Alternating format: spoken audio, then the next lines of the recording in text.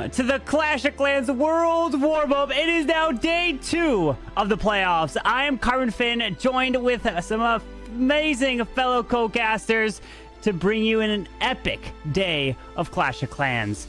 So first, I'll start off with you, Bash, here today. Are you ready? Oh, Carbon, you know I'm ready. It's going to be an amazing day. We're going to crown our champion of the Worlds Warmup Tournament here today. It's going to be a great day, Clash. How you feeling today, man? I'm doing great. I mean, we have seen already yesterday some really intense matches. And there's also some upsets with Tribe dropping out really early on. But I think we should dive right into the action. And we're starting things off with the format of how those teams made it to this stage today. Because today we're going to crown the champion. But they had to go through a long road of first open qualifiers where we had a random seeding, single elimination, and the top 11 teams advanced. Then in addition to those top 11 teams, we had the teams of the last World Championship getting added into the mix, forming 16-team group Swiss stage, where it meant you're winning 3 matches and you're going to go to the playoffs. You're losing 3 matches and you're out of the competition. And only 8 out of those 16 teams advance to the playoffs where we are today. 8 teams, double elimination, and a lot of action. But those teams are fighting for quite a bit. So let's take a look at the pricing. They are indeed a $30,000 prize pool. And that first place prize, $10,000. That's what they are going for here today. Yesterday, we sent 2 teams home, which was Tribe and Dizzy, both taking home $1,000 each. So now every single place you're able to advance is going to be that much more. From 2,000 to the 3,000, 4, 7, and then eventually the $10,000. That is what they are going for. And they're trying to win the World's Warm-Up here. But Bash, what are the teams we have? We got 8 teams down to 6 because, as Carbon said there, we eliminated 2 teams. We got Team Elektros. We got Dizzy, who was knocked out yesterday. Team Elevate, NAVI, Team Queso, Tribe Gaming, the other team that was knocked out yesterday, and Synchronic Gaming with HCM Esports rounding us out here in our 8th spot. Again, we have 6 teams remaining, and we're going to see which team can take home the championship as we take a look at the bracket here, Itsu. That's right. This is how those teams were facing off against each other. We have seen the first 8 matches yesterday, and today we're going to witness every other match until we're crowning a champion. In the upper finals, we have NAVI versus Synchronic, which is going to be a crazy match, which I'm really looking forward to because Synchronic, I mean, so far they defended to 9 and 10 stars, which is crazy low considering that those are the top 8 teams in the world. And that's just crazy. On the Navi side, they struggled a little bit on versus Team Queso yesterday, but I think that match is going to be crazy. What about you, Carbon? If you're picking a match, what are you looking for? Of course, the Navi versus Synchronic in the upper finals. No one wants to miss that, but that will be the 3rd match of the day. As you see the numbers next to it, we're going to be jumping to match 9 overall in this bracket, which is HTM Esports versus Team Elektros as the first match here today. Then we'll continue in the lower bracket, Team Queso and Elevate, and make our way through. But notice the one thing over near that grand finals, bracket reset. Yeah, there will be a bracket reset if the team from the lower bracket comes up to the grand finals, wins, then we got to play again. That's the only fair way for the team that comes from the upper bracket. They get a little bit of an advantage because remember, that first place prize of $10,000, that is what these teams are going for. And that upper finals, if you win that match, you are guaranteed the $7,000 to take home for the 2nd place. So that is a big match in the upper finals. Many prize pools aren't even coming close to that. So it's the Clash of Clans Worlds Warmup. Such an epic prize pool and cannot wait. Bash, I'm assuming it's probably going to be the same answer, but which match remaining that you see is standing out? Yeah, I mean, that's the obvious answer, right? That's the good one. Aside from that, I'd like to see if HTM can bounce back. They started out really hot and then they struggled.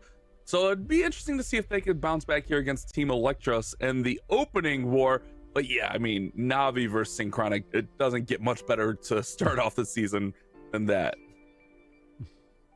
Yep, that is for sure something to look forward to as well. All of those matches are going to be played with the new hard mode. That is maybe something which players are not as familiar with. And if you're wondering, okay, hard mode, that sounds tough. What exactly does this mean? Well, so far we have heard that Town Hall 15 was the toughest Town Hall for those pro players. In the Swiss stage back then, like exactly in the warm-up competition with Town Hall 15 was the next Town Hall, we had a hit rate overall of roughly 36% success rate. Right now, during the Swiss stage, we had half that hit rate. So right now, the game is really tough for those pro players because there is a lot of kind of like special rules, you want to call it. Carbon, do you want to talk us through that? Yeah, indeed. We have an increase for the defensive side. We're going to have the heroes on the defense get stronger. We have the mark is around 20%. And then your attacking heroes, they're weaker as well. So it makes a difference, a big difference when you're attacking in hard mode. You could actually enable hard mode just by clicking in your friendly challenge or friendly wars and test it out for yourself to see if you have what it takes to try to take down some of the bases. And you don't have to be Town Hall 17 to do hard mode. You could be any Town Hall and you just got to click that button. That's what these pros are playing on as we are going to be getting ready for the very first match, which is the lower bracket match, because this is all about the elimination. You do not want to be sent home. You can't afford to lose down here in the lower brackets. The pressure is on these teams, and if out of the teams remaining, what are your kind of predictions? I guess we haven't talked about it all that much this weekend. Is out of the teams remaining, I guess I'll start with you, Bash. Do you kind of think which one are you kind of predicting to take it? Well, I think like the upper bracket final has to be a big prediction there. Navi and Synchronic. Synchronic look really good defensively, but don't count out a team like Team Elevate where it's former world champions playing together again. But if I had to pick one out of our remaining teams, I mean, Synchronic's defenses just look so strong. So if you made me pick one team to win it all, that would be my pick. What about you, Itsu? Yeah, I mean, I think that is for sure, based on the stats and what we have seen yesterday, would be the easy pick, and I completely agree there. But I think as we're jumping to the first match, let's take a look at the rosters, as we have just seen from HM Esports with their incredible lineup. And everyone who's wondering, the first line within those stats is the average hit rate. Yep, that is right. Some of those players, unfortunately, are so far 0 3-stars out of 15 attacks, because as we have mentioned in the beginning, hard mode is actually really hard. So this is something to consider. We have as well right below the average stars, which everyone got there. For example, I'm Your Lin has 2 3-stars, but since he has gotten as well some 1-stars, he has the below 2-star average. This is something to take in consideration, that he's taking more risks maybe than his teammates. And then we have the average destruction and the average time for every single attack. As moving into the first match, we have Carbon and me doing the casting, and we will see Bash later on for the next few matches. But Carbon, are you ready? I am ready indeed. The big stat that was standing out there was the loop. He has not tripled whatsoever throughout this entire Worlds Warmup. And if he's going to continue not getting triples, it's going to hurt Team Elektro's chance of trying to advance here in the lower bracket. But going back on the predictions, I'm thinking if HTM can make a run through the bottom bracket and make their way to the grand finals, watch out. They are definitely a team you do not want to face when they are on their hot streak, because they could be putting up some crazy star counts. Granted, it's hard mode. Crazy star counts now is like 12 stars. That's what it seems like. But if you put up more than that, your chances of winning the match greatly increase. But of course, we're going to see some awesome attacks as we are getting ready for this very first match of today. Yeah, if you're just joining, we're just about to begin, and we're going to be covering the entire rest of the bracket. You will see the champion being crowned here today, so you don't want to go anywhere. It's going to be a lot of fun. And this match, I definitely think HTM Esports has a big advantage going into it, just because of their hit rates that we saw, and they were also a team that went 3-0 in the Swiss stage, Itsu. Yeah, I agree. They look really good in their first match, and obviously their stats are proving that they were doing really good in the Swiss stage before. And as well, you touched on something with the overall stars, which we can expect from the teams. And as well, what type of stars is needed to pretty much guarantee win a match? Because we have seen like scores to range from 9 stars to 12 stars pretty much. I don't think that we have seen any lower. Or did we see the 8 star? I don't think so. And we did not see 13 stars either in the playoffs, at least. And this means if you're in that range, that's the range what the teams are playing in. And which means 12 stars is giving you pretty much the guaranteed win. And most of the matches were won with 11 stars. So this is like what the teams are aiming for. And as well, then what people can expect from the different attackers when watching the attacks. Yeah. If you hit just a few triples, you are going to have a good chance of winning the match. You definitely cannot be getting that 1 star while your opponent gets a 3 star. Then it feels like the match is over. But you never know. You got to get all the attacks in. As speaking of attacks, we're straight in with the very first hit coming in from Team Elektros. Diego going to be kicking off with the Root Riders. We are seeing a lot of this strategy with the Royal Champion charge. And I'm going to be curious, are we going to see any small little tweaks to bring in an attack that maybe teams were not ready to plan for, so that any team that's in the playoffs, there's no time to plan other than previous days, which at this point, it's all on the line here. Let's see if Diego can get this as he uses the invis on the left to help route the RC deeper into the space. Yeah, and so far the value looks amazing. I mean, take a look at that. Already taken down the Monolith and as well the new defense. But he's missing the Fox with that recall spell, which would have been extra safety moving for the Royal Champion further into the base. She's now missing that as well. We have seen a lot of pros are opting towards the Hawk Rider Puppet to have this additional protection for the Royal Champion later on, because you have talked about it earlier, 20% bonus damage for those defenses. If the Royal Champion is somehow pulling ahead, she's going down really, really quick. That's something to keep in mind. And without her ability, without the Fox, that might happen sooner than what you're hoping for. And right now, pushing in with the Root Riders, trying to force them further into the Town Hall direction, because the Town Hall deals quite a bit of damage with a long range. Yeah, that long range of the Town Hall, you have to watch out. And you talked about yesterday of why you want to put that Town Hall kind of in towards the core is to take advantage of the distance that the Town Hall can shoot with all the damage. Yes, it doesn't explode because that trap, if you're wondering at Town 17, the Giga Bomb off to the left by that Inferno Tower, no more does that Town Hall explode, but it's in a version of a trap that you can plan for, but it does a lot of damage as he tries to continue towards this top side, finding a bunch of giant bombs. This Overgrowth just wearing off, pairs in the invis. We have the King and Queen ability with just a few spells left. Yeah, and we're seeing again the new Siege just keep flinging those barrels into the base, and this is where all of the giants are coming from. So if you don't know what exactly the new Siege machine does, it's throwing barrels into the attack where there's then some of your Clancaster troops in there, but on top of that, even some of the smaller troops like Barbarians or Archers, but most importantly, Giants, and they can be really tanky. That's exactly what is happening right now as these keep moving through. Ooh. And now, this would be the moment where the Fox would have been so helpful for the Royal Champion. Would have been here, but we still have 30 seconds. Queen ability is going to go off. At Tesla Farms here, there's some healers coming through. Wall break to try to provide some distraction here. Hits the defenses. We're at 20 seconds with one Super Barb left, and he drops it. Can't do anything but watch. And Diego, what a way to start this off for Team Elektros. A 3-star against Ghost and HTM Esports. And that is a big advantage here with the pressure on, delivering a 3-star. A fantastic start for their team. And now HTM are going to have to answer.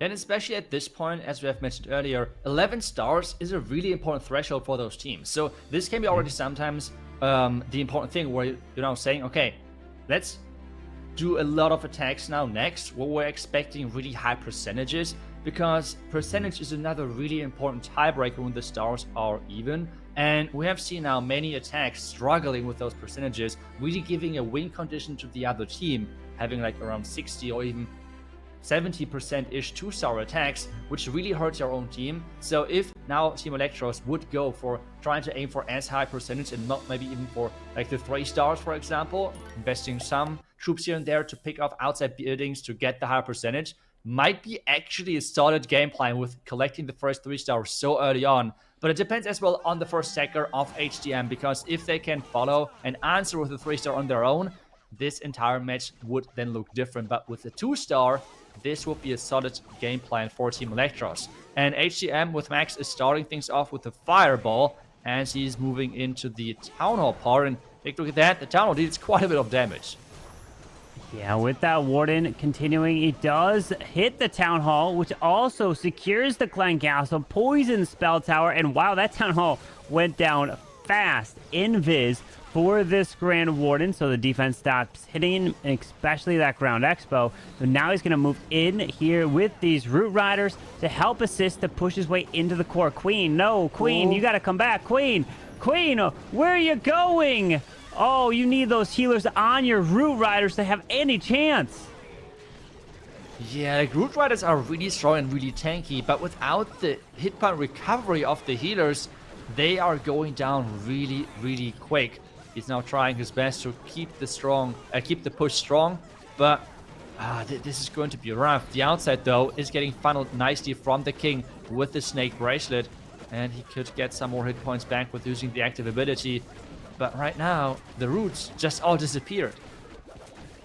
Yeah, does have the Rage and Freeze. With the Royal Champion ability, unfortunately, the Queen is dead, and those healers are all going to die here to the Scattershot and the defenses as they cross the core of the base. Now continuing through the Monolith down to the bottom side, we do have a handful of Yetis still in the middle of the base trying to get as much percentage now. RC's ability has already gone up with a handful of Super Barbs left, but just too many defenses still alive. These healers were supposed to be on the Root Riders, and they were supposed to continue to heal them up right through the core. And that Queen was supposed to assist in the core of the base, but unfortunately he didn't have any invisibility spell to help try to reroute the Queen back. Sometimes the pros like to bring it as a insurance just in case, but usually you utilize it for your troops into the core, but it can be used on any building, any defense on the edge to help establish a funnel or just to try to recover a hero or troops from walking. So Max, nice try there, trying to get into the 80s. And with that very first triple coming in from Team Elektros, that is playing a bigger role than people may realize, because in the very first match that actually sent Team Elektros down to the lower bracket, they were not able to achieve a single 90% or higher attack in their very first war yesterday. But starting off with a 3-star, that is huge, a big confidence boost going to their second attack.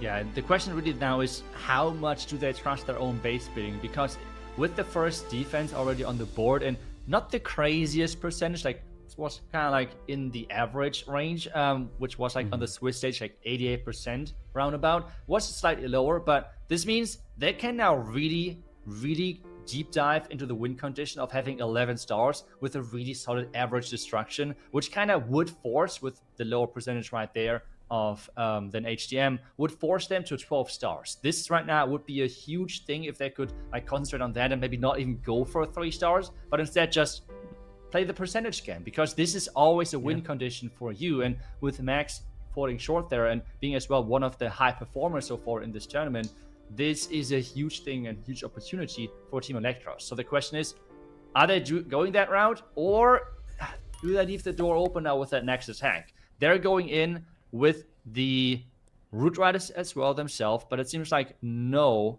Fireball and no as well Royal Champion Charge. Is this going to be a scary donut? That would be a lot of risk. No way. This couldn't be, right? 4 skeletons. Oh, no, there's no I feel like you...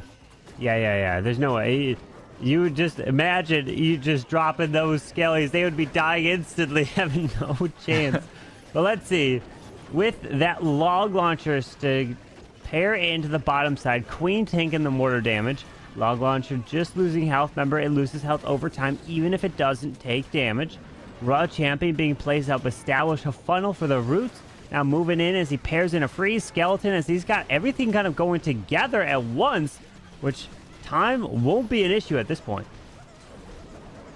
Yeah, the only thing right now is with having the queen and the king not going with the root riders, he is relying on the Valkyries to deal all of the damage, which are right now behind the roots. Because remember, with the nerf of the DPS of the root riders, they're not dealing as much damage on their own, and they're relying on other troops to then deal the damage and make sure that they're getting use of those open compartments. Right now, the Valkyries, and I think as well the Royal Champion is close by, which is a great source of DPS. But this is something to keep in mind, because if those Valkyries go down, that is a huge problem for him. Yeah, with those Root Riders now pathing into the Monolith, Royal Champ still pushing her way up. Defending King is up there as well. Queen, ability of his own, does pop, trying to continue your way through the bottom side. But these Root Riders have all but disappeared, and just a handful of, well, I was going to say handful of defenses. No, there's quite a bit of deadly defenses still on the backside of this base with the RC and her ability in one freeze. He could drop that super barb to try to help with the cleanup to the top side as the RC is continuing her way through. And at this point, he's into the 80s, so this is going to be a higher percent that we saw from Max, because Max brought an 83% 2-star. So this is above that, meaning they're going to have the advantage on stars and on percentage. But he still has the ability, there it goes, with the Hog Riders. Probably one giant bomb, if he finds it, they are gone. Yeah, that is exactly what they had to do. Yes, a 3-star would have been great. No big surprise there. But now getting a really high percentage is such a good position for them to be in, because you will see their destruction overall to skyrocket in just a second. They're even taking down the Inferno Tower there on top, now trying to snipe another building. Not sure, maybe, like typically hit point wise, the lab is having the least of the last 4 buildings, so I'm not sure why you did not go for that, but that would have been another possible building right there. But 96% is for sure a really, really good result here. And HTM are going to have to focus on winning the war on stars if this trend continues, as long as Team Elektros doesn't get any more 3-stars. Because another triple, then they're going to have to get even more 3-stars than Team Elektros, which means that they're going to have to triple out at one point for HTM. So they are really crossing their fingers, hoping that their defenses hold. And then when it comes down to the attacks nowadays, in hard mode, heroes will not have the ability to finish off bases by themselves that we've seen without hard mode, that the heroes take advantage of, especially with those ending of the queen charges or the healers on your heroes. It seems like they just don't die outside of hard mode, but that's not the case here. And you have to be very careful when it comes to your attacks, as Spiz is trying to deliver with the dragons. Has 12 invisibility spells, starts off with that Royal Champion. It does have that Stone Slammer selected. Yeah, and he's bringing the haste vial to speed things up a little bit, because remember, if you're investing so many invisibility spells, that takes quite a lot of time to get through. And with increasing the DPS with the haste vial, not just the active ability, but as well the passive bonus stats for the Royal Champion, you're just increasing the time which you then have later on for the dragons, which is really, really crucial moving forward in those attacks. We have now the beginning. He already took down, I think it was like 3 key defenses around this bottom side, which means like 2 merged defenses and as well the new merged tower. So a lot of damage already removed from this base. As he's just keep moving forward with his invis spells. Another one, and now for the town hall. That is a really, really good looking start for him. Yeah, with that RC taking this Town Hall down, doesn't have to worry about any of those Town Hall shots hitting the Royal Champion. Not planning to recall her, just going to let her die off. And there we go. The bottom side, including the Town Hall, all down with a Stone Slammer to come into the left. Baby Dragon as well to move into that compartment. And then he can help set that funnel up for the Dragons. Coming up straight to the top with the... I believe, yep, that's the Warden to move in with these dragons. A Minion Prince and a Warden ability will be able to help protect this whole area and every single one of these dragons.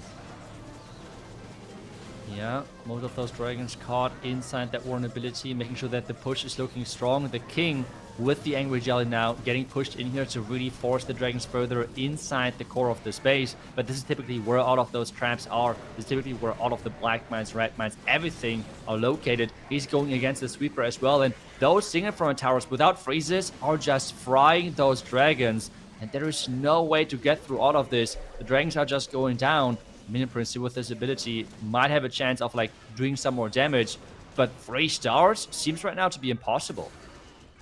Yeah, with the singles up, it just roasted the dragons, picked them off one by one, deciding not to bring his Archer Queen. Went with the Minion Prince, the King, Warden, and Royal Champion. We're seeing that a couple times now in a handful of attacks where not bringing the Queen whatsoever. I believe the only hero that anyone has decided to always bring is always the Warden. You just can never give up on that Warden Eternal Tome. It's just so valuable. But maybe one day we start to see that the Warden is going to be set to the side if the Queen and the King, they find out some version of an attack that works. But I just can't see ever replacing the Warden because of his abilities there. But nice try to Spiz, 82%. And being down that star, they're going to have to get a triple or a hope for the 1-star. But at one point, you can't really hope for the 1-star. You just got to deliver a 3-star for your own team to try to make that comeback.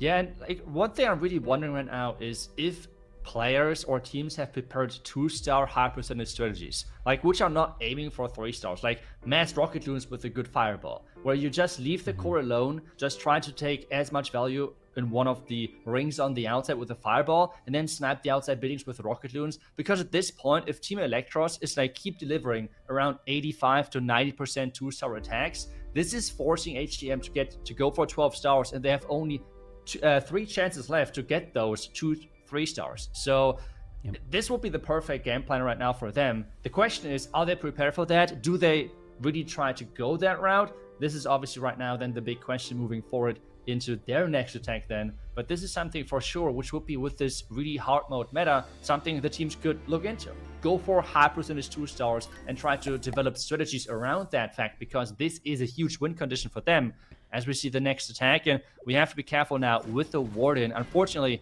she has lost in both of her attacks yesterday. The Warden ability early on, 1 Super Witch attack with the Eternal Tome, lost during the Warden charge, and 1 Fireball going to the outside. So hopefully she can keep that Warden protected and make sure that the Fireball is going exactly where she wants it to go. Yeah, with a handful of balloons to the left to set up the funnel onto the Archer Tower. Warden is safe into this Ground Expo. Do have a Wizard Tower off to the right, trying to use these balloons onto the mortar. And it does go down. Okay, and a couple rock balloons off to the left. The Tesla is standing over there. Hopefully she does see that. Gonna have to go to the... Okay, no, does not go into the Wizard Tower next. Where is this fireball going to land? Another rocket balloon for the Tesla. She saw that. Great job. Now stepping in and continuing to push this Warden through to the core. Only has 4 invis to try to route that fireball into the middle. Probably to hit that multi and then take out the clan castle. Yeah, multi, I mean, or maybe the race tower though. might be a good location. Oh, the multi, is it? Okay. Turn it invisible. Okay, nice. Really nice invisibility to keep the Warden safe. This looks like a really nice opening. You need... oh, there goes the freeze. Nice job there. Question now, though, is where are the follow-up troops coming in from? Luring the Warden, actually. Freezing the defending Minion Prince. So a lot of things are going on, but so far she's doing a beautiful job of actually keeping that Warden safe. Yeah, she knows that. She wants that rage gem of the Warden. It makes a difference in your attack, investing the spells to especially protect that ability. But we do have that Flame Flinger opening up with the Yetis. Headhunter trying to remove the defensive king, or doing as much as possible to lower his HP so that his heroes can... Her heroes can move into the Town Hall, eventually get to the Spitter on the backside, and then make her way towards the Scatter Shot with a multi over there. And these defenses are pretty spread out. So with 12 Rocket Loons, you know, these heroes aren't taking too much damage right as she fights all those Seeking Air Mines with the healers. Now Rocket Loons can slowly trickle in as these heroes continue to push through. Yeah, that's exactly what we said. Those water charges are perfect for high percentage attacks because remember, you can just snipe those outside buildings and then collect the percentage behind that. They are doing exactly what is needed to do to win this match.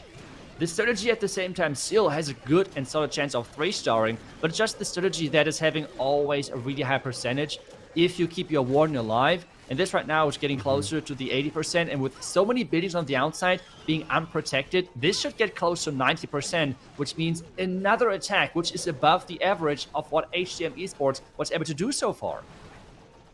With 5 seconds left, these minions are converging to help take out the buildings. 90% has been reached, and you called it.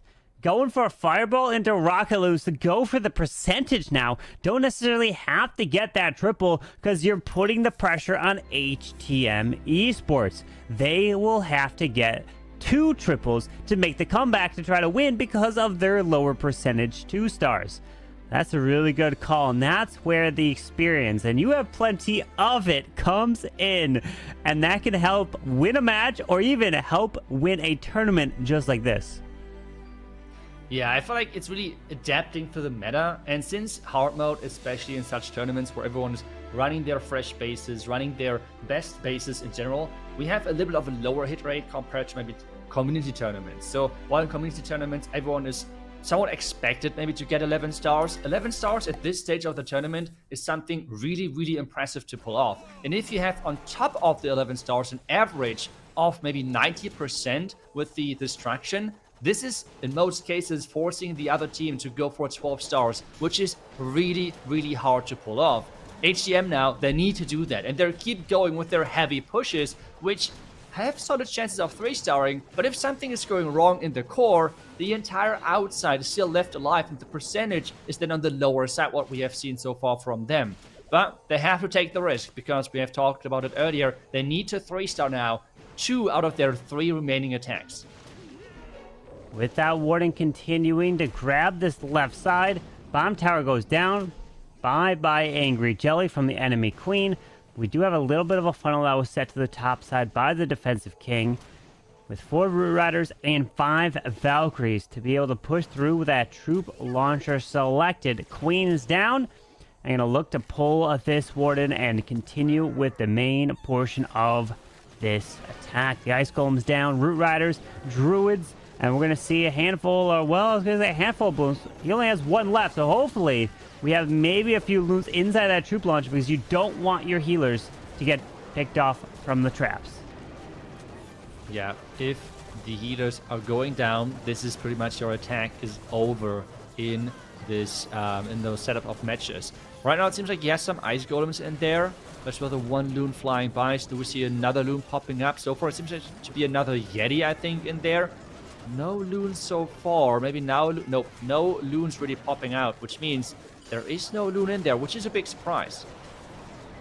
Yeah, with that warden ability, really protects a lot of his troops. Those wall breakers getting launched from that troop launcher, opening up some of the walls. Giants coming back around. The Giants actually can trigger that Giga Bomb if enough of them get on the space.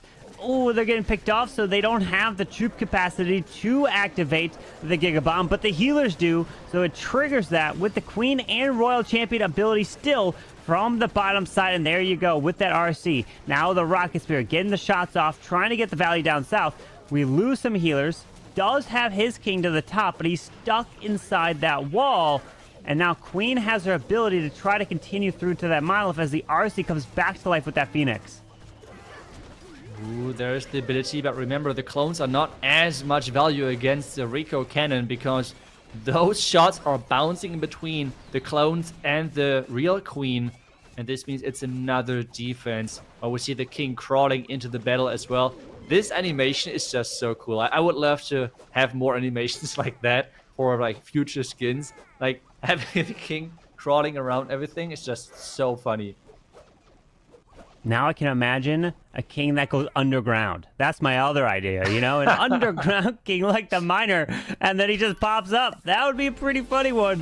Because he definitely could be a flying one, because then you confuse him on air mode, and that might be a little confusing, but an underground king, you know? Maybe if you're... if anyone's listening that can help design the skins, maybe we like to see that. That'd be a pretty funny one. But either way, HTM Esports with just 2 stars so far. They're down by the single star. And now I think if Team Elektros continues with your game plan of the fireball into Rocket Loons with the cleanup minions on the outside to get the higher percentage, they are looking really good. At this point, the final 2 attackers that are going to come in from HTM Esports, which will end up being Crispy and Ghost, they will have to deliver. But now Loop is up.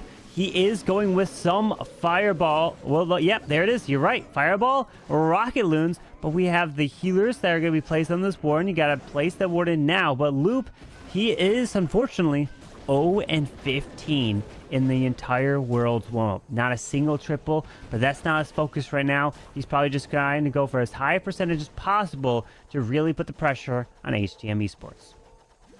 Yeah, I feel like the threshold right now, what he's aiming for is like, again, 85 to 90%. This would be for sure in the range of putting even more pressure on HTM. And at this point, with their first 3 attacks already done on the other side, this is exactly then where they should be really forced of having to 3-star both of the last attack if Team Elektros is not doing a 1-star attack or anything like that. Fireball into the core, that's exactly what we're looking for, taking down a part of the core, and now just leaving the rest of the core alive, just like the Inferno Tower, the Poison Tower. You don't care about those. They're covering nothing you're going for at the moment. Instead, just blimping the Town Hall, getting the save for a star, while the Warden with the heroes is then going for the pretty much rest. And this is something now with which they're starting to do, is having the Warden getting lured into the heroes, which sometimes results into like time fails, power fails if you're going for 3 stars. But this right now is not the goal for the attackers of Team Elektros. They're really trying to maximize the percentage, and I think for that this approach is perfect. Yeah, with the King still has ability, Queen as well. She's going to path around to the right side, and the Ice Combs are going to be quite annoying, though, slowing this Queen down, but will path off to the right as the King's going to lead the charge with 2 Invis and the Raw Champion still to be deployed. Now sends her in. Looks like from the top side, still has her ability with just 4 Rocket Loons left. Trying to parry in the Baby Dragon off to the right as the Queen and Warden are together. Moving in with that Warden Rage Gem. But that RC is getting some nice value to the top as she'll eventually make her way and join in with these heroes towards the core. Yeah, I feel like the Royal Gem would have been maybe nicer for the percentage game on the far left side, because if you take down this Archer Tower, which I think can be seen behind the chat button on the left side, if you take that out, and you can just deploy minions behind it. So maybe he should already start that, take down the Archer Tower, start with the minions, so time is not going to be an issue in the end, because it's only 30 seconds left, and that's exactly what he's trying to do right now, take down the Archer Tower. Behind that, we have a cannon, we have a ground expo, which is not that crucial for that. Maybe he's even able to push through and get the 3-star, because those Rocket Loons, there's not many defenses which can do anything about it. Only time is maybe the biggest factor. Yeah, that Warden and the Rage Gem Headhunters will help take out the defensive King. 8 seconds, not going to be enough time here, but Loop into the 90s, and now it's pretty much secured that HTM must get 2 triples to have any chance because of such high percentages that we are seeing from Team Elektros with that first triple. So the first person to get that 3-star in their team set the tone, probably completely changed the plans for the rest of the players. They get the 3-star, like, all right, now our objective and our focus has changed. Now we can go for the percentage. We can go for Fireball, Rocket Loons, get that, and now put the pressure on HTM. And that's exactly what they're doing. So good luck to Crispy and Ghost. Yeah, and especially would be crazy if HGM is dropping out of this, because as you said, they were like the #1 team when it comes down to the stats and how they performed as well in the Swiss stage, for example. And having them drop out would be crazy. And overall, we see as well the change within the meta, I assume, where the first attacks matters the most because they set up the tone of the entire match. That was different in like different metas. But right now, getting an early 3-star, and then you can shift towards only percentage attacks to really force the other team to go for 12 stars is such a big game changer. And with Team Elektros being able to pull that 3-star off in their first attack, they entirely changed the how the match is played pretty much. But you said it right, Crispy now has to deliver. If they 3-star right now, there is still the chance, there's still the hope of actually coming back into this. And that means Ghost would also have to triple, because there's no way they come back on the percentage at this point unless the final attacker, which is Almu Allen from Team Elektros, gets a 1-star. And he's definitely not going to be having a plan that goes risky. But as Crispy's going to come in with the Root Riders to the right side, can't waste any time. Valkyries following right in behind Minion Prince as well. Queen is making her way up to the top, pushing into that poison spell, which gets launched, and the Giga Bomb is there.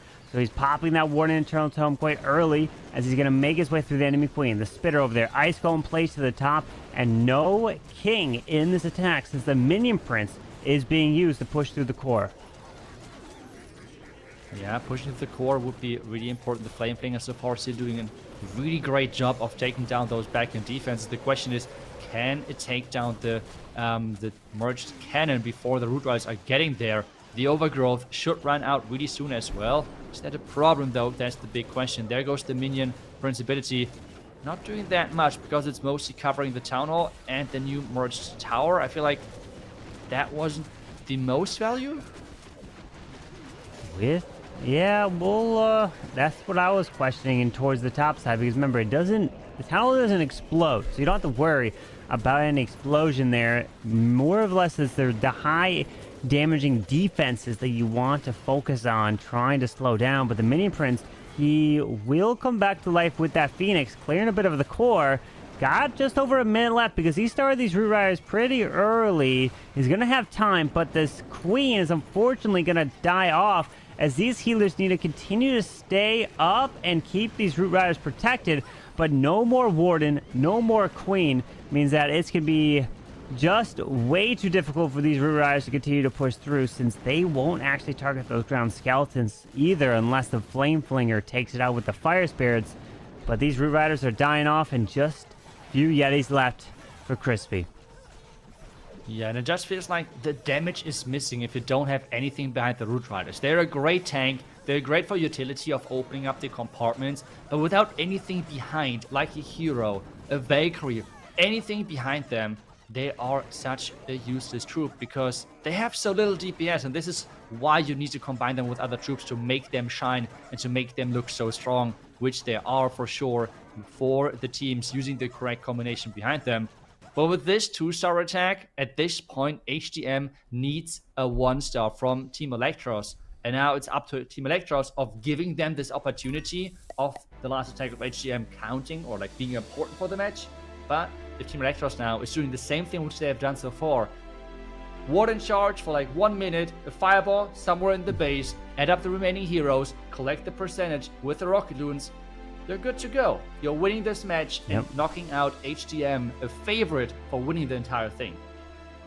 And I was saying, if HDM make their run through the lower bracket to the grand finals, you could expect them to try to force a bracket reset, and then they could take it, especially since their performance in the previous stage, in the Swiss stage. But unfortunately, today just might not be their day if Amu Island gets that 2-star here. Let's see, because the highest percent that HTM could get is an 87.6% if they triple, but that means that Team Elektros has to get, well, 50% would just be under that mark. So if you get the 50% too, it's not enough percent, okay? So it still has to be above that, but he wants to try to still get as high a percent as possible, as the Royal Champion is also making her way straight on through the top, going invis, and she's going to charge through with a lot more invisibility spells. Yeah, and I think he will go for the channel with this charge, but remember at the same time as well, I'm Your Lin had a lot of 1-stars over this competition. I think like 4 1-stars or something based on the average stats which he had. That is quite a bit, and right now he is skipping the wrong defenses. The channel has to go down, and okay, the Royal Champ has survived. We can relax again. The channel is going down, so the 1st star is secured, and hopefully then, why is he using the rage now after I'm confused, but this means now that 1st star is secured, and the Dragons then can hopefully finish as many percentage as possible.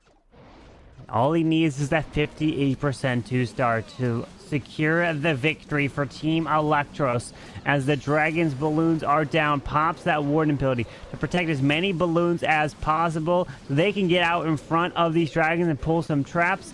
As the Dragons continue to push in, does have the Minion Prince ability. He's approaching it. He's going to hit 58, and there you go. Team Elektros will be victorious no matter what Ghost does in his final attack for HTM Esports.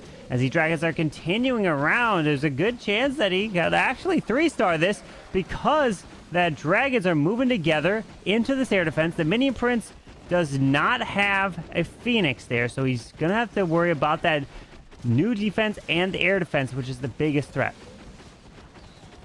Yeah, the new defense is getting taken care of. The air defense, though, staying alive a little bit longer while the king is distracting the top dragons. The bottom side is just slowly going down with the air defense not getting targeted, everything flying around it. And this means the 3-star might be out of reach, but still a solid percentage. And I think this means that the lowest percentage for Team Elektros was like 90%, one of the Rocket Loon fireball charges. So that is a really, really impressive stat line. 11 stars, 90 plus 90% average destruction. That is really, really strong.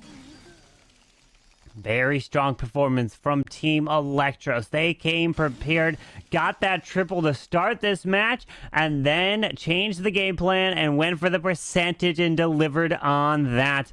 And they will be victorious. But we still have one more attack to see from Ghost of HTM Esports to see what he will bring. If he gets the 3-star, it's going to kind of be bittersweet. It's great to see the 3-star, but at the end, they know that they won't have the percentage to get it done. So winning this match means you continue to advance in the lower bracket, and then you'll play the winner of the next match, which we're going to be watching, which again will be another lower bracket match. We're going to have Team Queso and Elevate. And within the bracket, within the Worlds Warmup playoff stage, there's so many teams that have won and are defending world champions. So there's just some incredible matches still to come. And we even have an upper finals that will be after the next is going to be NAVI versus Synchronic Gaming. The winner of that is going to be going to the grand finals. So you don't want to miss it, as we will have each and every match remaining here today in crowning the next champion of the World's Warmup. In first place, it's a little cool $10,000. So that is a big prize they are fighting for. But Ghost and HTM, they can't take that home. But what he can take home is a little bit of a pride if he gets that 3-star. Yeah, and the strategy for that is going to be, again, with the fireball.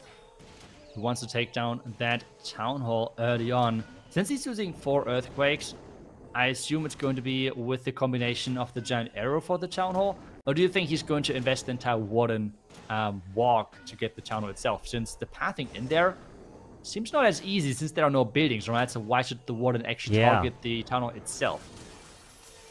Well, let's see. With the fireball locking onto the town hall, earthquakes, and the town hall is going down to that queen. This arrow doesn't have to worry about the Warden moving in. But he did almost lose the healers there to the air defense to the left. Yeah, he lost a few healers, 2 on the right, 1 on the left, which means at this point he has 5 healers alive, while 1 healer, though, being a non-max healer from the equipment of the Archer Queen. He's now having the king with the siege barracks trying to have the funnel in from the right side, which means everything is supposed to push into the scatter, but the funnel on the right side has to be quick enough to make this work. With the wizards on the outside, the funnel, though, should be quite quick. There is a black mine, nicely tanked with the test loon. The Giga Bomb is going off, but there is no Warden ability left anymore, so he's relying on the healers to keep everything alive. Yeah, making this push in. These healers need to transfer to the Root Riders, healing them up. Valkyrie's King ability coming off to the right side, moving into this mile. The poison gets launched as he's trying to converge it all towards this left with that RC ability still intact with a rage and 2 more freezes. Yeah, the push with the healers. The core still looking good. The outside is just so strong with the siege barracks and all of the wizards around, but the Multi-Tower might just pick them off depending on how the targeting looks like. The core Still has some Root Riders left alive, but is this going to be enough to finish this off with the Royal Champion and Queen trying to join up? It's about the spells. Got to use that freeze, trying to keep the troops alive. Pekka, their Royal Champ's ability is going to go off. There we go. We have the Hogs finding a tornado trap, trying to get that multi-target Inferno down, but the Ricochet Cannon is going to pick these Hog Riders off very quickly, and these heroes are dying so fast in the end. And it always seems like when it's in hard mode, like it's like, oh, that's a chance, and then all of a sudden, everything just disappears like they just fell through a sinkhole trap or something, you know? It's just gone.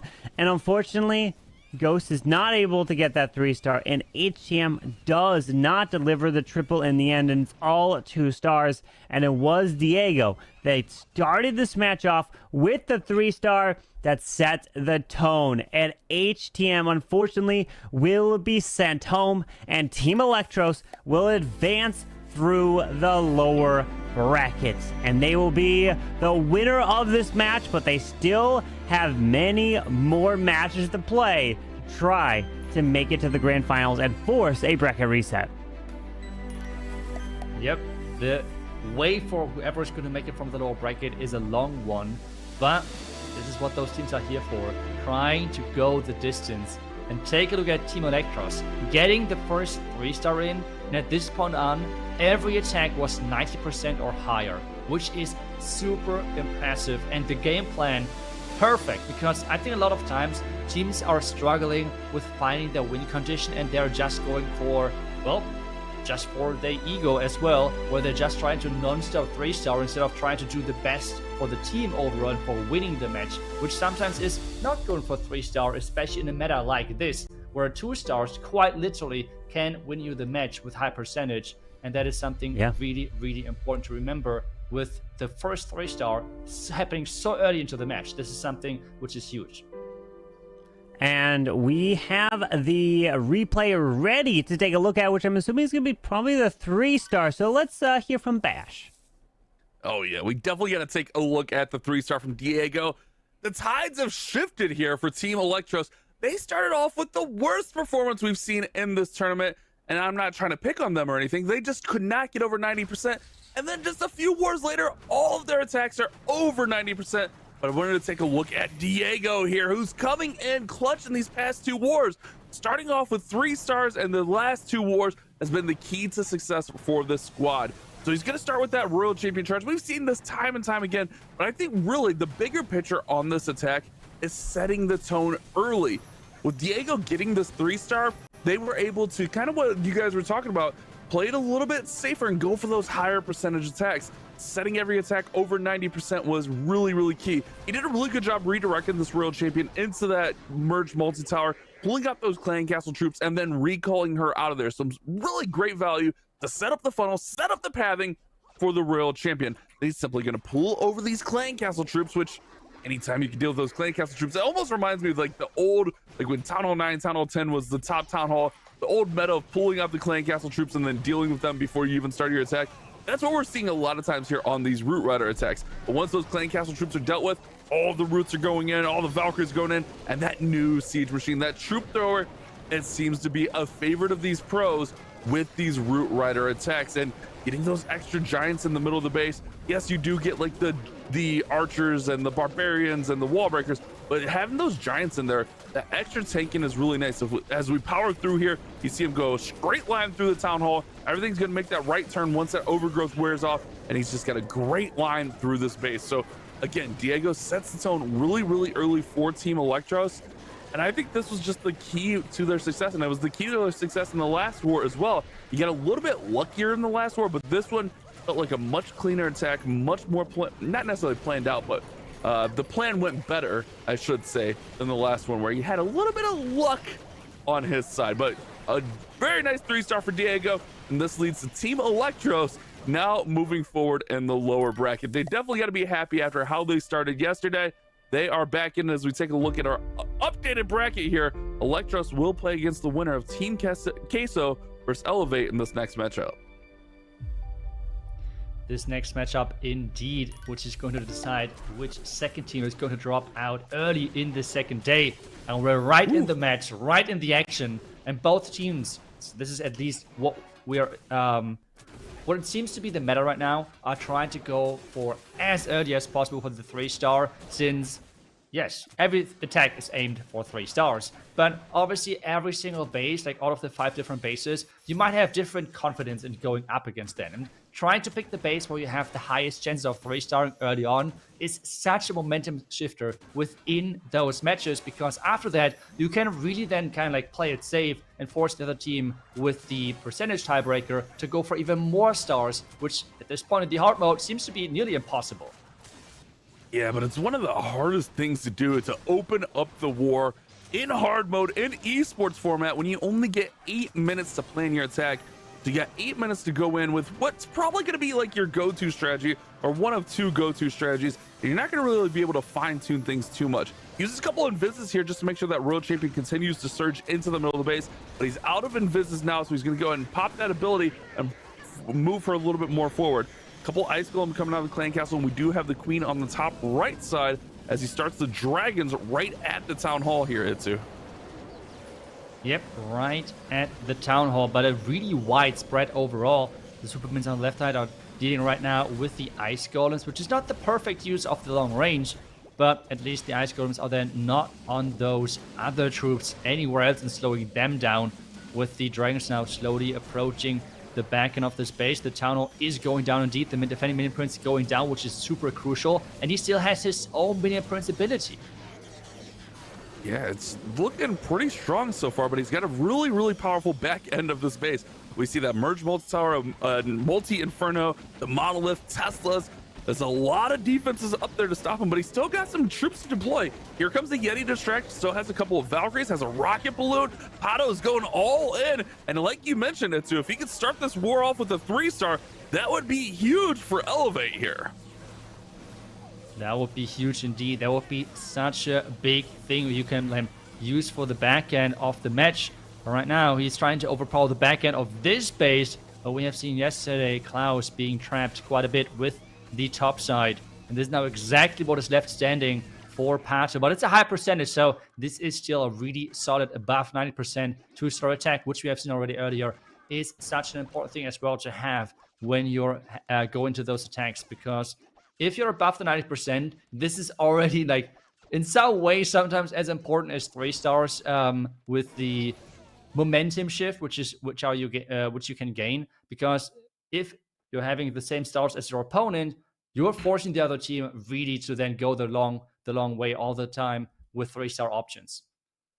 Yeah, and you also see it as if you do get that 1 triple on the board, and then you have a bunch of 90s, it makes your team, the opponent team, where they essentially have to 3 stars twice, which we've seen that just be really, really hard here as we're looking at the stats here. Oh, these are overall stats for these 2 squads, I believe. I was a little bit confused. I was like, that's not our war stats, but I think that's the overall stats here for these 2 squads coming into this matchup, as we had to go right into the attack as Pato was ready to fire away.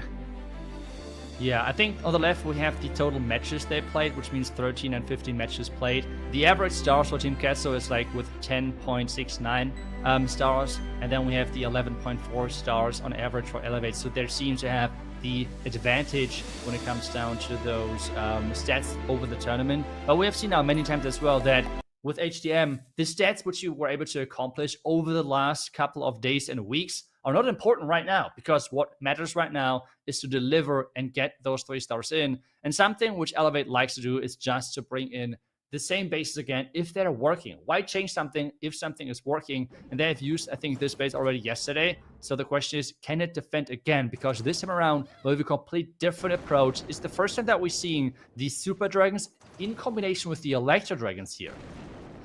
Yeah, Wanho, known for his dragon attacks. I spoke about this yesterday.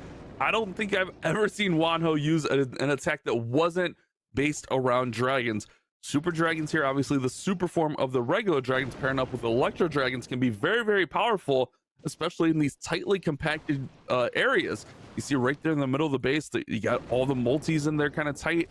along with the fire spitter, and even right around the town hall, the storages are kind of tight in there, and it looks like he's going to go right through the town hall, right there about the 10 o'clock side, the top left side of the base, is that's where he looks to be setting up the funnel here with the Electro Dragons. So we're going to look to see these super dragons go right through the town hall. Let's see what Wanho can do here, Itsu. Oh, that can be, depending on the traps, this can be really, really problematic, because with the angle of what he's going for, take a look at now the fire spitters. He's going in between two fire spitters, the first super dragon already gone, and he's mostly dodging the sweepers, but going into two fire spitters, oh, I am not sure if that is the greatest choice there. His own queen is already going down versus the defending minion prince, and he has not went deep into the base so far. Yeah, this is definitely tough. Those super dragons are taking a ton of damage. Minion Prince's ability will slow things down just a little bit here. He does have a witch, a couple of witches actually, out of the clan castle. So if those skeletons get taken out, okay, the witches get taken out, so not a big deal there. But if those skeletons were like constantly respawning, it could slow this attack down even more as he's looking to power through and get the percentage up. We've seen Wanho kind of go with these safer attacks to start off the wars, but this one is definitely a little bit underwhelming as he's going to struggle to get to 80%. He's still got a couple of dragons and they don't have too much defense, but maybe 80% is actually much more doable than it looks. Yeah, I'm not sure. He has nothing to reinforce from the top right side. Maybe it's actually good to bring, like, replace one balloon and instead use like maybe one wizard and archer, because we have seen now how important those percentage points are moving into the later stages of the match. And if there's some buildings on the outside which you might somehow get, or even like minions and such, can be useful. For example, at the bottom side, I think the army camp and the workshop are both free to target, even all two army camps, I believe. And that would have been another few buildings, which can be really the deciding factor moving forward.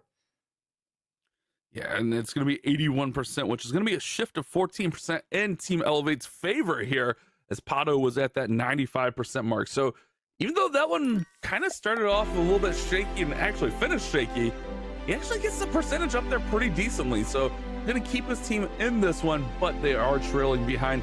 And we've seen when you trail early on that percent, and you can't close that gap, it becomes an issue late in the war. But still tons of war left. We got 4 attacks for both of these squads. It's anyone's war. But this one, man, this one could go either way. We got 2 veteran squads here, world champions on both sides playing. This could be a really interesting matchup. Yeah, and I feel like as long as there's no 3-star in the match, it is just all about, okay, as soon as the first team has the 3-star, it is kind of in their favor by a long shot. But we have seen this now as well, sometimes where there just not any 3-stars are happening. So this is something to keep in mind as well, whether the percentage is important yet again. But we have Elevate in with the Root Riders again, which are having a heavy punch. But again, they're going straight into the core, which means the outside buildings a lot of times are getting skipped, and this can result in lower percentage attacks.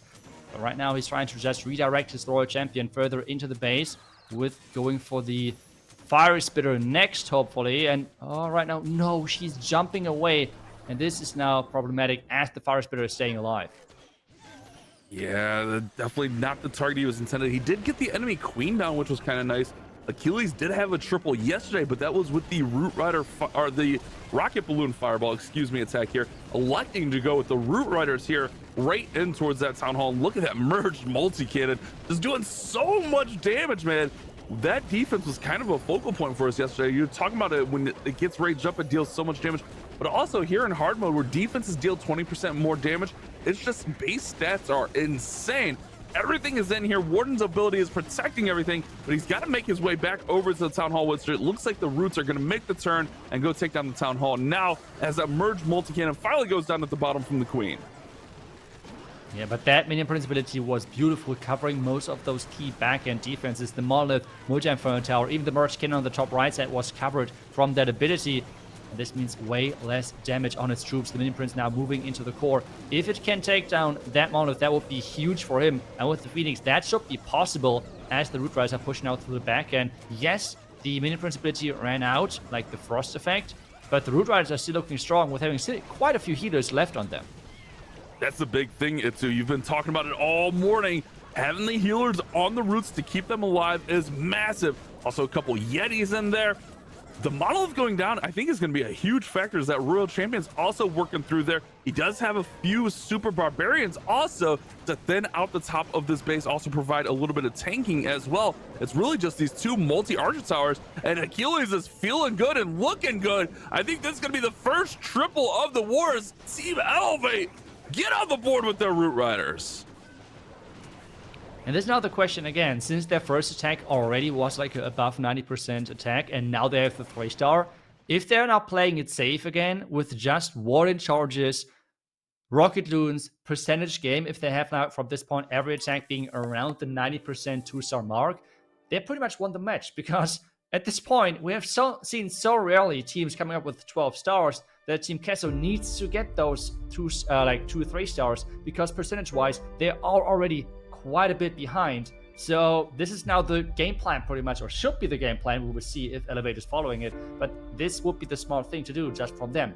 Going for 11 stars, forcing the percentage on the other team, and at the same time we have seen earlier from Team Elektros with those warden charges, and you're a good attacker with them, with that strategy, you always have as well the chance of 3-starring even another one. And this is something like a strategy which Elevate is really, really good with, because this is what they have played recently a lot with the warden charges. So this, I feel like, is going to be the game plan for them. But on the other side, Team Queso right now needs as quickly as possible a 3-star. Otherwise, it will be like a really hard time to climb back into this match. Yeah, you really don't want to let Team Elevate build that lead early on here. We're only on our second attacks here, so there's still plenty of time for them to get that triple, but I think you're right. The quicker they get that triple and get back in this match, the better for them. Then they can kind of focus on that next attack. Every miss is going to be more and more stress added to the next player, as you're going to have that percentage building. They're already down by a ton of percent, now down by a star. I think every attack from here on out has to be as close to a triple as possible. They have to be putting their best plans forward. Obviously, none of these teams are running plans that they don't think are going to 3-star, but you really got to go all out, leave it all on the line, and hopefully land a 3-star with this next attack. Yeah, I feel like even though on the other side for Elevate, I mean, you were just talking about Team Queso with like, they have to always go for the 3-star. If Elevate is smart, they might just go for 2 stars, because we have seen that earlier with Team Elektros. This is what this meta is all about. That's how it is, 2 stars, because it feels like with the game being so tough, like on the first day, yesterday, we had like a 17% success rate. That is not as many 3-stars for every single match. So with 11 stars, you're looking good. And if you have those high percentage, you are looking then even better for your attack in general, for your team in general.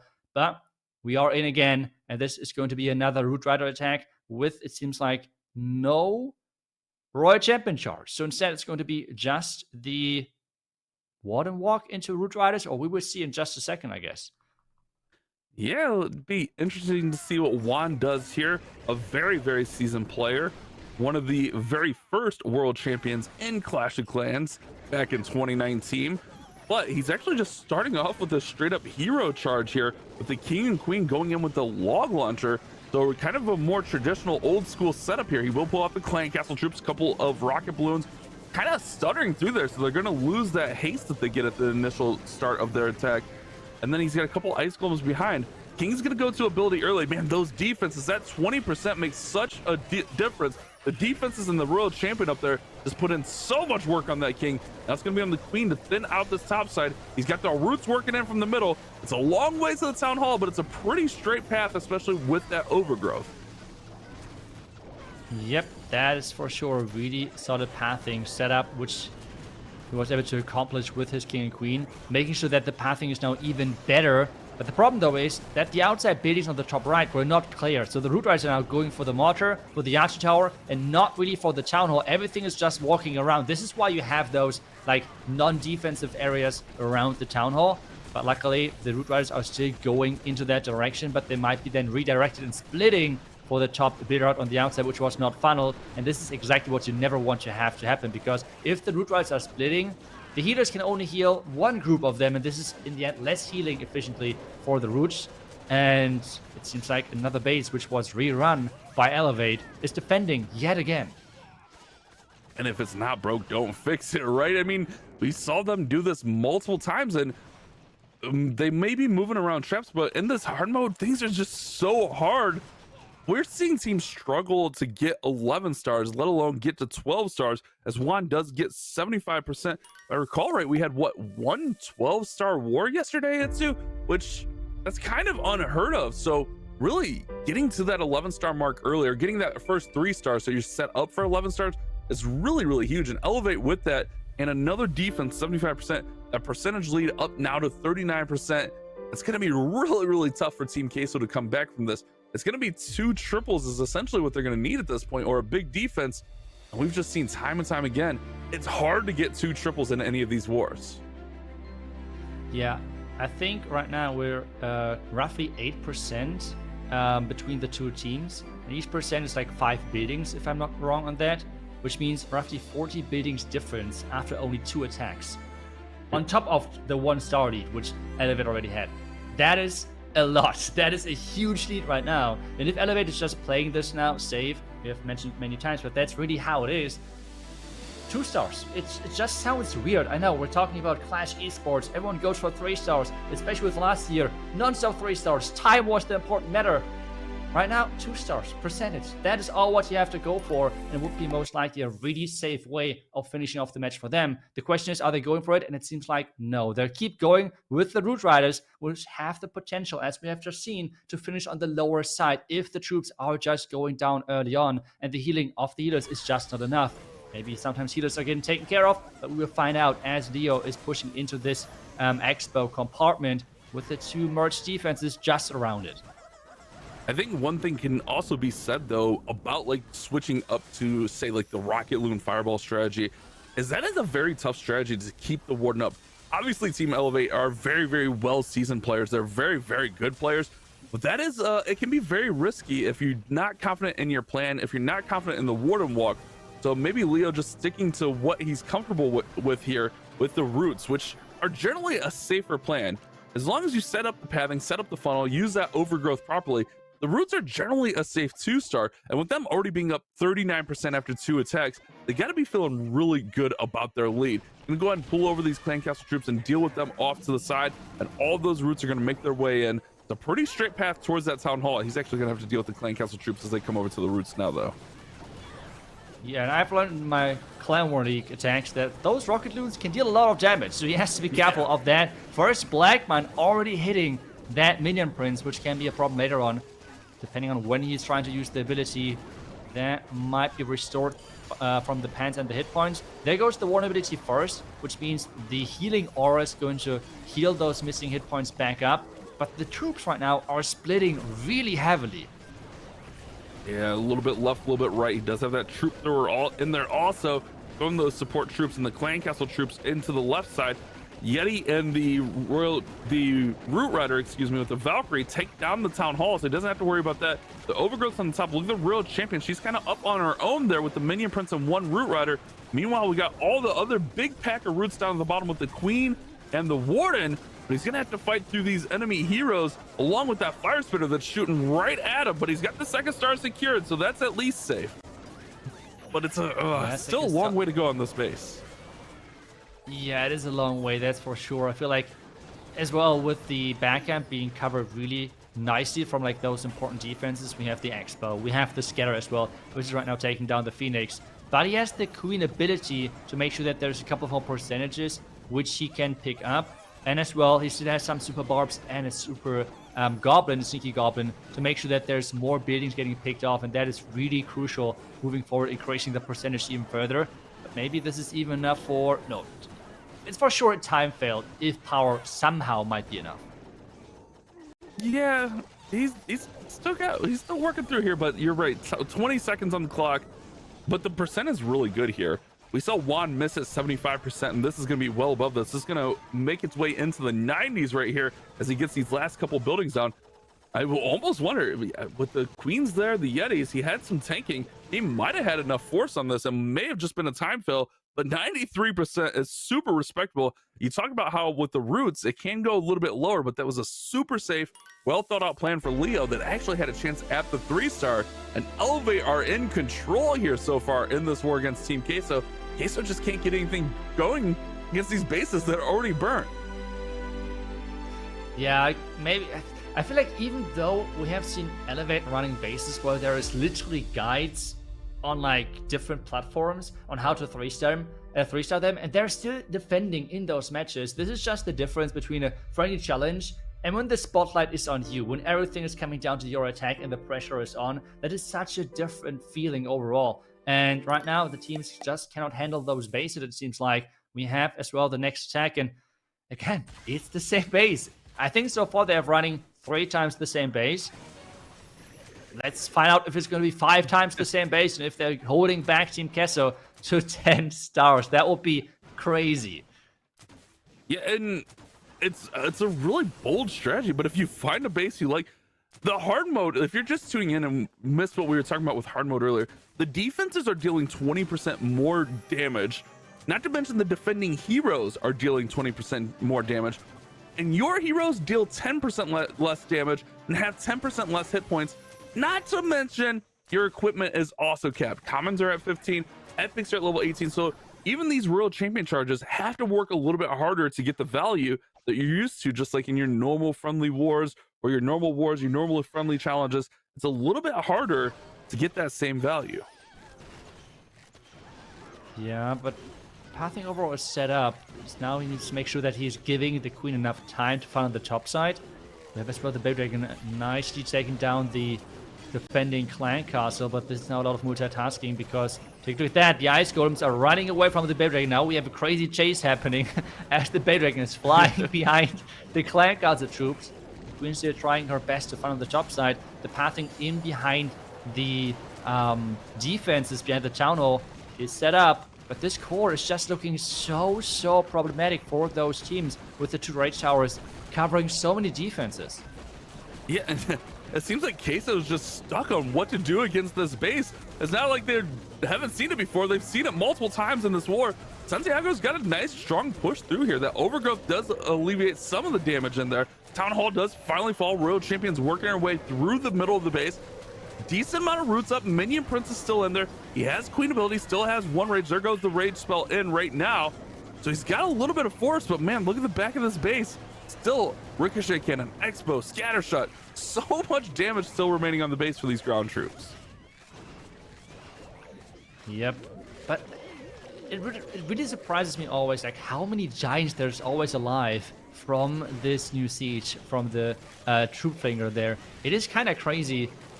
The giants are always such nice tanking and providing like overall tankiness, but at the end of the day, it's just not enough. Those rage towers are just wrecking those troops, and somehow the teams are not finding a good fireball attack versus the rage towers, because this is what we typically see like as this rock paper scissor type attack strategy where, oh, there's a rage tower, so it's fireball. Oh, there's something, I don't know, like a different setup, so it's royal champion charge. So it's like always this, okay, this back and forth between the bases and then the attacks. But this rage tower base seems to be like not really nice to get into with the fireball, and this is really giving those teams a rough time. Yeah, we're seeing Queso definitely struggling against it here today. And man, that one, it looked very strong in the middle, but once those rage towers kick off and all those defenses get boosted up on damage, you just see all the troops melt away, and that's what we're seeing time and time again. And Elevate, it's such a bold strategy. It is a risky strategy to run the same base, but they find a base they really like here in this rage base, and it's just shutting them down. It's just shutting Queso down. And with this being an elimination matchup, I mean, what a bold strategy that's paying off dividends for them here as they continue to push their lead even further. They gain another, what, 14% on that one? They're up over 50% advantage after that attack. That's crazy. Yep, it is really crazy what the advantage so far is looking like. Yes, the 1 star is like on paper what looks the most obvious one, but just the percentage difference is really forcing now Team Queso to get 2 out of 2 3-stars within their next attacks. And this is now based on Elevate not getting another 3-star, which so far they have been they had a lot of close attacks. And Banal's just trying to add another one on the list for his team as he's going in with the Royal Champion Charge and the Masked Dragons with the Blimp then later on, and again, skipping that Queen in this strategy. Blimp coming in early actually here, right into this multi-archer tower. Gonna drop down the Yetis right there and set up the pathing for the Royal Champion Charge. She's gonna come in and kind of just right in between where that blimp was and where the king came in, and just gut out the middle of this base. Yetis are getting some really nice value. The Yeti mites are bouncing around there. Now that Royal Champion's able to work in there. Also, that poison tower throws down to where the king was, so the Royal Champion charge won't be slowed down. A lot going on here, a huge multitask for this Royal Champion charge, but Bernal is off to a hot start. He's got an 8 Invisis, so this Royal Champion can charge for a long time. The one thing with that is it can eat up a lot of clock, so that's something to keep our eyes on as this attack develops. Yeah, but so far getting a lot of those key defenses, keep moving forward. The only thing which is important at this point is that the town is staying alive for the defender, because this a lot of times can be a problem. But on the other side, he says the Warden and the Minion Prince to take that out if he wants to. But I mean, take a look at that. That is just crazy. So much. And it is like 50% of the no, it's more than 50% of the defense is gone just after the Royal Champion charge. And yes, the support of the King and the Blimp. Yeah, that is a crazy opener. He did a really good job. I mean, that battle blimp going in, taking out that top side, the king coming in, pulling that poison tower. I think pulling that poison tower was a bigger factor than I was even considering, because that Royal Champion was able to work through there, not slow down. And then when she hits that haste valve, she just runs right on through there. Dragons are going to rage, go right through the town hall. I'm looking what's left on the base. There are still some air defenses. There is the queen down there. There's still a lot that can shut down these dragons, but this is off to an amazing start. Minion Prince now joins the party from that left side, so he's going to go ahead and work on the multi-arch tower up there. But these dragons are definitely starting to fade out. It's a beautiful opener, but this attack is starting to lose steam quick. It's just, if you can't get into those air defenses quickly, like this far right one, this is just staying alive forever and everything is skipping it. This is a really big problem for yourself then and for your attack. But in the end, this is what we have talked about earlier. A 3-star would have been nice, no question. But in the end, it's again going to be a close to 90% 2-star attack, which is increasing their percentage even further. And this is then getting a bigger and bigger problem as this matches keep moving forward. In Team Queso at this point, the only chance of a comeback is 3-starring twice. And so far, they have attacked 3 times the same base and they weren't able to triple it. And this is just crazy to think about. And if Elevate is running this base 2 more times, and you have attempted already 3 different plans versus the base and all they did not work, what's the next step? But not only have they not tripled it, they haven't even been close to. Their best attack is at 81% Super Dragon attack, which is kind of off hard mode meta right now.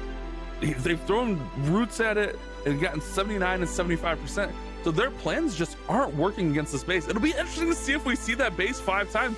But if they do, it seems like Elevate's gonna be safe. That base is holding strong, and this might be one of the best defensive performances we've seen this tournament so far. It's all just one base doing all the heavy lifting. That's absolutely insane, Etsu. Yeah, hard mode might be a little rough here if we take a look at those stats, and pros are hard, really maybe struggling. I mean, come on, 5 times is it okay? Let's check. Is it the same base? It is the same base. Are you kidding me? Just flipped around. If they possibly run 5 times the same base, and the other team in the top, at this point we're in the top 5 of the world, cannot 3-star it. What is going on with esports? I mean, there is some problems in there, and the fireball is not like. I mean, so the base is defending yet again 4 times in a row versus a top 5 team. This base is defending.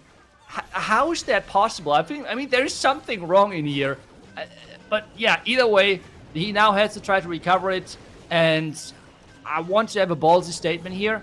I am not sure if it's going to be enough for a 3-star with this opening. That Ricochet Cannon and Expo locked onto the Warden so quickly, and then the Ricochet Cannon forces the Fireball, and Amtrotino looking just to bring it back and try to save the 2-star here, which seems like it'll be fine.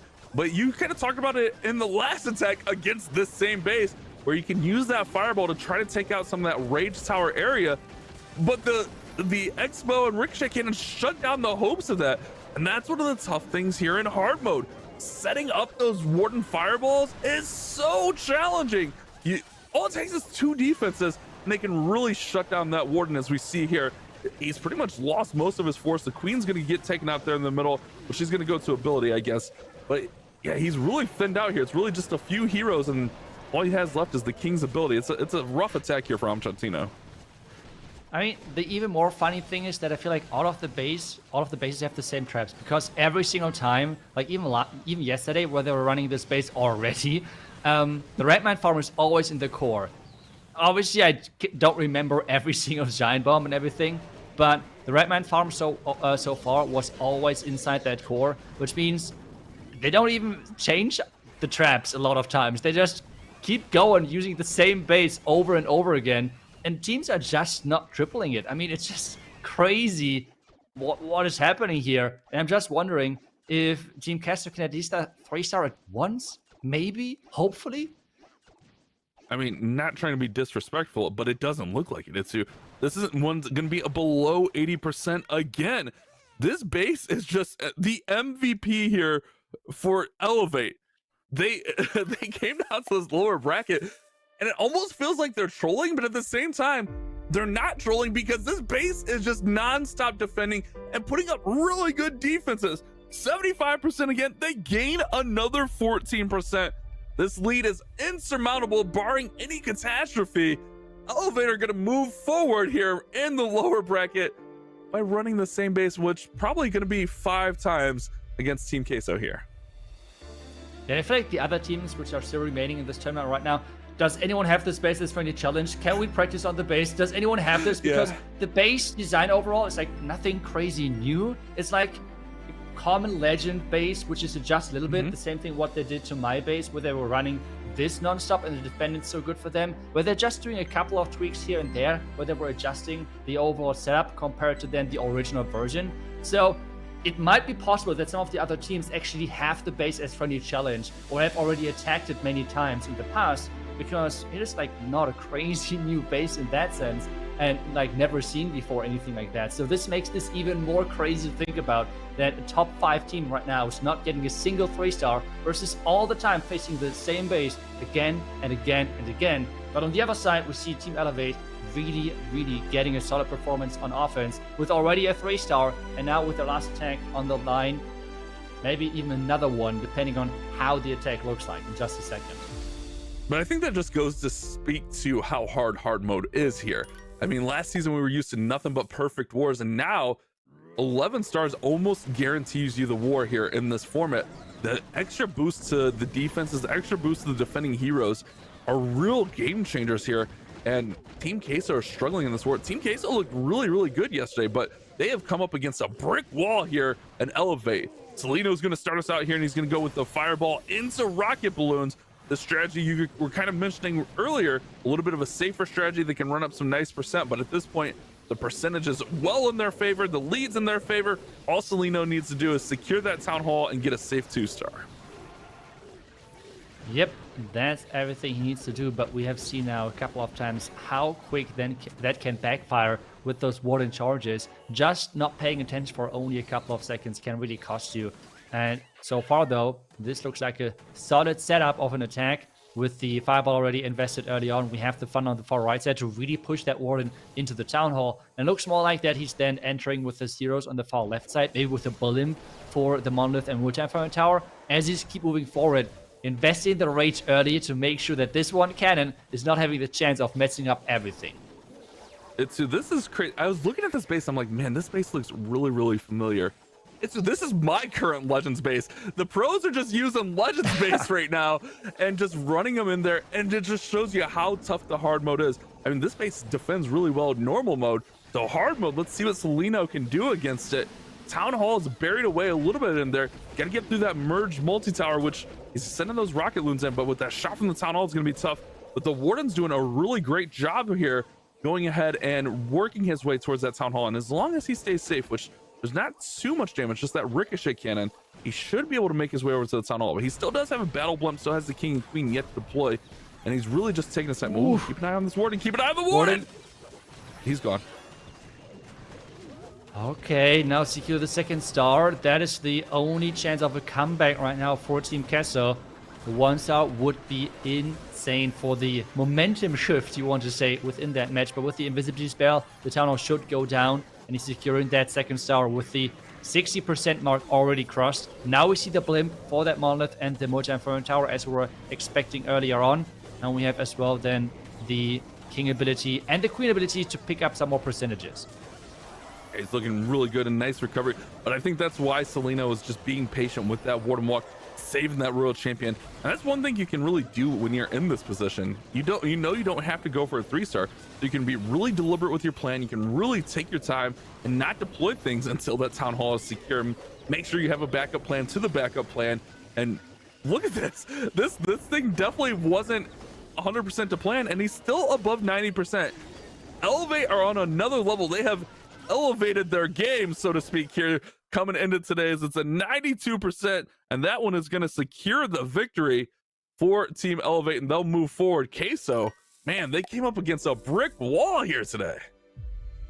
Yeah, this is why I'm like hyping up the Warden charge with the Rocket Loons so much for those safe 2-star attacks, because even if things go wrong, you can still secure such a high percentage as long as you don't lose the Warden within the first 10 seconds. But as long as you get the first fireball value, like where you want to get the fireball location-wise, you're pretty much good to go, because those Rocket Loons are designed to take down the outside buildings. You can pick up all of those outside non-defensive buildings, which are just so many, and which means the percentage is so increased after that. And this is why I think it's just such a safe option then for your attacks. But Team Queso, as we have speculated on, they will probably have another chance versus the same base. Let's see if they can somehow find a way of 3-starring it. I'm looking forward to if they're trying to attempt the fireball plan again, or if they have even another concept on how to approach the base and what exactly is going to happen. So let's find out. And yes, indeed, it's the same base, and this time around it's going to be the Royal Champion charge, which can be another counter, or can be seen as a counter to Rage Towers, because remember, Poison Towers, for example, can be sometimes tricky because you're slowing down the Royal Champion. This is why a lot of people are investing like Blims or even the King into controlling the entry with that Royal Champion, so she can avoid those spell towers and her attack speed is not getting slowed down and such. But on this one, there's Rage Towers. They can't fight back an invisible Royal Champion, so this is what it's all about. But right now, it looks like it's like a King Royal Champion charge, which I think is really interesting.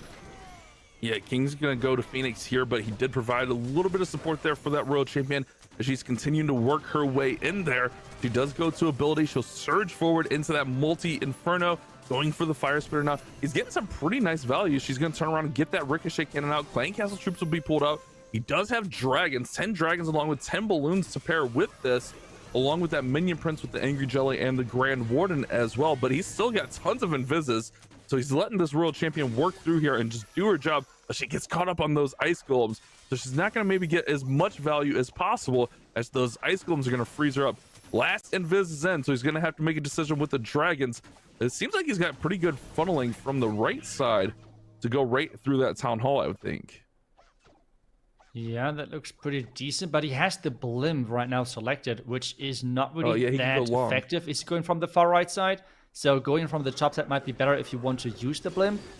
I'm not sure what exactly the plan is going to look like. There's now the switch to the slammer, but he's going against the sweeper, and since there is no spells left, this slammer might struggle a little bit with the timings of that sweeper, but he's just trying to control the pathing even better with using the slammer on the far right side, which looks like a solid plan. But we have seen already, there's a lot of traps around this town hall. Yeah, let's keep an eye on it. There goes the warden ability, well timed there. The balloons will surge forward. They'll take down the town hall. They'll get the merge multi-cannon. Oh, gonna deal with the Giga Bomb and the tornado first. I guess I should have known that was there. We've seen it time and time again. So the merge defense actually stays up. Stone Slammer's gonna come over and try to get some shots on it, but it's gonna get taken out. Dragons are working their way through here, but they're starting to fade. Minion Prince up top, getting a little bit of value. He's gonna go ahead and shoot his ability across the base, slowing things down, using those metal pants also to just deflect some of that damage. This is definitely looking like the best shot at it, but man, this core is still really, really nasty.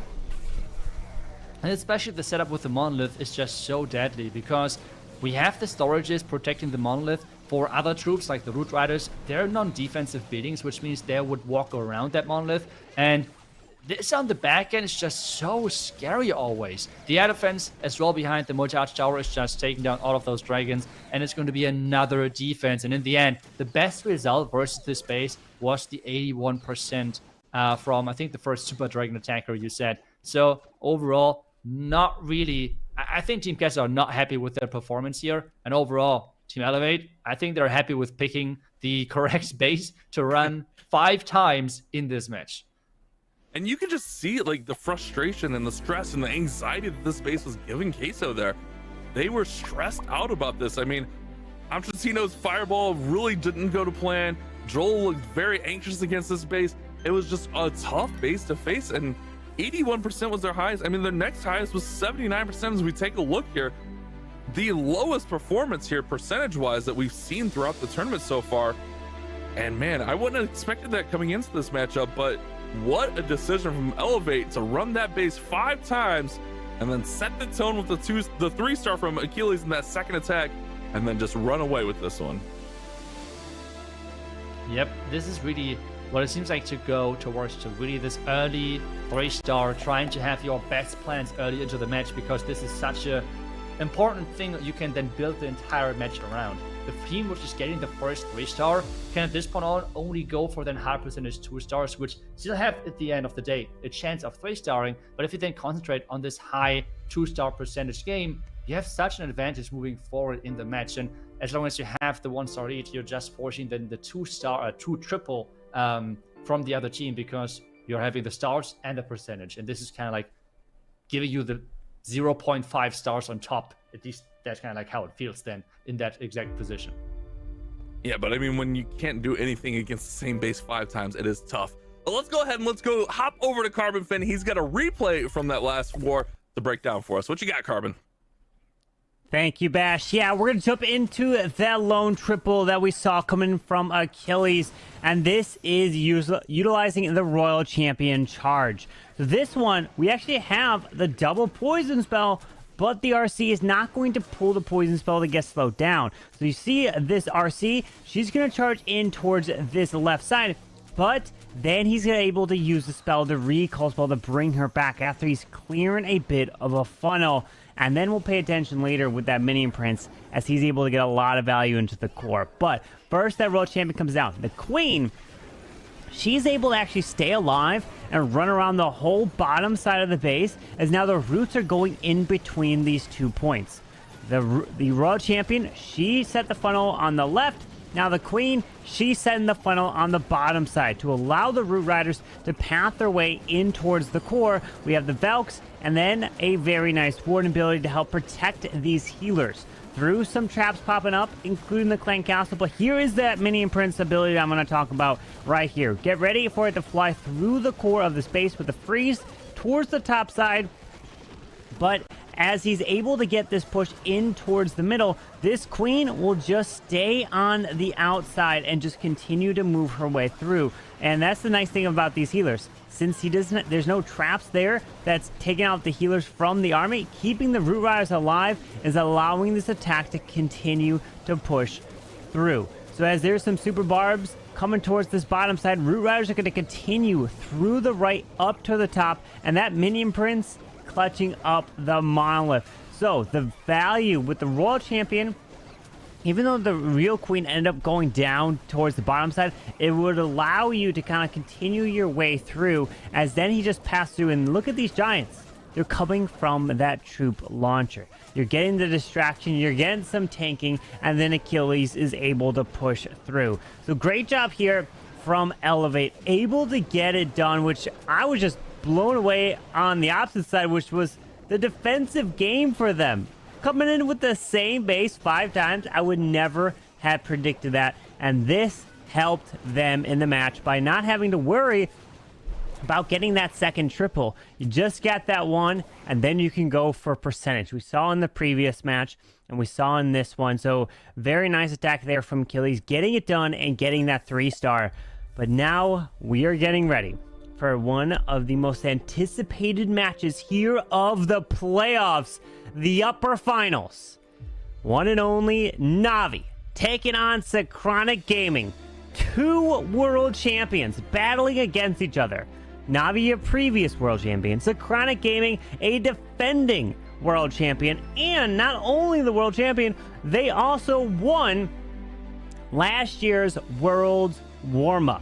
So a little added extra pressure for them. And then down in the lower bracket, the next match after the upper finals will be Team Elektros taking on Elevate. And if you lose again, you will be eliminated. So Bash, we had just some crazy, I would say, strategies of running the same base, holding 5 times. Now, I can't imagine that would be used against a team like NAVI or Synchronic, but you never know when it comes to this tournament. I mean, we've seen Elevate running the same base multiple times in previous wars. It seems to be kind of their strategy here. They find a base they really like. Maybe. And in this hard mode, it is no joke, man. Like Itsu mentioned, that is a base that has been around. If you push Legends, you've seen that base. In normal mode, it's not so hard to take down. But when you boost those defenses by 20%, you boost those defending heroes by 20%, it is so tough to take that base down.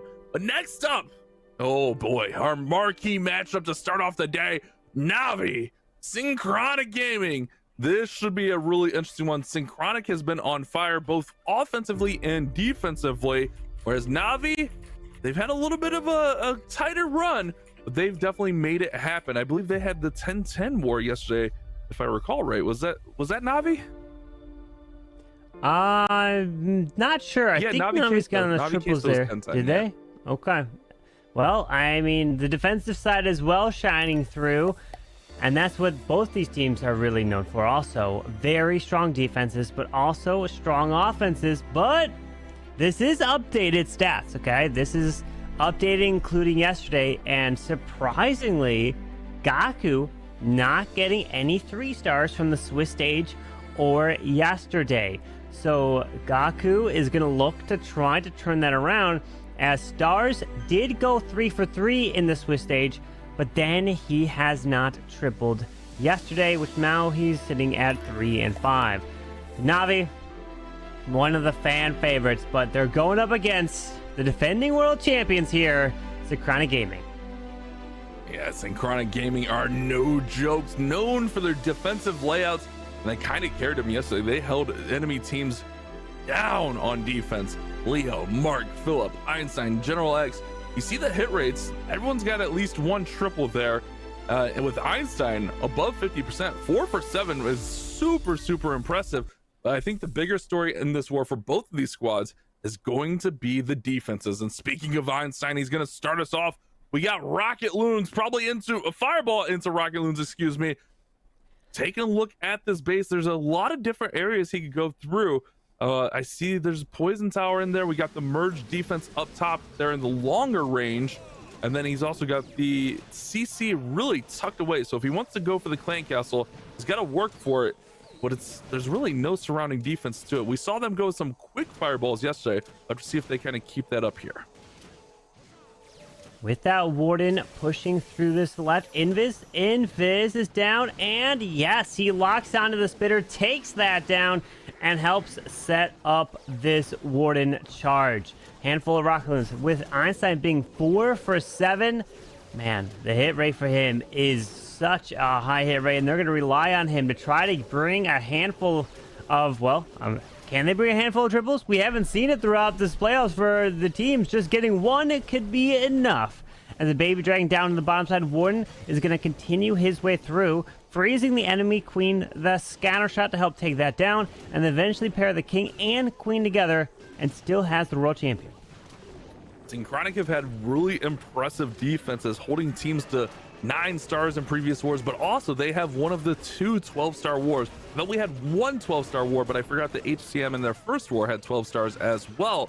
So Synchronic, not only can they hold a team back on defense, they can put up some good offensive numbers. When Einstein's hitting 4 for 7, that's super impressive when we see teams struggling to break that 90% mark sometimes. He's doing a really good job setting up the pathing to the town hall. Tornado's going to spin those rocket balloons around, but getting that tornado out early is going to be really nice. Now the queen's going to have a clear path in to take that town hall down, as the king's working in there with Phoenix, trying to beat through that wall, but I don't think he's going to be able to get through there. Queen's going to pop ability, and she'll take down the town hall now. Yeah, with that Warden continue to solo to the left, the queen secures the town hall, but now out comes that clan castle. A few archers split off, but a lot of them go into that poison spell, so the queen can help remove it, but a single target or inferno is there. Queen goes invisible, so ice golems reroute to the Warden. Queen needs to try to lock onto the single target inferno, and she's trying to take it down. She does. So now the Royal Champion continues her way through to the right with only 45 seconds now. Valkyrie helped try to take out the Ice Golem. 2 Rocket Balloons left. Sniped the scatter. Balloons into the multi-mortar to take that down. Headhunters in the defensive RC. The big thing of the Ricochet Cannon is locking on towards the left side by the Warden, so the RC could try to sneak in, but no! The Ricochet Cannon does not. It takes out the Queen in less than 30 seconds left. The Warden won't survive that, and it's gonna be a defense for Stars. Yeah, it was very, very close to being a 3-star. However, if that Royal Champion's able to just get that Ricochet Cannon, this one has a chance at tripling. Cleanup would have been a little bit tough, but it's still going to be very, very respectable here into the mid 90s, maybe low 90s by the time this Queen finishes up, since she's working on the skeletons. 93% to start off a war, though, is very respectable, and that's a position that your team can build off of. Now, if you're Navi and somehow you could find a triple, that'll definitely put you at the advantage. But if you're Synchronic Gaming, you're okay with that one. It had a chance to triple, but just barely missed that one. But 93% still really good to start this war off. Just a few changes, and it could have been a triple. You never know in terms of if a troop got out in front to help tank for a World Champion, for the Warden, or something like that. But still, they have plenty of attacks to come in with, and they're going to be looking to hit the 90+%. As now it's time for Gaku. Gaku has not gotten the triple yet in the Worlds Warmup, and he's looking to turn it around. Can he deliver with the Rocket Loons as well? Already using that Fireball with that Warden. Sets up the initial funnel for that Warden to possibly go... No, I was going to say Warden go off to the right. No, he's going to pull the Warden with the Queen behind a Golem here. I like what these two teams do with the quick Fireball. We've seen a few times yesterday where the Fireballs can really be an issue, where you don't see that Tesla and then the Fireball goes to the outside of the base. But electing to get that Fireball in early makes it less likely that you're going to have that issue. Queen and the Warden are going to go ahead and take down that enemy king. He's got a great path here to go right into this compartment with the Expo and then reach over and pop out that multi-archer tower. And the Queen and Warden combination here can really deal out some nice damage. He does have a battle blimp selected at the current time, which he's going to send in right now from the bottom side. Seeking Airmine gets taken out, or takes out that rocket balloon. That's exactly what was in there. And now Yetis out of the clan castle will secure the town hall and get the first star of this attack. With a poison spell down to try to take out the defensive CC, the Yetis jump, take out the Spitter, which was not pointing in the direction of where the Queen's coming through, but at least taking it down helps. We have that defensive rate spell tower from the top side, which was triggered earlier from the Rocket Loon. It looks like it's coming back, so he didn't take advantage of that being gone because he's waiting for that Queen to continue her way through the left. Still has the Minion Prince and the Royal Champion to use. Now sends in the Minion Prince off to the right side, defensive targeting. So he can also go for the enemy Queen. Slows her down and tries to pick her off so that now we can send Rocket Loons and then the Royal Champion from the far left pick off that air defense to try to converge everything all together. Yeah, great play to put the Angry Jelly on the Minion Prince to allow him to target those defenses for the first 35 seconds. He gets amazing value with that ability. Now the Royal Champion, she's going to get taken out early and go to Phoenix, but she did a pretty good job here getting some buildings. But this one is definitely starting to fizzle. You see that line of defenses there all tucked away, and with only 5 Rocket Loons, I don't think Gaku's going to really have a way to get through there. He does need to climb up this percentage as much as possible. Navi do not want to fall behind against Synchronic, because Synchronic can put on the offense really, really quickly. So every building here is going to matter as he's working his way. This is going to be as close to 90% as possible for Gaku. Yeah, mid 80s here. Rocket Loon's trying to path into the scatter. Won't be able to take it down. Sweeper's going to push it back, and the 87% has been achieved for Gaku, and still not able to find a 3-star at all in the Worlds Warmup. Remember, this is an upper bracket match, meaning if one of these teams, well, obviously one team does have to lose the match, will get sent down to the lower bracket, and will still have another chance to try to make it back into the grand finals. But with that percentage, Navi will be down. It's not by too much, but it's by enough that if Synchronic come in with another high 90 or mid 90. Then it starts to get too far where the Navi has to take some risks, have to go out all out for the 3-star. But every single player in this war, not just on Navi, it's also on Synchronic, every single one can pull a 3-star out at any time. They just have to have the right plan and get the execution perfect.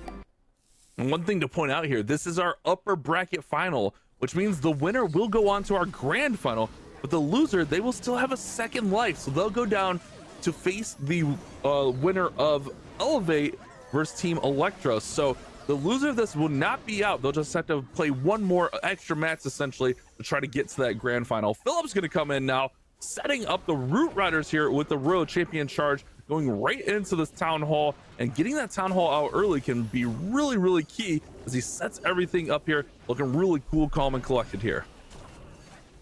With that RC securing the Town Hall, can pair in the recall to pull her back, and there you go. But the Spirit Fox did die off, so he won't be able to benefit from that ability later on, as we have Root Riders healers going to move through this bottom side, and we have a Queen off the right. Where is the Warden? Finally, there's the Warden. I was a little worried that he was not dropping the Warden just yet, but there you go. Moving in with the Royal Champion. Troop Launcher is here, but we have a Minion Prince still to use as well with the Phoenix. So he's pushing his way in towards this right. The Queen's going to take out the defensive Minion Prince, and out comes this Clan Castle. Couple rocket balloons, ice golems seems to be a favorite combination on defense here. Those rocket balloons can really shut down Root Riders. We see the Minion Prince being deployed up top. The ricochet cannon and the mortar won't be able to target him. However, the fire spitter does turn and is getting some shots on that Minion Prince, but he should be really nice to get some value once that fire spitter goes down. We've seen these Minion Princes being used a little bit more surgically, and when they do, they can get some amazing value. Everything's kind of joining forces here in the middle. He's got the Yetis, he's got the Roots, he's got the Giants from that troop thrower. Everything is making their way through. Overgrowth is going to shut down some of the damage, and Philip is looking really strong so far. He's got freezes, gotta use them, otherwise your troops are gonna start dying off. But with that Minion Prince ability still intact, where does he want to send that Dark Orb? To fly through the base, to slow things down. And we have the Invis with a Queen ability possibly, but these Roots have all but disappeared. And now it's up to your heroes, and in hard mode, heroes just die so quickly. As we have just about 40 seconds left. There's the Invis finally. Still hanging on to the ability of both the Minion Prince and the Queen with a freeze. Gonna have to be forced to ability at this point here with that Minion Prince. But the Warden is hiding right next to that Queen. The Ricochet Cannon finally goes down. And where are you gonna freeze? The enemy Queen and that multi-target Inferno.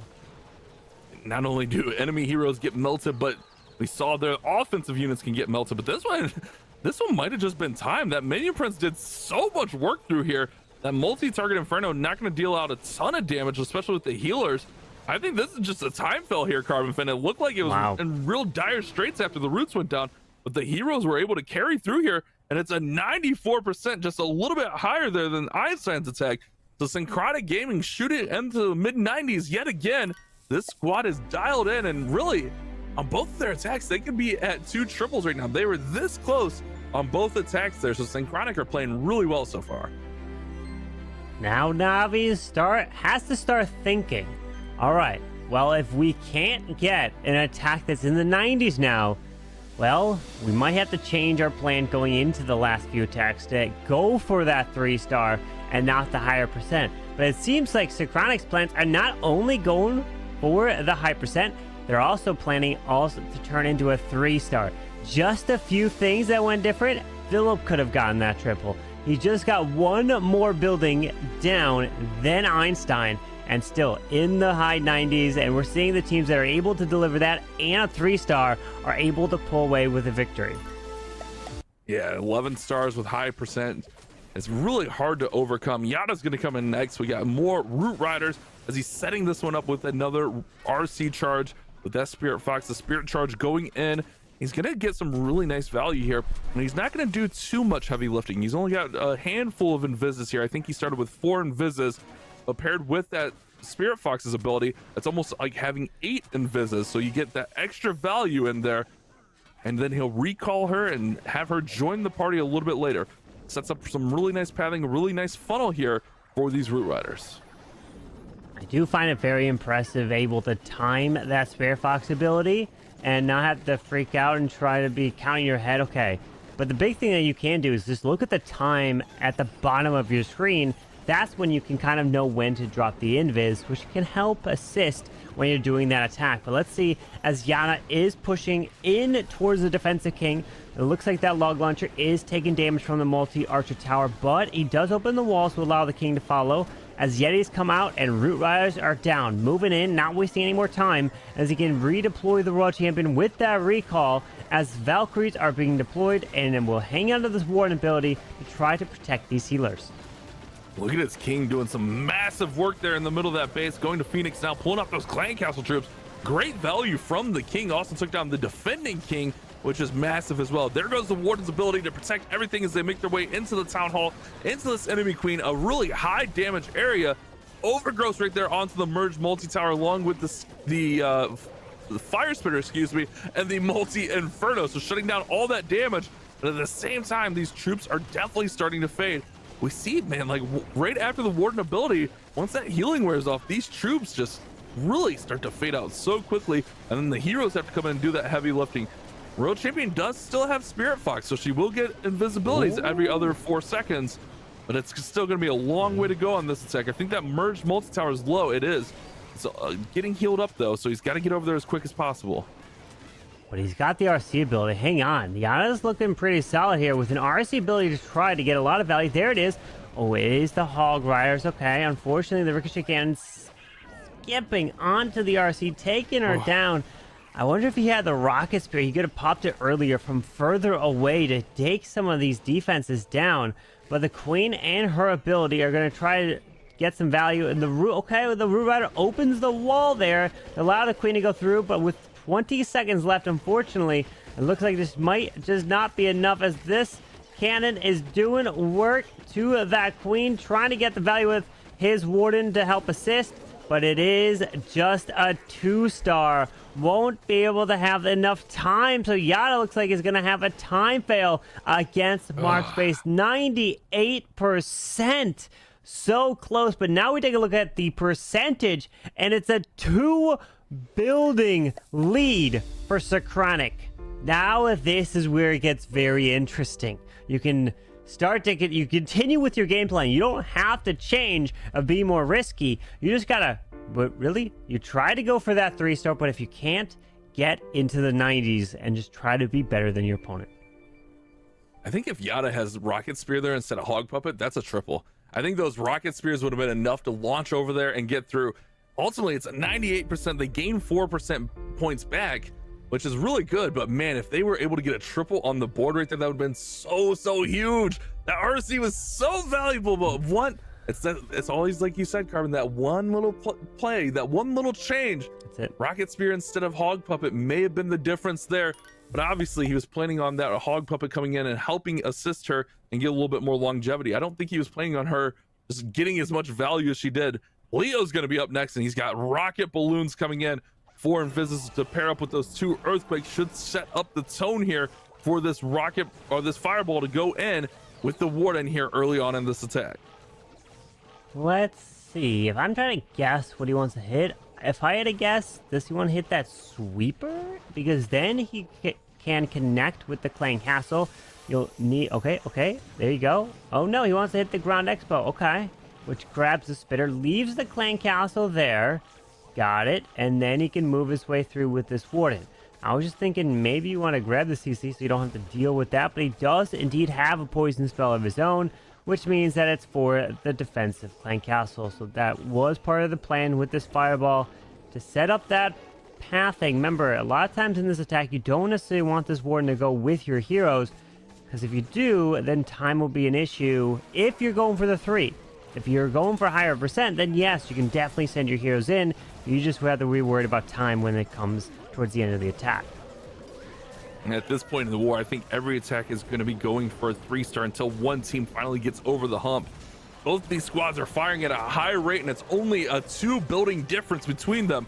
Warden locking on to the Town Hall. A couple archers are going to come over and distract him, but with that rage, he should be fine. King Earthquake Boots with the Spiky Ball should open things up. Get a lot of damage in there, but that Queen is really low on health. Here comes a Battle Blunt from the top, going to fly into this Monolith compartment. Actually, no, fly into the merged defense compartment there to take out the Archer Tower and the Ricochet Cannon. So you get some really nice value from the Yetis, but also those Yetis are going to provide a little bit of support for this Queen, so she's not going to get taken out right away here. Yeah, unfortunately, that Queen is stuck by these ice golems, so she's going to have to deal with them before reaching that Monolith with the multi over there. The Giga Bomb hitting that Warden, pushing him back, but the Queen's ability getting forced. Now the RC is going to join in with the Warden, and the nice thing is this RC is going to get the benefit of that Rage Gem. Yeah, that's a really nice combination. We've seen that be used a few times here. The Queen, I think the main Queen got taken out from the Monolith. I think that's just 2 clone Queens in there. The Royal Champion with her Rocket Spears getting some nice value. Here comes some Rocket Balloons in there. There's a lot of base remaining, and the Royal Champion's going to have to do a lot of heavy lifting. The defending Queen is shooting those Rocket Balloons from the sky, but also look at that Expo on the top side being healed up. 30 seconds remaining, and this one's starting to thin out for Leo. I don't know if he's going to have enough in, especially with the Royal Champion going down there. Now he's just going to have to fight and get as much percentage points as possible. Yeah, unfortunately, not able to pull through. It was looking pretty solid as the RC was coming through, but unfortunately, the backside defenses, that Ricochet Cannon is such a deadly defense, and it has so much health. The HP is so high in that defense that it takes so many troops. He had to invest so many rocket balloons to try to take it down, and it wouldn't even go down. Eventually, it did, but it did the damage to his troops, and now that's an 89%. This is opening the door for NAVI to be getting a higher percent to try to take the lead if it's just going to be a 2-star performance from both teams. I mean, one of them has to get a 3-star, right? At least one player in this match, which is crazy to think that a match like this, we could possibly see no triples because these bases are very tough to take down in this hard mode. Yeah, both of these teams have been really close so far. All 5 attacks have really had a chance. I think Leo's was maybe the most off. I guess Gaku's wasn't that close, but all of these attacks have been really close. But with that being at 89%, now NAVI just need 91% and we're all square. Anything higher and NAVI go into the advantage here. That attack from Yada, man, I feel like getting the triple there could have really set the tone for this war and really put a lot of that pressure on Synchronic. Synchronic still hanging in there. But let's see what NAVI brings to the table. It's going to be Stars, who was red hot throughout Swiss, but has struggled so far here in the playoffs. He's going to go with the World Champion charge into Dragons. 12 Dragons and that Queen to start down to the bottom side. The Blimp is going to go in behind this balloon to land into the defensive Minion Prince section. And we do have the Yetis, so Yetis won't be able to go for the Minion Prince, but clearing the defenses, jumping the wall, and pulling out some of the clan castle, while the Queen, under the Angry Jelly, is charging in and burns her ability to try to take down the multi-archer tower, which sets up the funnel for the Royal Champion. But this defensive King hopefully doesn't pull the RC to the left side. Oh no. Ugh. Yeah, she's okay though. He's still got 5 Invisis, so he can get this back on track, but getting to the Town Hall, which I think could have been a goal here, is going to be tougher. It's hard to say, but he's still going to get some nice value. The main thing I'm worried about is actually how is he going to deal with this Town Hall as the Royal Champion is starting to fade here. He's got to get there somehow. He's got 1 more Invis. After this one, can't she get this Town Hall? That's clutch. She gets it. Oh my goodness. What a recovery from Stars. With that Rage spell investment, was able to clear all of that value. But we've seen this happen from many players. They get insane value. We're thinking that it's overkill. And then the Dragons feel like they just fade away. But let's see as the Minion Prince moves in with this Warden and these Dragons off to the left. Doesn't look like the Warden's protecting too many if he burns ability here. So he's waiting to push in towards the higher damage area of these defenses. There it is. Now the Warden ability going off. Pulls some traps as he tries to continue through, but we will have to push through a Giga Bomb and this poison spell. Oh, some red air bombs go off there. The queen got some shots off also on those dragons. They're fighting through, but the main pack now going through this multi-inferno. Not a whole lot of air targeting defenses. He does have one air defense there, but rocket loons are going to come over and take that down. He's got the scattershot on the backside. Does have to fight this sweeper, and he also has the multi-inferno in there along with the defending minion prince. So he's still got quite a bit to go through, and he's down to just 5 dragons and no hero abilities, no spells. Everything's on the board here, and there's not a lot of cleanup. He's got a few archers and the minion over there, but not a lot of cleanup aside from that if these dragons get taken out. Time. That's the question, because the minion prince will clear this multi. He's got enough dragons to move through. The only defense that can hit him is a wizard tower and the defensive minion prince, but you don't have to take the defensive minion prince or any heroes out. He's trying, but the minion prince is going to pull these dragons to the bottom. Yeah, but the storage is still up with the dark elixir. There's no way. He's going. There is no way, unless it's low, but the archer is, you can see the health on that dark elixir storage from the archer, and it's a 90, no way! A 98 for stars, a 98 for Yada, and then an 87 for Gaku, and it's a very high percentage for NAVI there. But we take a look at the percentage. Well, with that being a 6-6 now, we're gonna see a lead of just a little bit for NAVI now. So Synchronic is gonna have to turn the table and try to take that lead back. 7 percentage points advantage here for NAVI after the 98%. They've had 2 time fails, Carbon. That is a heartbreaker in this format. If either of those triple, they're in such a commanding spot. General X is going to come in now, and he got a triple into the last war with the rocket balloons, so he's definitely feeling confident with this strategy. If he can get a 3-star on the board, those 2 time fails from NAVI are going to hurt even more. Warden's working from the bottom. Let's see what he can do. With a Valkyrie off to the left. Oh my, he invested a Yeti. He invested a couple rocket loons. He invested a wizard, and all that was barely able to clear that because of some spring traps that were very well placed, as this warden is going to continue his way through with the anger jelly. Those initial rocket loons and troops were used to help set a funnel, which we still have the mortar up to the left, but this warden can continue. Will he go for the poison spell tower? No, the sweeper, and yes, earthquake, sweeper, and bye for the clan castle, as the warden will continue his way through, but not many rocket loons left, and the flame flinger now gets locked on by that ground expo. Bye-bye to everything in that compartment, Carbon. That was a beautiful fireball. Well executed here from General X, but you're right. Flame Flinger is going to open, which is going to allow these Yetis to come out. He's going to have to freeze that enemy queen. Headhunters get locked onto by the expo. They're going to help out just enough, though, so that the warden's able to get through that enemy queen. He does put an ice golem in there to support, to distract that expo there. The warden's in charge of getting to the town hall, so the warden has to stay up here. And with the king and queen, well, I guess the queen up top here, he's got to make sure he gets to the town hall. There goes the king to join the queen, provide that support. The warden's looking pretty safe, but that town hall can deal out a lot of damage, especially with that expo. Invest the invis, and he's looking really good to get this town hall now. He's still got plenty of spell support, so he shouldn't be too worried about that. He's got to keep an eye on this warden, but with that expo down, there's not too much pressure on him now. I really liked how he used the ice golem out near that warden to help distract and freeze up the ground expo. He was able to keep this warden alive, has a handful of spells still left, with that royal champion making her way through the left hand, push past the defensive king, rages her up, while the warden's going to finish off this town hall. Pairs in that skeleton spell nicely onto the ricochet cannon. 40 seconds left, pushing his way in towards this core. A wizard tower is still up to the far right. Does he drop one balloon? No, the warden's going to go for it. Okay, but air skellies, maybe poison them up, or he's going to wait to poison the enemy RCs, pushing through with only 26 seconds left. Time is now his biggest threat, as it looks like he has just enough to try to continue to push through to finish it off. With one freeze and run rocket loon, General X, can you do it? Royal champion gets frozen. His royal champion steps up. Poison tower being attacked. He needs that defending royal champion to go down. Fire spitter shooting. 5 seconds. 4, 3. It's going to be another time fail in this war. General X, 96%.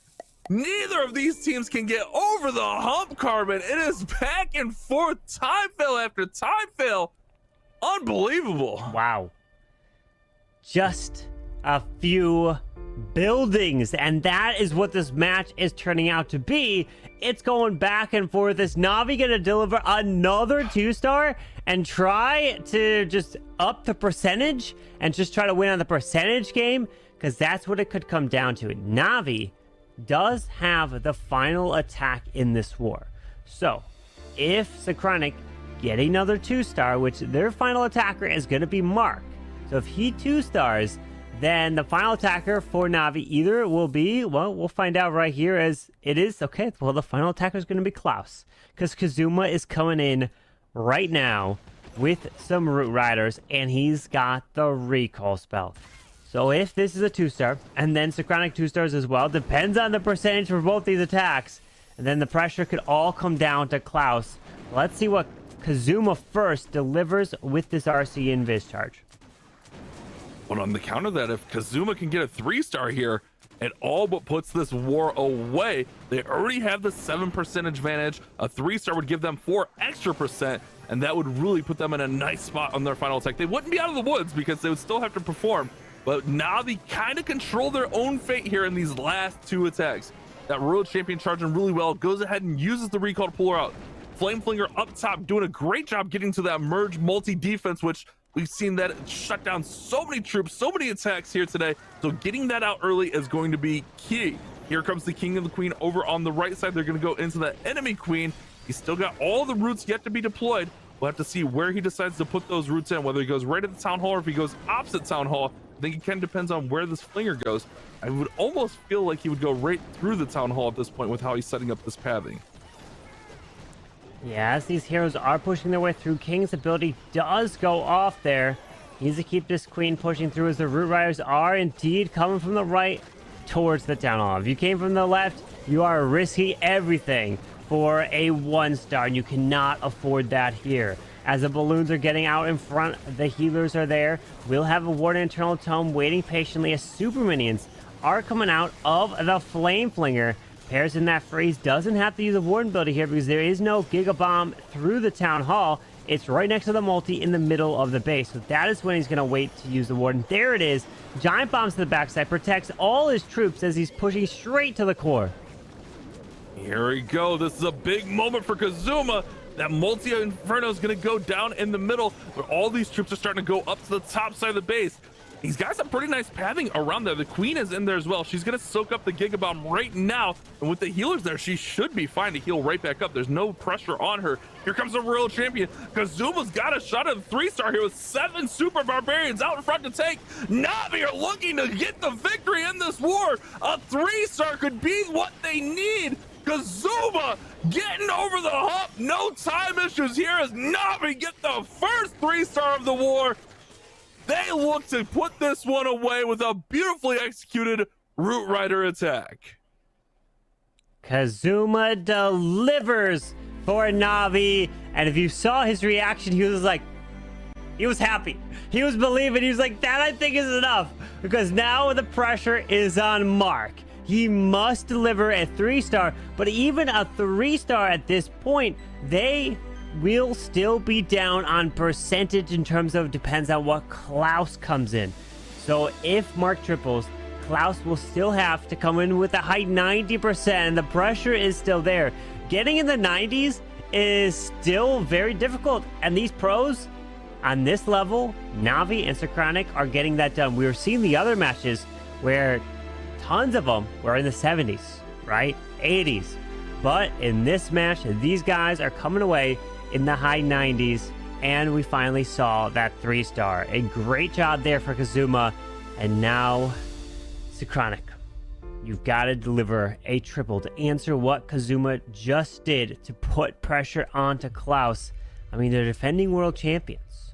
I think they have what it takes, but granted, this is the upper finals. You lose, you get sent down to the lower bracket, and you still have another chance to try to get your revenge back in the grand finals.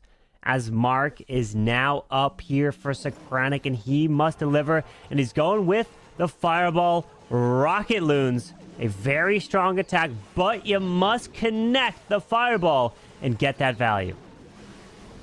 Mark is really, really proficient in this tech. If he triples, Navi will need a 90% 2-star to win the war, 89% to tie it. So still a lot of war to be played here. I mean, if Mark can get the triple here, Navi are not out of the woods yet. That Angry Jelly is going to allow that Warden to target nothing but defenses for the first 35 seconds. So it should be coming off any second now. There goes the Jelly off. So now the Warden's going to target any buildings. And really, when you bring that Angry Jelly in, you generally want to wait until that Jelly wears off before sending in the Fireball, because then your Warden might surge too far forward. Sends in the Fireball. Here come the Earthquakes. Clan Castle's down. Great value to start from Mark. And here comes the Flame Flinger over on the right side. That's a beautiful setup so far. He's got a clear path to the Town Hall for this Warden. Yeah, I'm liking this path for this Warden. Just got to keep him alive. Cannot lose him. He's going to move through the Town Hall, take all this down, and then you can path your heroes. Oh, he is going to send his heroes with this Warden. Okay. When this happens, now you have to worry about time, because they're going to have to work all together around the base, and time is going to be the biggest issue versus sending your heroes on the top side where you have a little bit of extra wiggle room in the terms of the time. But these heroes are going to benefit from the Rage Gem of that Warden, so it is going to help push through here, but there's still that Monolith waiting right in the middle. Definitely a little bit of an unconventional approach, and that Monolith one shot to the King. Now locking on, I think it's onto the King still there, so that's fine. I thought it turned to the Queen there for a second, but the King is going to go down, and now the Warden gets locked onto. He needs to get out of range of this Monolith, and he's taking a lot of damage here. You don't want to lose the Warden this early on. I know we're 75%, but the Queen's still got a lot of heavy lifting to do on the base, and the Queen is just hanging on for dear life, and she didn't get any healing. It's all onto the Warden and these few rocket balloons. Flame Flinger still throwing shots. Monolith goes down. He's looking fine, Carbon. He's just got to get through these last few buildings. Wait a second. Look at the bottom, though, Carbon. There's the Tesla and the multi-mortar down there. Yep. Okay, he's fine. We have 30 seconds is a lot of time. We just have the Tesla. It's just clean up at this point. The Warden's going to go with the Yetis. We have Air Skellies popping up. Warden's not going to go for them just yet because the Yetis are making their way to the multi. Now it's all about time. You got to get your way towards that Tesla down south. Those are the 3 remaining buildings. They're making their way down there. Warden with the Rage Gem. He's trying. Mark, you need a triple. We need a 3-star. Can he do it? And the Tesla is going down. Synchronic delivers the 3-star. And now the pressure on to Klaus. Oh my, the percentage 94.4. And then Navi 76.6. So now we're going to have to see a 90% or higher from Klaus to win this war. If he gets an 89, we are tied exactly on percentage. Oh, baby, Carbon. This is what we've been waiting for. This is the upper bracket final we deserve. 2 juggernauts going blow for blow. Navi, 2 time fails in this war. Synchronic, a time fail of their own. This has been anyone's ball game, but now it ultimately comes down to the final attack of Navi. 90% gets them into the grand finals. Anything, well, I guess 89, we go to time, which it looks like the time's kind of in their favor so far. So I think even 89 might be enough for them, depending how long this attack goes. No, 89 is a tie. Yeah. Yeah, but it would go to they time could win after that. That's true. Well, let's see. And then they have a 6-second advantage so far, is my theory here. So I think they would be fine if they even get an 89. We'll see. As the Royal Champ is going invis. With an invis off to the left, continuing, utilizing the Spirit Fox. Enemy Royal Champion has been secured. Continuing as some tassels have popped up over here as well. Into the Poison Spell Tower, then into the multi. Remember, you lose this match, you get sent to the lower bracket. You win this match, you guarantee yourself $7,000 for second place. Yeah, that is quite a bit. The pressure here for Klaus, who wants to deliver as he pulls back that RC now to set up the Root Riders. I'm kind of surprised we don't see the rocket balloon fireball strategy here. We've seen that climb up to the 90s almost every single time when executed perfectly. But Klaus going to the roots, which we've seen, can also get into the 90s, but it's a lot more risky. And speaking of risk, he is starting opposite the town hall here. His king is in, fighting through the enemy king, through that ricochet cannon, and that Expo just dealing so much damage to his king. But he's opening this base up really nicely, and if he's got Yetis inside of that log launcher, he can really get that monolith out and set things up really well. Something that I saw was that the spiky ball ran all the way and skipped to the outside and didn't go into the middle, which would have been very helpful if it made its way into the core, as now we have the Warden ability protecting these roots, pushing their way through the left side, then eventually try to path their way to the town hall, as he does have that World Champion also there. Remember, he hasn't hit that 90%.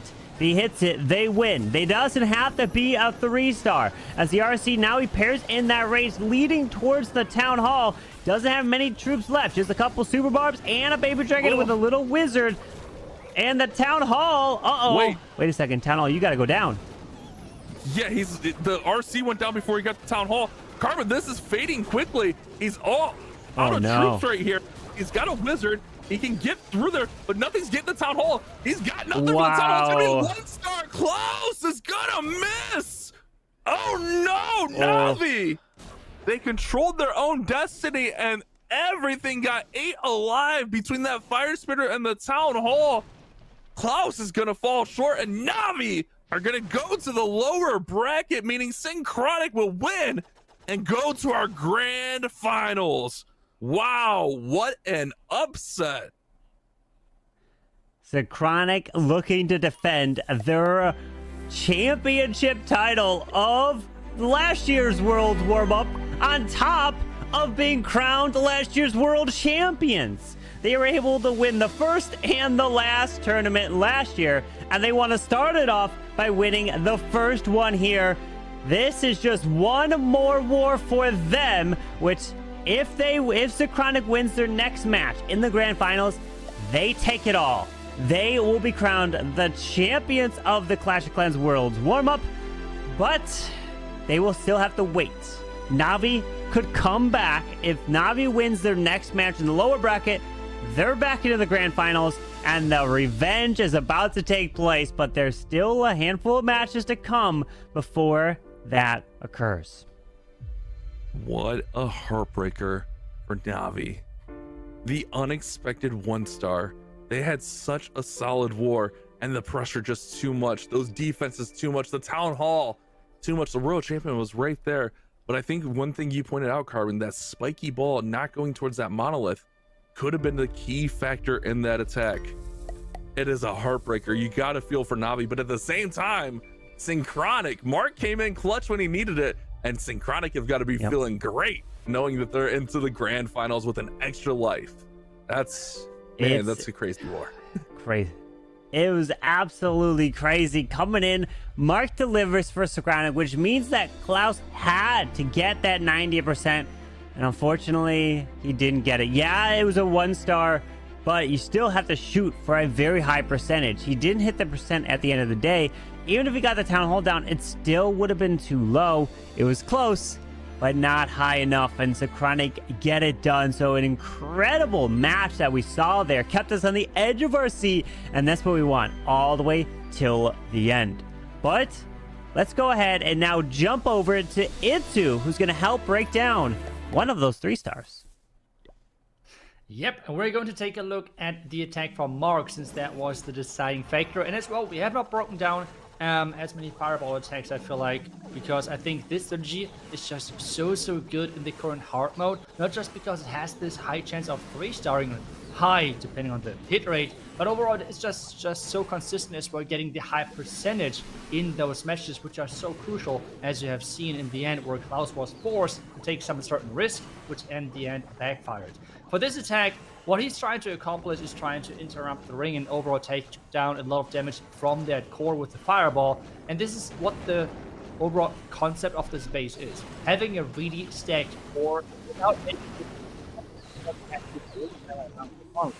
So the fireball with the core he is able to, with only a couple of investments of the fireball, getting really far into it, and as well, an important thing, taking down the clan castle. If you're aiming for 3 stars, having the clan castle out of the picture is something really important, because this means no ice golems, no time delay, and time is less big of a factor.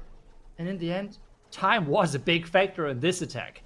As now he's keep moving forward because he has removed this time fail likeliness of the clan castle. He's now adding the heroes to his to his warden to have an even stronger push then. And all at the same time, we have the Flame Flinger non-stop working on the far opposite side to take down a huge part of that village and a lot of those key defenses, which are just so heavy hitting. And if you're out of range of them, that's exactly how you want to handle them. At the bottom side now, slowly approaching that town hall. Nice job with like keeping those heroes safe with the freeze, with the supportive spells in general there. Queen has the popper ability, but still dealing a ton of damage. And now the most important thing is that the Warden is staying alive. The Warden, being in general always the MVP with those strategies, keeping him alive is always the most important thing for you. And that's exactly what he does here. Sees, okay, the Queen is about to go down. Let's just invest the rage now, because it is always the better rage effect which counts for the Warden. The Warden aura itself is a rage effect, but it does not have the same power as the rage spell. This is why he's investing the rage spell here on the Warden, to make sure that the healing of the healers is even more efficient to keep that Warden alive. And in the end, the Warden is joining up with the troops from the siege barracks. I was a bit afraid with like having Yetis coming out of that. Typically, we see as was things like super minions, which have a certain risk in there because they can be taken care of like black mines or even air traps. But as well, this means that, well, with having the Yetis in there, they had to go around the walls. Really nice for him that the walls were already open from the Flame Finger, but it was a really, really photo finish. But in the end, it's a 3-star for Mark, and that was, in the end, the crucial attack for claiming that victory for Synchronic. 11 stars seems to be the magical limit you have to somehow cross to have a good chance and getting that victory. And this is how the current bracket looks like. Synchronic in the finals, and we have now 2 matches in the lower bracket, eliminating 2 more teams from this tournament. And 1 team is going to get out of this lower bracket and is going to face Synchronic in the finals. Yeah, Navi waiting the winner of this next match that we are going to be watching. Team Elektros taking on Elevate. And the question is, Elevate, do you have a different base? Are you going to run the same base that you ran 5 times against Team Queso? Or will it be a different base being run 5 times again? That is what I'm really curious to find out. I mean, it worked for them really well, running the same base all over again. But at some point, you have always the risk now. Did the other teams prepare for this? Because, I mean, they have done this now as well in a couple of community tournaments where they have ran the same base now for a couple of times. And this is now always this risk involved of, okay, does the other team know about it? Are they prepared? We don't know yet, but I think Team Elektros will find out in just a couple of seconds as we're taking a look at the roster again. And overall, they are quite spread with their hit rate. The top performers with Diego and Eltano. Loop so far still unfortunate with his 0% hit rate, but I think if there is one time to show up, that is going to be this next match to really make sure that Elevate is not having a good day with their defense, because if you can triple it early and they're rerunning the same base, this is going to give you a great time in this match, Carmen. Yeah, that is going to be crazy. If it again, I would just be blown away if they use the base that they use against Team Queso and they run it an additional 5 times. But here is that team. Defending world champions from Seleno, Leo, and Pato. We have Bernal and Achilles joining them here. But we're taking a look at these hit rates. Look at that. Leo, 7 for 15. And we're seeing 5 for 15 from Seleno. We're seeing 3 for 15 for Bernal, 4 for 15 Achilles, and 6 for 15 for Pato. And then you add on an additional some triples from today's match. Wow, these are some triples coming in. And we saw, well, Loop over on the other side for Team Elektros, 0 for 16. Because that 0 for 15 was not counting today. So really, I'm wondering, Loop, can you triple for Team Elektros? That will help your team immensely. So good luck. The pressure is on as we're getting into this match. So, well, you win, you take on NAVI. Then you got to win again, and then you would take on Synchronic. And then you got to win again in a bracket reset. So it is going to be a tough road, and we will be covering every match still remaining here today. So today you will find out who wins the grand finals, so you won't miss anything. Just stay tuned in.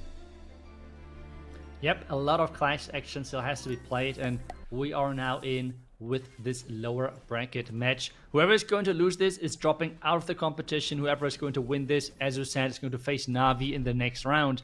And we have a Root Rider attack with the Royal Champion charge, such a favorite of many players in here. And we're again going in with the classic combination of bringing the Hawk Rider puppet with that Royal Champion to provide this a little bit more of extra safety moving into the later stages of the attack. Yeah, as the RC goes invisible into the scatter shot, gonna continue to get this bottom corner down. We'll be able to pull her back, and I'm trying to see where's the Spirit Fox in the mix as well. Should be there because I don't see the Spirit Fox dead, and there it is. Pulls both of them back so that you can utilize that Spirit Fox later as the Baby Dragon also being deployed to the bottom side. Queen to the far left with a Yeti out in front. And then we will see some Root Riders coming in. Balloons to protect these healers. Going to push their way straight on into the core. Yep, that is exactly the way where they want to go towards. But right now, everything is splitting quite a bit. We have some troops going to the left. The Minion Prince is splitting and going further to the right side. It's going to trigger that Giga Bomb in just a second as the Warden ability is running out. We have the we have now the Overgrowth spell, but he's not covering the Fire Spitters, which could be a problem moving forward if the Minion Prince is not taking them out. Yeah, we're pushing right into the Town Hall there, as still has the RC and Queen ability, as the Minion Prince ability kind of goes to the bottom side, doesn't clip straight through the core, so those Spitters doing some damage, not getting slowed down from the Minion Prince, as the Minion Prince does come back to life, looking to try to take out the defensive Minion Prince, successfully does that, but trying to work through the Monolith, and yes, the Monolith even goes down as well. Yeah, that Minion Prince got quite a bit of value with this Phoenix pet on him. And now we are relying on the last couple of troops tanking for those remaining three heroes. Warden, Royal Champion, and Queen. And those Root Riders have to open up the compartments, but this so far is looking promising if there are not too many traps surrounding those last couple of defenses, because we still have the merged tower and a merged multi-arch tower on the back end here. With the RC pulling some traps, does still have her ability, waiting patiently. Hang on, he's liking it. Take a look at his cam, he's liking that. And starting off with a 3-star, and Pato, you saw his hit rate, and delivers again. And there you go, that is a fantastic way to start this match here in the lower bracket. And now that will put pressure on Team Elektros. It was Team Elektros that did that exact same start with a triple in their last match against Team Queso, and then they went with a lot of Fireball Rocket Loons. Now is the reverse for them. Team Elevate, they did that against them. Now can Team Elektros pull away and try to answer with a 3-star? It was Diego who attacked first last time for them. Will he attack first again and try to deliver? Yeah, and I feel like Elevate so far is typically always going with a similar approach, like doing the first 2 attacks with like Root Riders, and then switching towards the Warden charges, which as well makes sense because, let's be honest, the Warden charges take a longer time to plan if you want to really make sure that, okay, the invis spells, this is what I need. Maybe like an additional invisibility spell if like a random Tesla is popping up so he can react. So the amount of invisibility spells, how do I deploy them, what do I have to cover, how long do I need to ward and charge before I can start with the fireball and such things. So this takes way longer than just figuring out, okay, this is the corner I want to take down with the Royal Champ, this is where I want to enter with the Root Riders. Let's go, we got this. And otherwise the army composition is typically always the same, but let's find out what we see on the other side, and if it's going to be this, well, the same base again. Let's see how many more times it can defend. And it's going to be a 9 invisibility Royal Champion charge on this one. No fireball. We have seen that fail earlier with the overall warning getting lost early on. And now this king is supposed to take down a lot of this base, but take a look at that. The ability was just so late. Why was it so late? Oh, unfortunate there, as the king is not going to go in towards that scatter shot, so that will stay up. But the Yetis do secure the town hall, even jump in the wall to grab that defense, as the royal champion, she is now coming down later, but going to try to help path her way straight to the middle of this base. And this works. And if this is getting a 3-star, you'll definitely be seeing it again, as I'm assuming, I'm just taking a guess, that they're running this base another 5 times. I don't know. I'm just guessing from what they did last time. Yep, I think that is for sure quite likely. As this keep moving forward, we have the Royal Champion so far really well protected. The Fox has went down, which means he has to invest now more invisibility spells. But so far this looks good. And especially it would be just really important to take down the left multi-inferment tower and the fire spitter, which I don't think that he can reach. Because remember, we know the traps already, right? So we know there is the red mine trap, the red mine farm within the core of this base. And if he cannot cover that with the warden ability, that would be really delayed. Typically you have to use that earlier.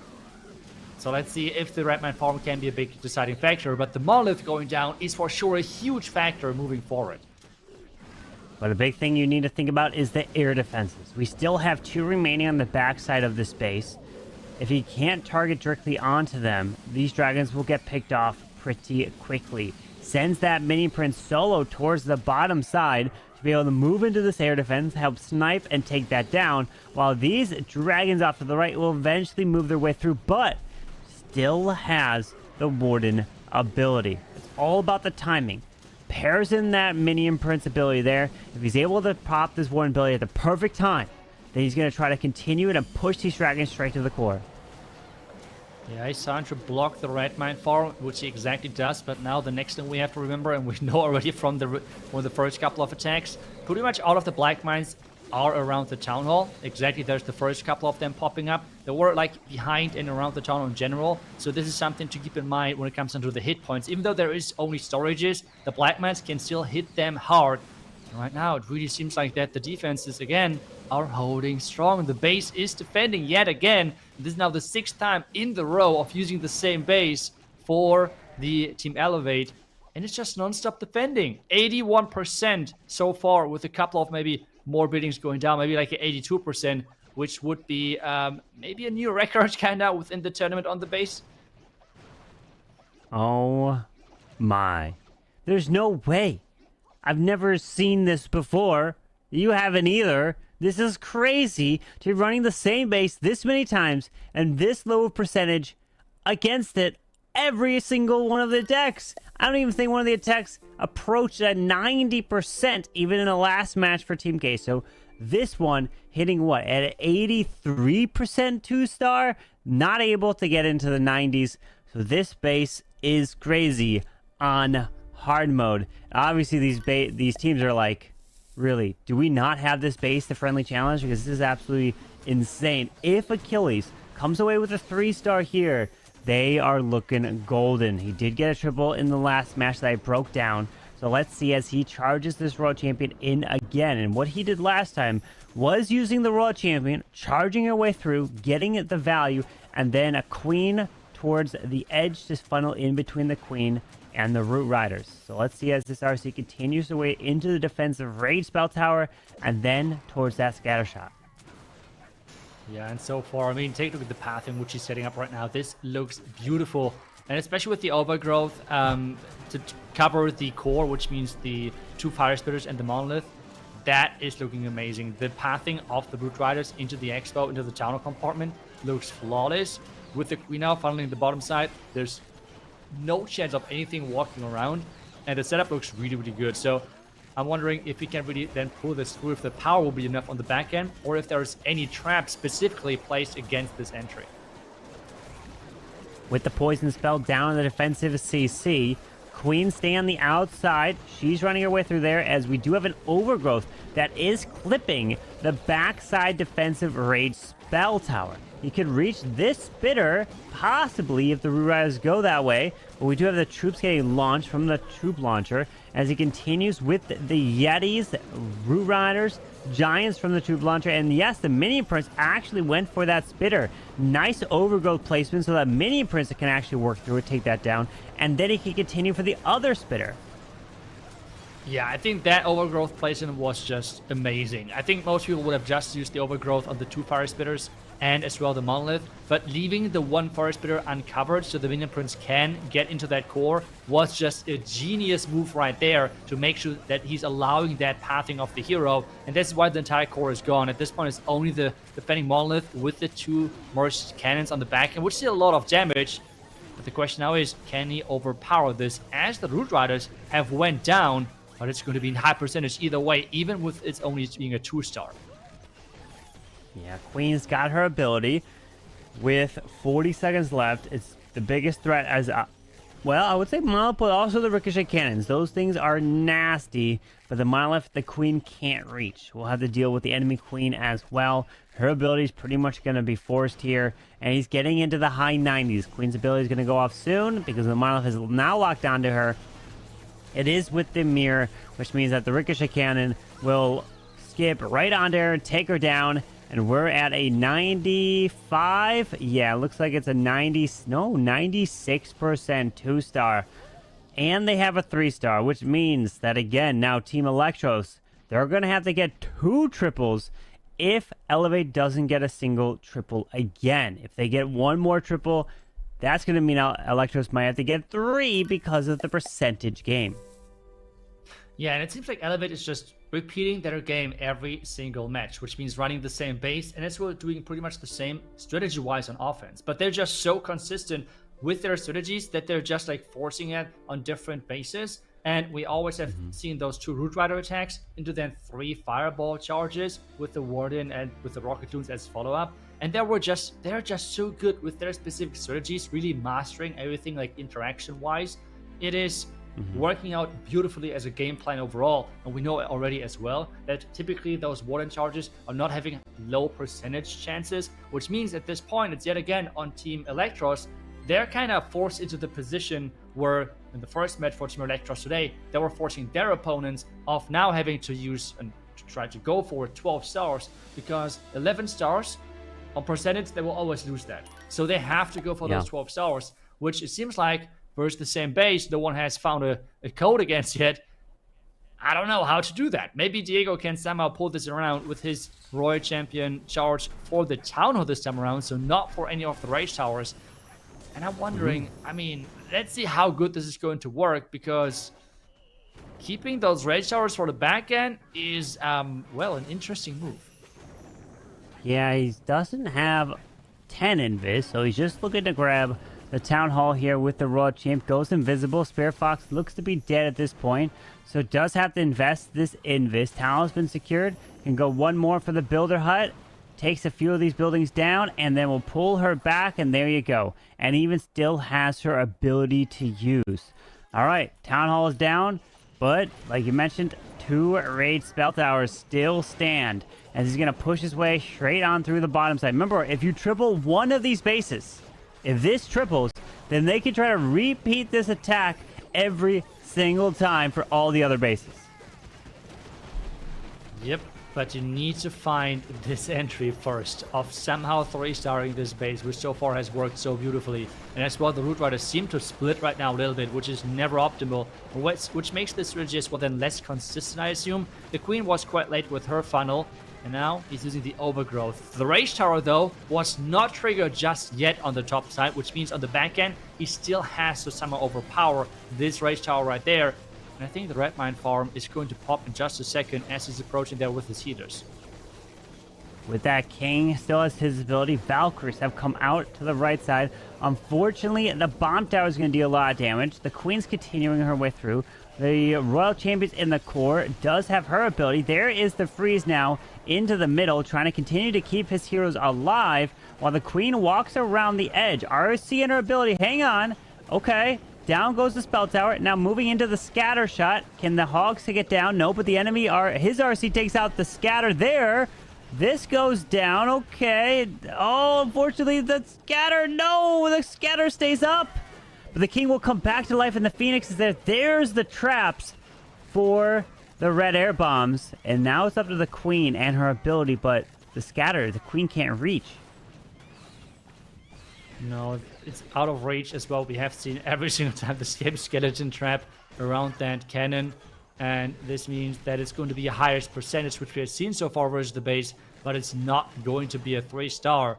And this still means that somehow Team Elektros needs to get 2 3-stars versus this base, because so far 2 out of 2 of the bases which we have seen from Elevate were this base, and we'll keep running this base over the last couple of matches, and all of those 5 players were using it. So we are safe to assume that it's going to be the same case here again.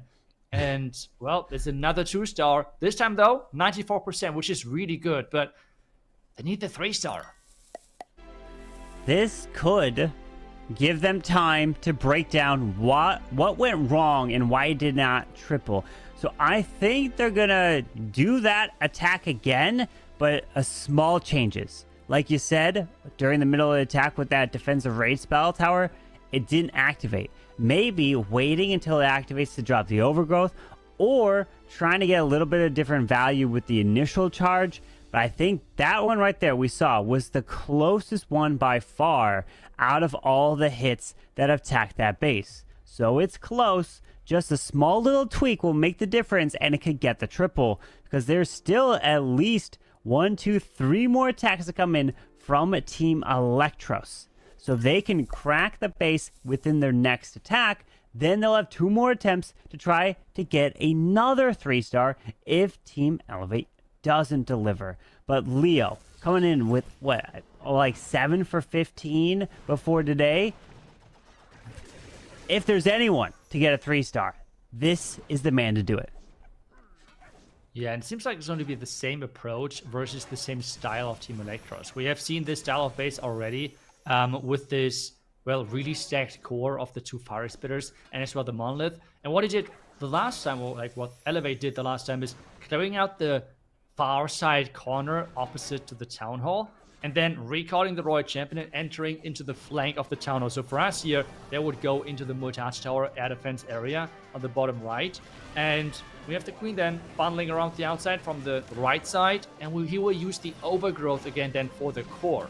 Again, the question is he going to leave one of the fire spitters untouched from the overgrowth to make sure that the minion prince is actually pathing into that core, because that was a really, really smart trick on that last attack. With the root riders, healers, and all the troops are down, going to push their way into the middle, and the raid spell is down. You want to get these healers out to protect these root riders. You don't want to also pull the red air bombs, which looks like there's hasn't pulled any just yet, which means it's probably on the approach as he gets closer towards this town hall. As the queen, she's on the outside. She still has her ability, and a handful of spells left, waiting to use the minion prince ability, maybe into the middle, and he dropped something. Okay, let's see. We had wall breakers that were getting launched, obviously from that troop launcher, opening some walls to allow him to continue into the core.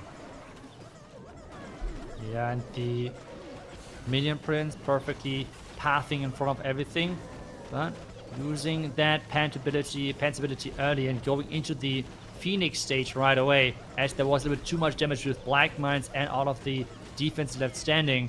And this core won't be easy to overcome. Yes, the skeleton spell is distracting a couple of defenses. Otherwise, the monolith, the merge tower, that's a lot of damage, and it feels like the outside troops are slowly fading. With the Royal Champion ability still intact, I'm guessing it's probably Hog Riders. Because if it was a Rocket Spear, I would have popped it right there in the middle to be able to then try to launch the Rocket Spears to get that value. But with a freeze left, the problem is, even if you have Hogs from the Royal Champion, the Ricochet Cannon is just nasty. Skips through. There it is. And I think oh no, okay. She went invisible, just barely alive. But the Hogs are all gone. They just die so fast there, as there's only 20 seconds left in the attack. Still is the Queen and Yetis, and this one could literally come down to just being time. Yeah, but again, it's like this above 90% 2-star attack, and We all would like to Yep. watch like 3-star attacks, don't get me wrong, but I feel like for this match itself, it's totally fine if they keep hitting those above 90% 2-star attacks, because it really puts Team Elektros in this position of having to go for 12 stars, which we have seen so far only once in this playoff stage, if I believe that correctly. So this is such a hard score to accomplish that, well, 12 stars feels out of reach for most of those teams. And if you have those 11 stars with high percentage, this is kind of like giving yourself like an 11.5 stars because of you have the percentage lead. And Yeah. Elektros at this point, they somehow need to crack the code versus this base, because Elevate is just keep running the same base and they keep getting away with it. They keep getting away with the base, which now many people are probably going to be copying. But the problem, remember, this is hard mode. So if you try to copy this base and then run it in your normal wars, it's not going to perform anywhere near the same that you're seeing here. So you just have to keep that in mind, as now it is a different style to this base. Roshio, she's bringing the fireball. We were close with the last one, but maybe this is what she's more comfortable with and not really preferring the Root Riders. So let's see if she can connect with the value to get the fireball into the base. I would normally have said to like remove the Clank Acid, but it looks like she's already pulled the CC of Witches out. So now she can go for something different other than the CC? Yeah, and we have seen now the Witches as well a couple of times, and I'm surprised that we don't see a poison spell from Team Elektros, because look at those Witches. They're just not going down. She already had to invest. Now, yeah, what? There has to be a rage invested now because of the Clank Castle, because there was no poison. And if you don't bring a poison, at least please bring a bakery or something to take those out, because we had the Witch already in the previous Clank Castle for Elevate. So it's like not a surprise one where it's like, oh yeah, they're the first time. And she has now spent 1 minute and 10 seconds of fighting two Witches. This is what? Yeah, it's hard to tell, but I am not sure if time is going to be an issue on this attack, because there's only 1 minute and 40 seconds like left, and she has not even reached 10%. Oh no, that CC was a nightmare with those Witches. Yeah, one little Valkyrie would have solved all of that, but unfortunately not the case. So she's gonna have to continue through, and we're at 14% with a minute 20 left. There's the fireball. It would have removed the Clan Castle, but the Clan Castle was lured out from the initial push of, I believe it was the Rocket Loons. And now she's trying to continue to the right side with distracting this Ricochet Cannon. But now it's going to be possibly a time fail to even reach the Town Hall. Hang on. Uh-oh. Yeah, 55 seconds left. I mean, there's still 75% of the base left. I mean, like, this is going to be really time intense, I want to say. Earthquake boots are there, but there is no more wall breakers now, so the Queen will never be able to reach that town hall. So she will have to use the Roy Champion or Rocket Loons or something to take down that town hall, because the Queen won't be able to reach it. And at the same time, I'm not sure if the Warden will target the town hall, because right now she still has the Queen alive, and the second star would be great here. Yeah, with the investment of the Royal Champion Rocket Spear underage, doing more damage, so the Town Hall will be secured. But sending in these Rocket Loons now to the far left to try to get more percent. 2-star locked up.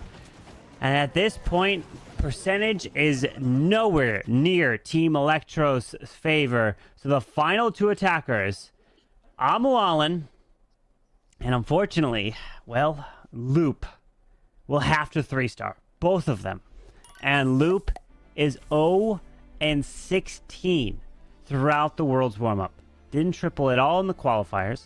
Didn't triple at all in the Swiss stage. Unfortunately, also hasn't tripled in the playoffs.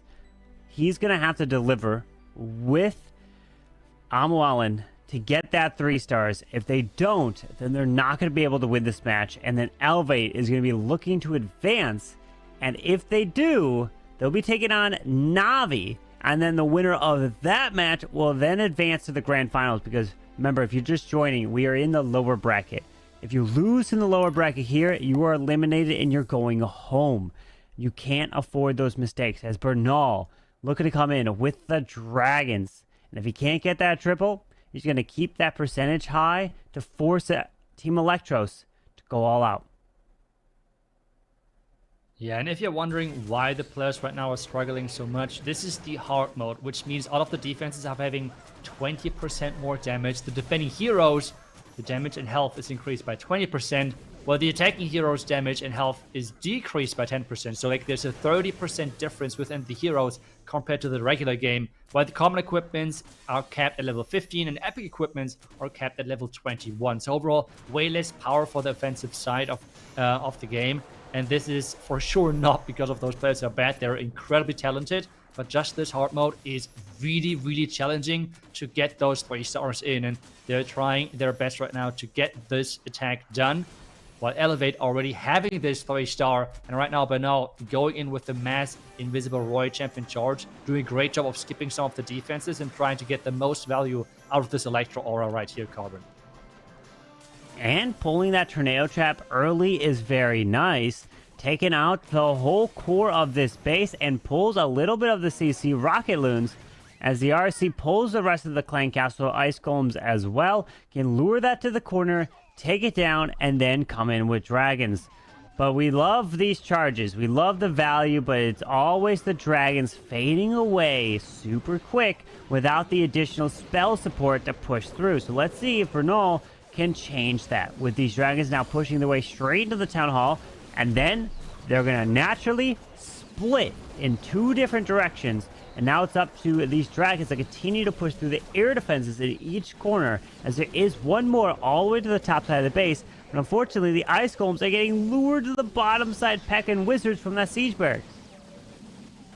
Yeah, now there's even more Yetis coming out from the siege barracks, which means the Ice Golems are for sure going their way. But everything is now concentrated on the top left side, because this is where the Minion Prince just used the ability, and those Dragons have to somehow push into the back end. But we have a really stacked Rage Tower with the defending Queen close by, which is standing, like she's standing inside that Rage as well and dealing a ton of damage. This top Rage Tower just seems to be really, really hard to overcome. The King is trying his best with the Spiky Ball, and I'm just not sure if it's going to be enough. With the defensive Minion Prince there, Monolith Multi is unfortunately going to do a lot of damage, as the Dragon's getting pulled to the bottom Ice Golem. Going to get frozen there.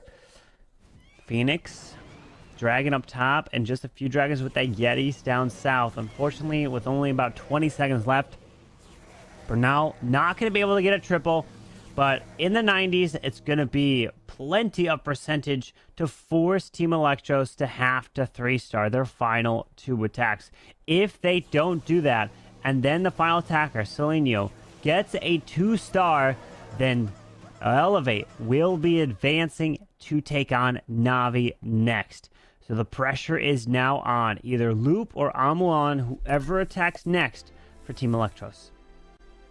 Yeah, and I'm really wondering if Elevate wins this match. If they keep running the same base and just saying, hey, this base got us so far, we should just keep running it non-stop until, I don't know, maybe, well, if they lose, they're out because they're already in the lower bracket. But that would be really intense to watch if they keep running the same base as well versus Navi, for example. But for now, Team Elektros is up next, so they have the chance of taking it out. They had some okay approaches. I think the Root Rider one with the Royal Champion charge did come quite close. Now at the same time, I think the overall plan, which we have seen with the Warden charge, wasn't too bad. It was just the one Bakery or the one Fireball was missing, and this has cost a lot versus the defending Witches then. But this time, it is up to Loop. You said it so far.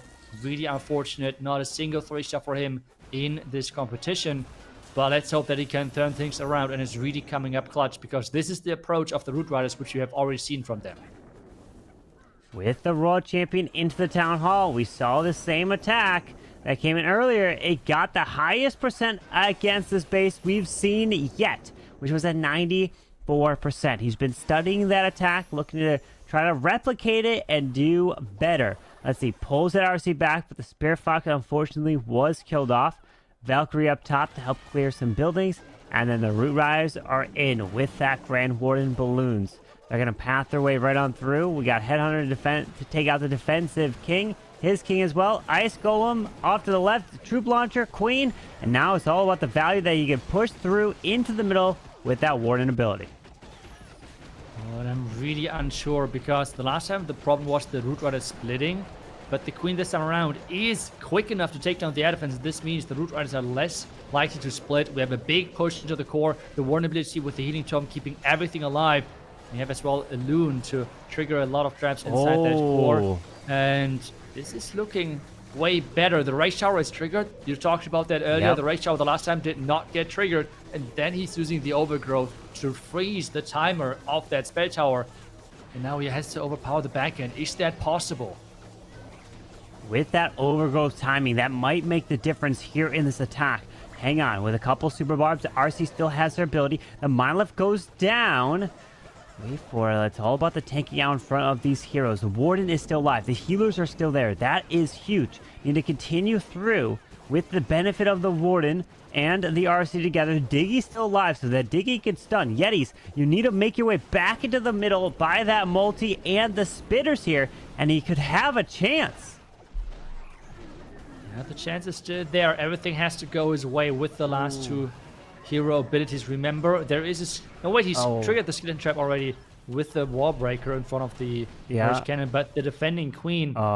Those 20% on defending heroes, I would have never expected that they would do such a big difference, to be honest. That is really scary. Having those defending heroes being so much stronger on like health and DPS is a really crazy big difference maker, and you can really feel that. On top of that, having your offensive heroes being 10% weaker, that 30% difference is huge. And we can see that again as the base is now having 9 defenses back to back today. Never have thought to see that. The base being used so many times. Yeah, it's being rotated and whatnot, but the traps aren't even being changed. It's the same thing, just flipped around, and that is another defense. So now, Seleno, all you're looking is to get that 2-star, and then you're looking to be advancing through the lower bracket to take on none other than NAVI. No pressure, but don't get that one, right? It's easier said than done. Granted, with that mindset, you definitely could change your strategy to be closer and go into the town hall than be riskier far away. But with what's on the line, they definitely do not want to risk that 1-star, because I really want to know, will they run that base another 5 times in total, 15 times in a row? And that would be against NAVI. I don't know. I would guess that they are, just to do it, you know? I mean, just imagine that they are winning this entire thing. That would mark Clash Esports history. They would use the same base. At that point, if they're forcing the bracket reset as well, they would use the same base, like, what is it? 25 times in a row? Oh my gosh, something like that. And if you win with that, I mean, what is going on? That would be just crazy. While they on offense, I mean, this is the crazy thing, right? Like, they're not just with their base good on defense. That would be one thing where they would rely on their bases, on the one specific base to carry them. But it's as well that they're right now, I feel like, the best performing team on offense, with always getting those consistent 11 stars, sometimes even more, and having always like the roughly 90% average destruction, which is not easy to obtain in this mode. Not easy at all. As the Flame Flinger working through, and we got Invis, Fireball straight to the core. Look at the value that it's getting, and yes, all of that goes down. Wow, multitasking here. Let that Flame Flinger go through. Warden with the Invis lands into the middle, and now can pair in Rocket Loons to go in with the King, Queen, and Royal Champion. That Fireball was incredible. The value there, I mean, whenever you have those core Rage Tower islands, they always are in favor of the attacker when it comes down to Fireballs. But how he managed to get the Fireball in there with the funnel on both sides, with the Flame Finger as well. Beautiful job right there. And the town already takes some damage. He's freezing it right now. Is he going to get the... No, yes, maybe. Hello? Yeti trying his best. Yeti might. Can you take it out? And... yeah. Oh. It's close. He's trying to reinforce with rocket loons, but they're just not going for the town hall. But right now, the Bitter Hut is repairing the town hall, so he has to invest a lot. And right now, he cannot target the town hall. Oh no, the town hall stays. I mean, he could change up the plan to have his heroes go for it and get that 2-star to lock it up, because you can't get that 1. He wanted to send his heroes probably from maybe the left, or he could have been up top, higher up, but they have to go into the town hall. The Royal Champion is still there. Spiky Ball runs all the way around here. Queen's got her ability. Town Hall finally now goes down and can invest the RC to the top side to move through with a handful of balloons still to use. Yeah, the Town Hall going down was the crucial part, but now it's up to the last 15 seconds, and if he can 3-star it, I think he's really happy right now, as the last 10 seconds are no problem for him. The beatings are dropping. The fireball was just too strong, and I mean, let's just call this pre-swag with the rocket loons and them not really going for the town hall. That was kind of crazy. How many rocket loons did he invest to try to get the town? I think they were like above most of them, right? Like around 10 or something. And so getting that 3-star after just shows how controlled the attack was before that. Incredible job there. Got the 3-star. We thought he was like struggling just to get that 1. No, turns around, delivers the 3, and they have secured it. It's not even a question anymore. Elevate will be advancing in the lower bracket. And Itsu, if we take a look at the teams remaining, well, we got a world champions, the defending world champions, Synchronic in the grand finals. We have a world champions NAVI, or a previous world champions NAVI, in the lower bracket finals, trying to make it to the grand finals. And then now Elevate, also a world champions with majority of their players. So all the 3 teams remaining in the Worlds Warmup are all previous world champions. So you're saying that there is a certain pattern, which is within this tournament when it comes to the last 3 teams. I can see that. I can see that. But on the other side now, we have Team Elektros with another attempt. This is now their 5th attempt versus the exact same base, where they're trying to like somehow get the 3-star. This opening looks way better though, because he did not take as much damage from the defending Town Hall, and his, I think even the Fox still survived this beginning part. And now he needs to make sure that the opening from the Queen is funneled quick enough, because we have seen the air defense sometimes staying alive for too long. Oh, Queen. Okay, there goes the Queen. She has to make sure that she's quickly with taking down the air defense. Otherwise, there might be a split happening within the Root Riders. Yeah, as he continues into the core, we got a balloon out in front. There is the Warden ability. That 1 balloon can trigger a lot of these red air bombs to try to protect the healers. And we got some witches coming out of the defensive CC. Can pair in a poison, but he does use an overgrowth, while the defensive rage spell is there and not activated just yet. So looking to try to protect these healers as they are pathing the way from the left to the back side of this base, and still has the RC, King, and Queen ability.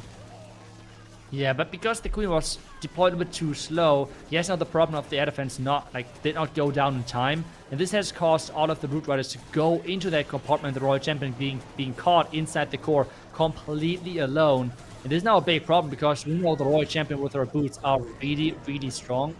And yeah, I'm not sure if he has enough power for the backend. Yes, the Rage Tower is triggered early and in his favor, but still, there is so much space left. He needs to really rely on this King ability now to open up the compartment. He uses a Wall Breaker to lure out the traps early on. There is now a freeze, but this Queen right now as well is getting fired at from this Fire Spitter. With that Queen ability and King ability going to be used, he did wall break down on the bottom side. There it is. Spiky Ball skips across around down there, but the Queen, she'll need to step through. The Root Rider opens up the wall near the Ricochet Cannon, but the Queen's ability has been forced, and the King has died off. Came back with the Phoenix here, but the Queen continues to try to walk around, and it's going to be in the 90s, and this base still does not go down. Defends 10 times in a row is absolutely insane at a playoff stage like this. Yeah, but I'm as well like having some questions. Like, I understand, yes, the magic mirror is providing an invisibility of 1 second, right? So I can understand that you want to use the ability when there is a lot of damage, maybe on the queen, to redirect the defenses. But you have a second ability on this queen as well, which is the healer puppet. You have only 4 healers on your own. Why not use that ability early to have the troops moving into the back end with more hit points?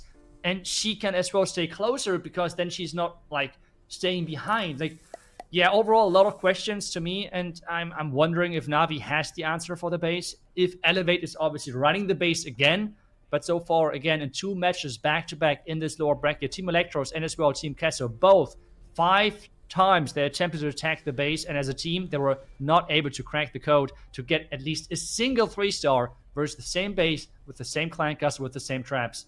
And Elevate with a masterclass on offense as well, because take a look at that. We're concentrating not about the base, and obviously the other team is failing against it, but the offensive powerhouse, which Elevate is right now, is impressive. 12 stars with a 97.2 average destruction. We have not seen performances like this many times in this tournament. We have not. And Elevate, well, they've done a fantastic job getting those triples, so it's time to send it off to Bash to break down one of those attacks. Yes, indeed, Carbon. We're actually going to break down both of the triples here today. We're going to take a look at Potso first, who started off the war. I still can't believe these guys. They've ran that base 10 times. But let's focus on their offense. Potso came out in this war really early on. First attack of the war with the triple. And we've talked about that time and time again. Whenever you're able to start that war off with a 3-star, it's so valuable to your team. Let's starting out here with the Spirit Charge. This World Champion, he did a really good job just kind of setting up the funneling and setting up the pathing here for the Root Riders. We've seen Team Elevate use the Root Riders and use them very successfully, but a lot of times it's all about setting up the funnel, setting up the pathing with this. So he goes ahead and he pretty much gets that whole bottom corner taken out with the World Champion, but that also allows just these little fine details, that baby dragon in there to clear out some of the storage, and then that archer right there to go ahead and clear out that spell tower. You don't want to time fill because of that, so it's a nice little touch. Gonna go ahead and put the queen in at the top, and then it's a straight path to the town hall. You do have that 1 overgrowth, which can mitigate some of the damage on the base, so use that overgrowth for that, but also it can direct traffic. You can use that to push those Root Riders wherever they're needed on the base.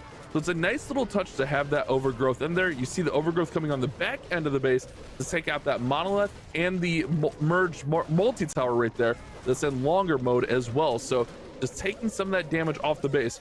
Meanwhile, the minion prince kind of went off on his own here, which was a little bit dicey. He forces the ability early there, but ultimately it doesn't matter because he's able to get through here with a strong push.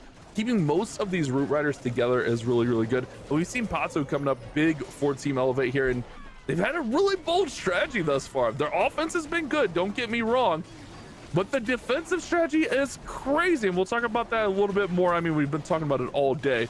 You guys get the point with it, but if you're gonna be that bold to run the same base 5 times, you have to be able to back it up in offense, and we've seen them do that time and time again. This time putting up that 12-star war with that clutch attack here from Pato, and then Selena a little bit later in the war. But also they were just at really high percentages. All their attacks above 90% here, and that's exactly what you want to see. I mean, they were really close to having 2 more triples, if not even all triples in this war. It had a couple of things gone a little bit differently, but you see here Pato, he was at this point celebrating. He knew it was going to be a 3-star. He had the World Champion ability with the hog puppet in there. So it's still really, really nice for him to work through there, get this 3-star, and start off the war big.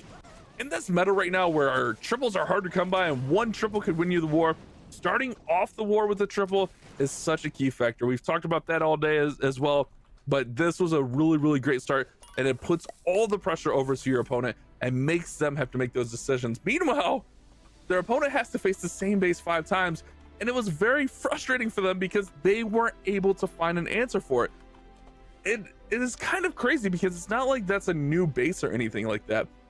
It's a base that's been around a little bit. It's just talked about it, but it's that double rage in the hard mode where those defenses are dealing out 20% more damage, and then you get the boosted damage on the rage towers.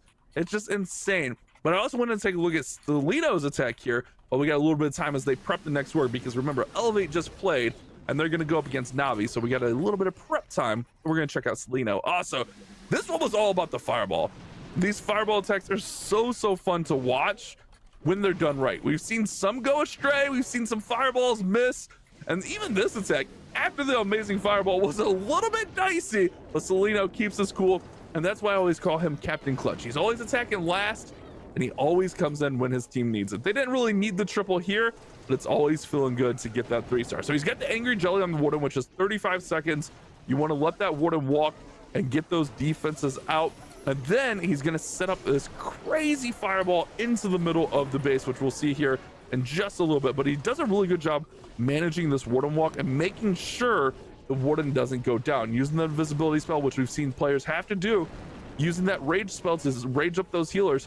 Sometimes you have to do that because in hard mode, 2 X-bows can take down the Warden. 2 X-bows or an X-bow and a ricochet cannon, it can really take it down. But look at this. 4 Invisis setting up the fireball into the rage tower, double earthquake, and just guts out this base. I was watching the reactions in chat, and everyone was like, wow, what a crazy fireball that was. And that's right. It was an insane fireball and really kind of just separates the base into 2 parts. Now, it looked like the Flame Flinger was going to go over and be able to get the Town Hall. And he could have probably, actually not probably, he could have gotten the Town Hall if he would have elected to rage the Yetis that end up coming out of his Flame Flinger. But he holds on to that rage because the Warden's going to need it as he's working through that Monolith compartment. So he was aware of that and elects not to use the rage. If he rages right here, the Yetis clear that Town Hall, no problem. He does use the freeze there to just get rid of some of the damage on them, but the Yeti Mites with the healer, the Battle Builder healing up the Town Hall, just not able to get through there and get the Town Hall down, unfortunately. So he struggles. He tries to get through here, tries to get the Rocket Loons in, but the Rocket Loons goes to the Sweeper. The Rocket Loons goes to the Rage Tower. So we had that beautiful fireball, and then it's just a little bit of a hot mess there for a second. But there's the rage that he could have used. He needed it right here on the Warden to protect the Warden and make sure the Warden stays up, because the Warden had to get that whole right side of the base. So yes, I think my knee-jerk reaction would have been to rage up those Yetis and secure the Town Hall that way. But that's why Stelino's a pro and I'm not. He keeps us cool, sends in the King and Queen for the Town Hall. He was probably hoping the Spiky Ball would have went and got Town Hall, but the Town Hall was so close to going down that it didn't matter. Brings in the Royal Champion from the top side, and it's just a well-executed attack and just a dominant performance from Elevate in general. A well-deserved victory. The defensive plan has been sketchy. Not really sketchy because they've defended really well. I mean, what was the best attack there? 94% on that war. I don't think that's really too sketchy when you've run the same base 10 times now and no one has 3-starred it in this tournament here. Do they run that same base against NAVI? I guess we'll have to see as we take a look at our updated bracket. We will have the lower bracket final next, NAVI versus Elevate, and then the winner of that will go on to face Synchronic Gaming in the grand finals with a bracket reset. Essentially, Synchronic have 2 lives in that situation. Ah, man, what a tournament we've had so far. It has been really good. These teams have been just playing their hearts out, but like you guys kind of mentioned, we have 3 world champions, former world champions left, and it all comes down to these last few matches here. What a war that was, guys.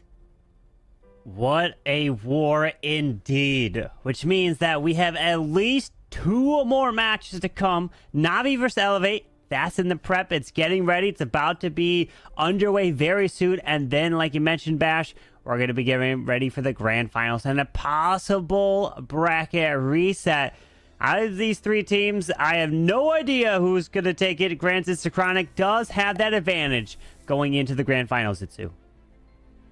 That's right. A lot of those team potential is as well coming down to the defensive side. We have seen Synchronic not running the same base, but having incredible defense. NAVI as well have solid defense. And Elevate, the big question really is if they keep going with this base, and they have used this already yesterday. So this is more than just 10 times where they used this.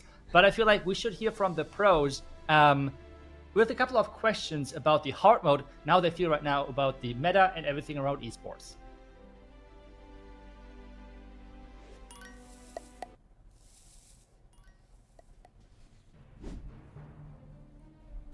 think the new hard mode is definitely a positive step in the right direction for the competitive scene. I think last year with the time meta, there was, at times, people didn't like it, didn't seem as fun. You're always, felt like you were forcing things. But at least now, there's a little bit more meaning to getting a 3-star again, like back in Town Hall 15 meta.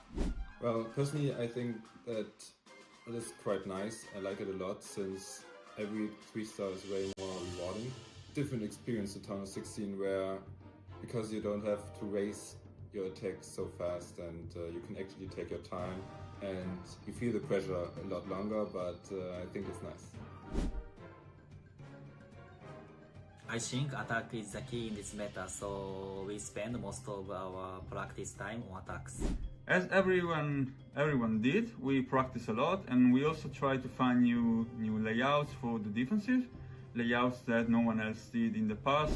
So this is quite interesting because before the warm-up we had played actually a grand total of 0 wars in the newest hard mode. So we were not too sure about how it would be. It was not the greatest feeling. We just prepped as hard as we could in offense and defense, trying to find out new strategies, watching a lot of streams of the other teams who had the chance to play, and trying to build new type of bases which would hold those strategies. I didn't really take any change. I just focused on my new roster team and working to go this year to the finals. Since the World Finals, we've actually changed a little bit. Seeing as we have picked up 2 new members, being Picastro and Teamper, we've looked to implement them into our structure and into our team play. And I have to say it's been really good. It's been a blast. We're all working hard and we hope to impress everyone at the Worlds Warmup Finals.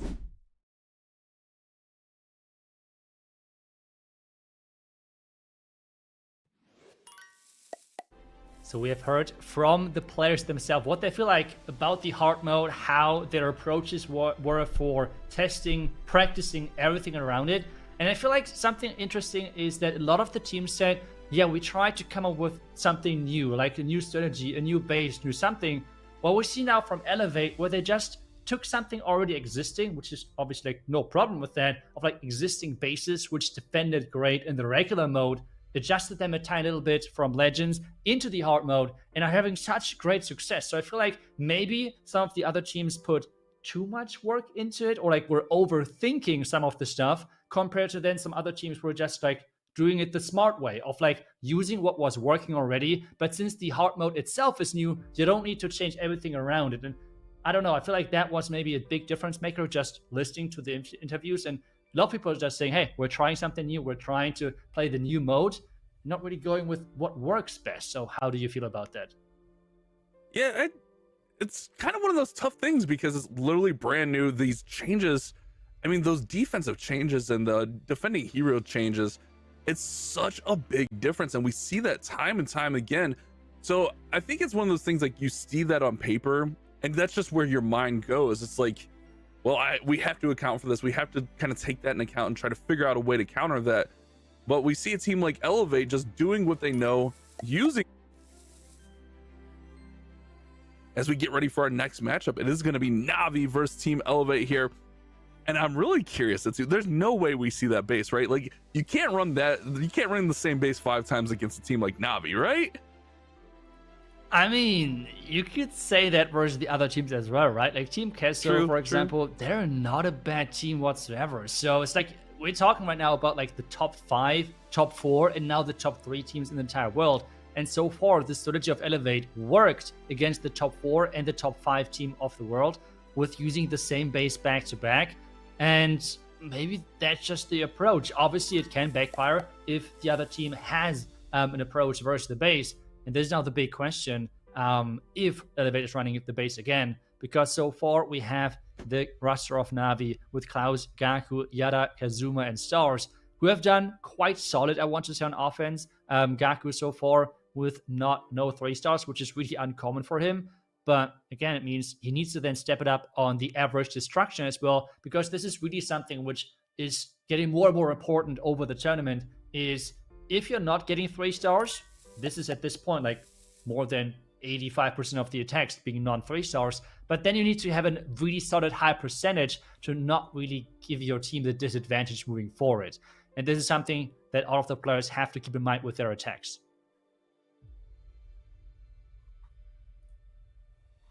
In that last matchup, they just did such a good job. All of their attacks, not only the 3 stars, but all their attacks were really close to 3-starring. They had 93 was their lowest or something like that. I don't even know. No, I'm looking at the wrong war. I don't even think that was the lowest there. Yeah, it was the lowest for Bernal. So they're just playing really, really consistently right now. And we saw Navi, like they were hitting so consistent. And then it came down to that last attack and Klaus just struggled and made a crucial error with a 1-star. Now they're down here in the lower bracket and they could be facing 3rd place after making it to the upper bracket finals. So it's a really tough position to be in, especially when a team like Elevate has caught a little bit of fire here and gained some momentum through the lower bracket. Yeah, that's for sure. And I think the one thing which is impresses me as well about Elevate is just their offensive power. I mean, they're just so good on offense. They have so far shown mostly like 3 attacks, like 3 attack strategies. It is typically followed up with the later stages within their attack roster with Warden Charges, Fireball, and Rocket Loons.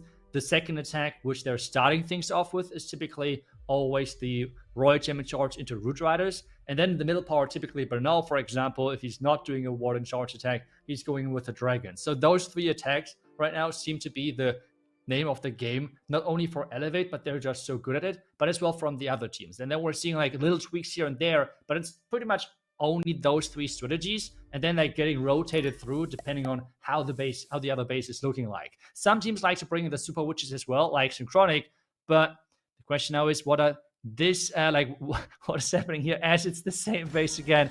Like you can't make this up. This is crazy. And well, Klaus wants to have some revenge and going in with the mass invisible Royal Champion Charge. It seemed like we were getting a little bit of like momentum to getting it cracked from Elektros going through the town hall. But at the same time, like sometimes you can find that entry that looks like it works, and then you get stuck on that entry when really it's not going to work. So now the electing to try to find their own entry on it. We'll have to wait and see if we see this 5 times, which would be very bold, very intriguing. But at this point, I feel like we know, so the players should have a good idea where most of the traps are, what the clan castles are going to be, and what to expect from this base. He's got dragons to accompany this World Champion Charge just a little bit. He's setting up the pathing really nicely. We'll have to see if he brings the dragons right in through the town hall. He does have a log launcher selected at the current time, but with the queen already down, I would expect that to change, unless he just runs it into one of these compartments and then tries to get a little bit of value that way. Yeah, and I feel like if this Fire Spirit now is going down and the Builder Hut, that would be massive, because remember, in between where the Fire Spirits were, this is where all of the red mines are. We know, that's the crazy thing. We know the traps by now because we have seen so many attacks versus the space. And now we see the Battle Blimp flying in with the dragons in there as well. He has not deployed the Medium Prince just yet, so that's something we have to wait for. And he's doing a really good job. He thinned this base out pretty nicely with that Royal Champion Charge. Yetis need to get to the Yeti Mites bounce into the Town Hall, which should have no issue there. Gonna go ahead and drop an Invis in there. So the Yeti Mites actually go to the merged multi-defense there. That was a beautiful Invis. I was wondering what he was invising for, and then those Yeti Mites bounce through and get that defense down. There's not too many defenses remaining, and here comes a Minion Prince from the top. Can Navi crack this unbreakable base from Team Elevate? It's looking really good, and Klaus is looking to redeem himself. And the crazy thing now is, with doing that in the first attack and getting that 3-star, if the actually is pushing all the way, it should be, right? Like the Minion Prince should get the last monolith down there and time should not be an issue. But if this is a 3-star, which so far looks like really likely, then this is really bad news for Elevate, because most likely they have 4 more times this base active.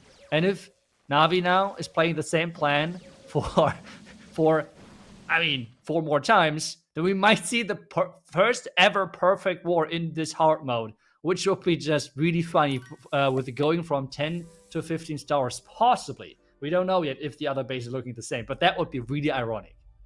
There's no way No way they ran it 5 times, right?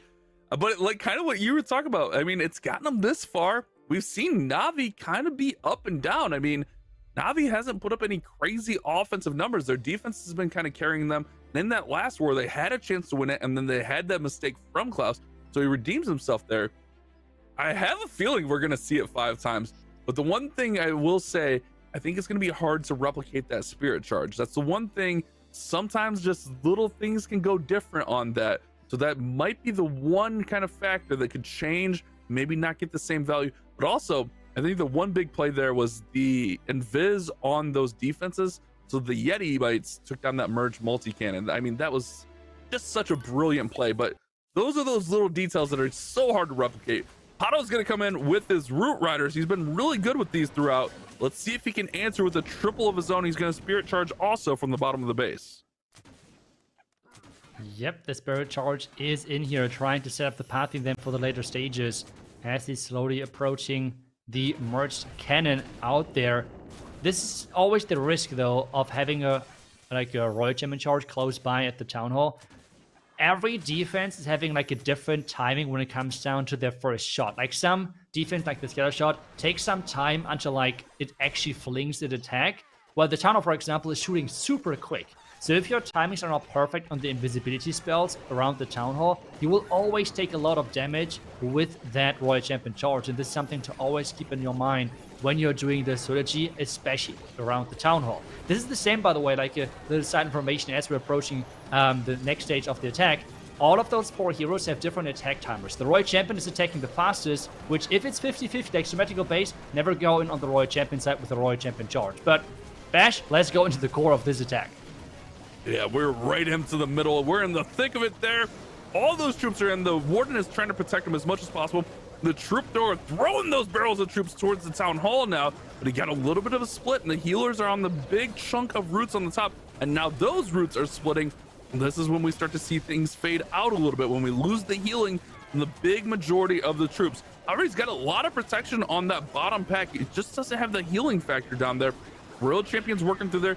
Still has King ability, but he is all out of spells. This one's definitely starting to thin out a little bit as he gets towards this last couple compartments. Yeah, the core, I mean, everything looked so good, and then the core just, everything disappeared. I don't know, maybe the King ability can be a difference maker in the end, even though the active ability will most likely just recover a couple of hit points here. With the Archer Queen, though, he has a lot of heroes still left alive, but there is a lot of defense as well on the back end here. Yeah, I was going to say King probably has Vamp Stash on him, but he actually has Earthquake Boots, which will open it up. A lot of times you see the Vamp Stash with those Snake Boots, which will allow the King to spawn more snakes. It's not going to be a 3-star, but if he can push us up into the 90s and keep his team alive here, that'll be good. It's really going to be interesting to see what happens here on defense for Elevate. If they are running that same base and Navi can find a way to replicate Klaus's attack, this could be a lot of trouble for them. This one will creep up into the 90s, but Navi are in a huge advantage spot after the first attack from Klaus. Yeah, there is for sure the lead for now. But I mean, overall, I think that the story of this match is going to be decided by the question if Elevate is keep running the same base and if Navi can replicate the plan of what Klaus just did. Depending on those 2 questions, this match might be decided. If Elevate is not running the base non-stop, then this match might be open. But otherwise, this match might be over really early with this first stack of Klaus. But this is what we're going to find out in just a couple of seconds as we see Navi next now attacking. And we have Klaus already done his attack, which means it's likely that Gaku, for example, is doing one of his next attacks. Or, for example, Stars could attack as well early because he has been using this Dragon Army quite a bit. He's running that as well in Legend League, so he's really used to playing that strategy. And maybe, as I said it, with the Royal Champion Charge and some of those key things really going the way of Klaus, maybe Gaku and the others are then opting into different approaches versus the base because they feel like maybe we cannot really replicate that because there were some parts in the plan which we feel like are not as consistent, and we feel there's better chances of us 3-starring with other strategies overall. Yeah, it's tough to replicate anyone's attack, let alone a Spirit Charge and then like a utility invisibility in there. Those are really hard details to replicate. Also, you have to have a little bit of luck go your way. so that the things all go the same way. It's a tough thing. But also, you said Stars and Legend Leagues, and I had a flashback. I had just a really bad mental memory. Reminded me like 3 days ago, I once started Stars and Legends League. Feels bad, man. It's gonna be Gaku next, coming in with the Spirit Charge into Dragons. It's the base. It looks like it's gonna be the charge. Let's see if Gaku can replicate Klaus's attack and get another 3-star on the board. Okay, the Yetis did their job funneling everything at the bottom side. Royal Champ now has to enter into the core. So far, things are looking good. He wants to skip the Expo now with the next invisibility, which he's going to do with the Queen at the top side. Using the Frozen Arrow, interestingly enough, which I like quite a bit. But that Royal Champion now, this is where it comes down to multitasking as well. If the Clan Castles throw it like this, we are... Maybe a lot of people worry this position. If the Royal Champ decides to attack one of the Ice Combs and runs across the entire base just to follow it, this feels so rough. But luckily, this did not happen. The Royal Champ is keep staying in this lane of taking down the defenses. And so far, Bash, this looks really good. And you know, one thing with NAVI is they are really consistent attackers. If there's anyone that could replicate attack, I would say it would be all of the players on NAVI. Like, they are so good at, I mean, obviously we have other really good teams in here as well, but that looks about the same value as Klaus got here. Here come the Dragons and here come the Battle Blimp. Let's see if he tries that utility and Viz to get the multi-cannon down there, the merged multi-defense next to the Town Hall. That was a big factor in Klaus's attack, which took a lot of damage off the board. Here comes the Rage. Yetis are down. He needs to get the Town Hall first, and then if he invises those defenses, the Yeti Mites can bounce over there and take out that merge. There's the... Oh my goodness, he did it. He did it, Itsu. He's looking really good so far. A lot of Dragons on the bottom. It looks about the same so far. He still has Minion Prince. There's Minion Prince. It's looking pretty good. It's looking really good, even though the one Dragon flying behind the Town Hall, taking all of the traps and everything, but it still looks really, really solid for him. The Dragons are just swarming the back end. It feels like this time it looks even better, to be honest, with how things are shaping up with the Dragons. But we remember there were a lot of traps around the Town Hall. This is exactly what is popping up right there. But with so many Dragons alive, there is no chance of fighting back, right? Like, the Giga Bomb, even the Giga Bomb is getting triggered by like a nearly dead Dragon. I mean, this is looking beautiful. Oh man, Elevate might be in trouble here. They rolled the dice one too many times, and NAVI found the solution to this base. We see Gaku clapping, thankful for the triple. Itsu, we could be on the verge of something special here, as there's a good chance that Elevate is running this base 5 times. NAVI are now 2 for 2 against this base that is held 10 times today previous to it. But NAVI have found the solution. They found the plan and they've been able to replicate it. Could we see it? I don't want to say it. There's a lot of war to be had, but this is going to be a tough one for Elevate to win now. Yeah, I mean, it's not going to be easy whatsoever, but I'm as well right now wondering, do you think Synchronic is happy about this? Because remember, they played, like Elevate versus Synchronic played in one of the, I think it was the NPC Cup in the finals. And Elevate did the exact same thing to them, like running the same base non-stop, and won against them, I believe. So maybe they're even happy to face NAVI, so they don't have to face non-stop the same base. Because as a player, I assume it just feels a bit annoying and weird as well, because this is not what you're used to, right? Like, you're expecting 5 different bases and not to have to attack the same base 5 times. So that is something which I'm wondering, like, how Synchronic feels as well, waiting for this match to finish and see who they have to face. As we have Achilles getting into the core of this base with the Royal Champion charge, finishing off the multi-arch tower, and then right after most likely recalling the Royal Champion so she cannot take down any, or like she doesn't have any more damage on her. And then he's entering into the tunnel compartment. You're trying to enter into the Giga Bomb early because typically you're using the Warden ability early as well. This is just really nice timing because you can cover both, like the heavy damage input onto your troops and the Giga Bomb at the same time. Yeah, and he's going to negate a lot of that damage here. But the bigger picture here is they have to get triples now. They're already down 2 triples. So they have to go all out with these plans.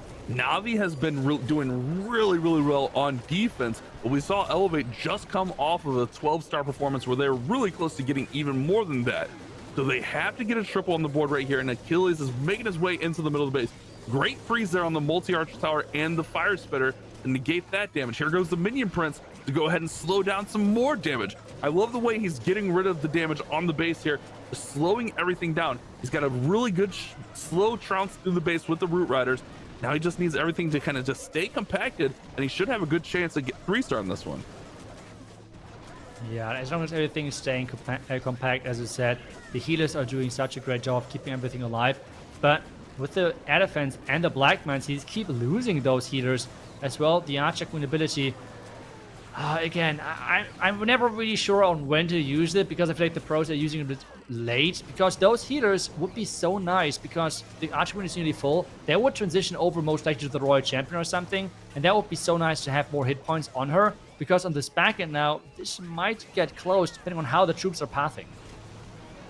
Yeah, and it's definitely starting to fade a little bit here. That multi-inferno going to be a little bit of a factor. He's got to get that down because the queen can't reach it. But there's not a lot of damage in there. There's just a couple of root riders, but eventually they'll be able to get it down. They do have a healer on them to help them out. And if the queen can take out these defenses, that root rider will go over to the storage next. Does he have enough time here? 20 seconds. He does pop the queen ability there. She's going to take out the arch tower, which means the roots will go for the storage. He looks a little bit frustrated, but he knows it's just a time factor here. Can the minion and the roots get down the storage? They need a 3-star in the worst way here. Time is ticking, and it looks like they're going to get the triple. Keep sub alive here, but Navi have found the solution so far. If you're Elevate, all you can do is get as many triples as you can and hope Navi mess up the plan somewhere along the lines. Yeah, and that's just crazy. I mean, Elevate's offense yet again looks super impressive. And while the first 2 matches, the plan was like saving bases or going the safe way of like, safe way in some extent, I guess, of like running a base where they know that would defend quite well, works out beautifully for them. But this time around, it might backfire horribly and might lose them the match, even though their offense is looking so good, because being 1 out of 2, like 1 3-stars out of 2 attacks, and having an overall really solid average destruction within the first 2 attacks, and still being behind because the enemy team is like finding the code versus your own base, feels really unfortunate. I feel like this is why he did not feel really excited about the 3-star in that way, because he knows, okay, we're running this base 5 times. I think we have a problem. Yeah, that's a tough thing, because you know the game plan already. Like, obviously we haven't seen the other 3 bases, but he knows the game plan, and the game plan is probably running that base 5 more times and hoping it holds. Here comes Yada in, and that's exactly it. And here comes that exact same setup. Navi are going to look to replicate this plan 5 times against the same defensive base 5 times. This is going to be a really interesting war. Will anyone from Navi make a mistake against this base with the plan? They have the recipe, but can they cook? I mean, I feel like this is then even more pressure on the players, right? Because if you know how to 3-star the base and your previous teammates have already done the job, and if you fail, then it just that is just not a great feeling whatsoever. And do you remember what I talked about in the last attack? Yeah. One of the worst feelings is if the Royal Champion decides to go for the clan castle and it's following the clan castle all the way to the other side, and exactly this has just happened to Yada. And now he somehow needs to recover the attack because he cannot take down the core as easy anymore. And the Royal Champ is most likely... Is she going to go down to the Giga Bomb? I think it will be really close. Yeah, he won't have to worry about getting that one invis to get the merged multi-cannon down. Does pull a tornado out now, but this is what we were talking about. It is so hard to replicate those spirit charges. They are so fun to watch, so beautiful when done right, but also all it takes is those troops crossing the path and everything can go sideways. He's going to go ahead and work everything in, but the top side of this base is a little bit stronger. Didn't get quite as thinned out, but at the same time, near the town hall is thinned out a little bit more, so it might work out for him. Let's see if Yada can get the triple as he's waiting on the Yeti Mites to get this town hall down. He's got the dragons, he still has the minion prince, and he will have one extra invis. Let's see if Yada can get the 3-star against Leo's base. Oh, Mini Prince on the bottom here. Big change.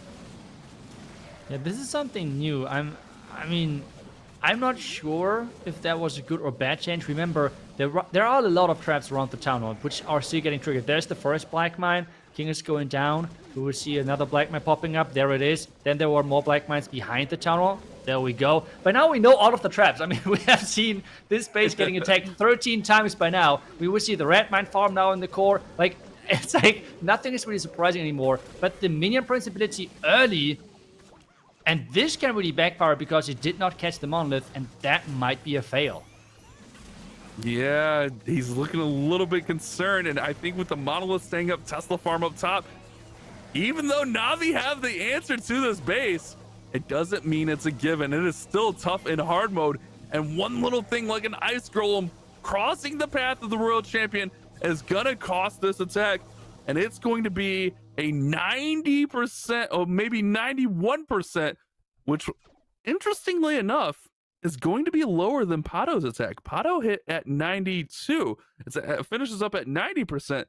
So if Elevate can somehow get a triple here, they would be in the lead, which is kind of crazy to think about. No, I mean, you cannot tell me that Elevate might get away with using the same base again, and Navi finding the approach, the 3-star on the base in the first attack.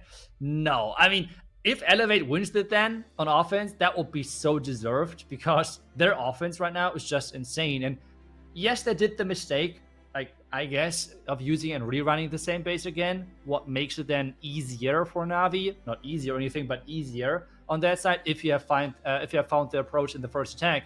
But still, Elevate versus different bases, they're just so good.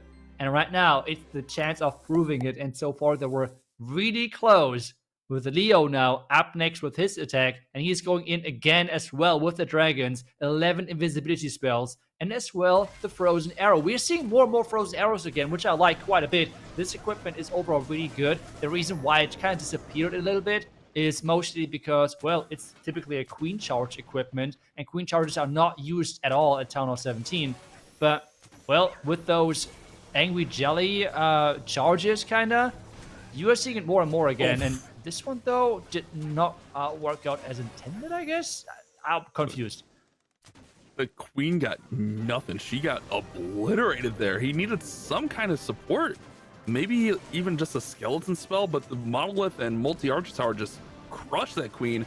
He did get the giant arrow off, so there was that. And I think he kept the sweeper, but with the battle builders in there, that's really all he got. I guess he got maybe an elixir collector on the top side there, but I don't think that was the intended plan there for the frozen arrow. Just maybe it would have been better to run the healers, but it's so hard in the hard mode. You don't realize how much damage those defenses can deal out. We saw it right there. That queen got like instantly shredded. Yeah, that was really unfortunate as well, how the Royal Champion passed through the base, because we have seen with Yada's attack, the most important thing you want to take care of is the core. Not because the core typically has the most important defenses that are like normally like, I don't know, throwing towers and such things, which is not bad to take down. But the key thing why you want to take down the core is because typically this is where all of the traps are. And if you take that core out, the dragons don't have to go there. So those traps are completely wasted. And with not clearing out the core, those traps will hit your dragons. And that's a big, big problem. And this is exactly what it feels right now. Minion Prince's ability to slow down some defenses. But red mines are popping. Dragons are going down. And this is not looking good. It almost feels like he was taking Navi's approach to their base, as this base is kind of similar. He kind of went with that side entry with the battle blimp. He went with, tried to go with the RC charge, didn't quite. He pulled her out. The queen didn't do much, and it just doesn't work out for him. And now Elevator going to be behind the 8-ball. They know what they have on defense, and they know it's going to be an uphill struggle. With this big miss, it's going to be an even bigger uphill struggle, as Leo, we don't really see him miss that low too often. Yep, that was a really unfortunate timing for this fail. And even though we're hyped that Elevate might have a chance of like fighting back to Navi, even though Elevators keep running the same base, I think at this point, if Navi gets another 3-star, this match is pretty much done. Because, I mean, There will at least triple one more time versus the same base, right? So it will be overall 13 stars, which is already like pretty much the highest result which we have seen so far in the playoffs, and it's not easy to be beaten. Yeah, I mean, before that, we've only seen a handful, like what, 3, I think, total 12-star performances, and 2 of those were Synchronics. So it is very tough to get past 11 stars, let alone get 12 or 13 stars here in this hard mode. It's kind of interesting. It's a big shift in dynamic. Like last season, it was nothing but perfect wars. Like if you got anything less than a perfect war, you were underperforming. This war, like if you're getting 11 stars, you get 1 triple really early on, you're going 2 stars to win wars. It's really a big mind set shift in the attacks here. It's kind of interesting to think about, but we've seen it. This hard mode is no joke. Hard mode is legit hard. If you guys have never tried it, just go do a friendly challenge against your own base. I dare you. Just try it. It's not as fun as you think it would be. I was very frustrated trying to attack my own base. I was sitting there for an hour hitting the same base, and I felt like hitting my head against a brick wall. It was not a fun task trying to break a base down. It's challenging, man. And all of the people who have never done a friendly challenge before, where those bases are kind of like scuffed because all of the new defenses are not in there and really challenging themselves. Like, Bash, this is so easy. Tower 17, I don't have to take any merge towers whatsoever, but this is so easy. Okay, make sure that you have your base correctly activated. But as we're expecting, Elevate, keep running the same base in this one. Stars is up next for the task, and he seems to go in with the exact same approach again with this invisible charge and the Yeti to funnel. Did you like somehow watch the guys from my clan play in this tournament? Because one of our guys forgot to set his base, and that's why they lost their first match. Feels bad, man. I won't say a name. I won't call them out, but Mad Ram boys know. They know. But here we go. Stars is in, looking to replicate Klaus's attack. We've seen this be very successful so far, but also we saw in the last attack where Yada, these clan castle troops crossed the path and the Royal Champion chased him. They're stuck right there in the middle. He's gonna get the witches down. And let's see if he pulls these ice golems, and if it pulls the attention of this Royal Champion, it could be problems. She's going to the scatter shot. Here go the ice golems, and it looks like she's gonna be safe, and she'll be able to go right through the middle of the base. Yeah, and I guess the biggest problem right now for him is that I think he invested 1 more invisibility spell on the outside because the Yeti did not get the funnel. So he might run low on invisibility spells, because at this point, he cannot invest another invisibility spell because he needs that to redirect the Yeti Mites around the Town Hall. This is why he's not investing another one to get maybe the Fire Spitter. But now, everything as usual. Dragons in, Blimp in, Warden ability, and then he will see the triple Yeti Raged Blimp for the Town Hall, and then most likely the invisibility spell to get those Yeti Mites onto the Merged Tower. Here we go. Yeti Mites are going to bounce in there. Goes with the early invis. That might have been too early because you got to let those Yeti Mites pop out. And he's now out of invises. This is what we were talking about. It is hard to replicate an attack. The town hall doesn't fall. The Town Hall doesn't fall. He's still got Queen. Still got Minion Prince, but he's going to have to adjust. This is what we were talking about, Itsu. It is hard to replicate the same attack. Wow, I would have not... Okay, that's crazy. I would have expected really that we see more 3 stars if it's the same base. I mean, they found the attack on how to triple it in the first attack, and yet there is 2 more fails maybe versus the base, or maybe just stars still crushing it, but it's getting close. Yeah, that defense that he didn't get down with the early invis, that merged multi-defense is just so nasty. I think he might get it down here with the Phoenix. Yeah, Phoenix gets it down. That's going to be a big factor. There's not really too much they can attack air. There's that one Arch Tower. There's the bombs. None of the dragons did go through the middle, though, so we know there's a bunch of red air bombs. But also, all the storages and everything are protecting that Archer Tower. Time's also becoming a factor. This has got a chance to defend again. Especially with the Sweeper. I mean, time is a really big factor because the Sweeper is just so annoying. Keep pushing the Warden and the Dragons away. And it's even a power fail in the end. I mean, the Arch Tower not really going down. That is... I am just surprised right now. But I guess it really shows how hard this hard mode really is. And this leaves the door open to some degree, I guess, for Elevate.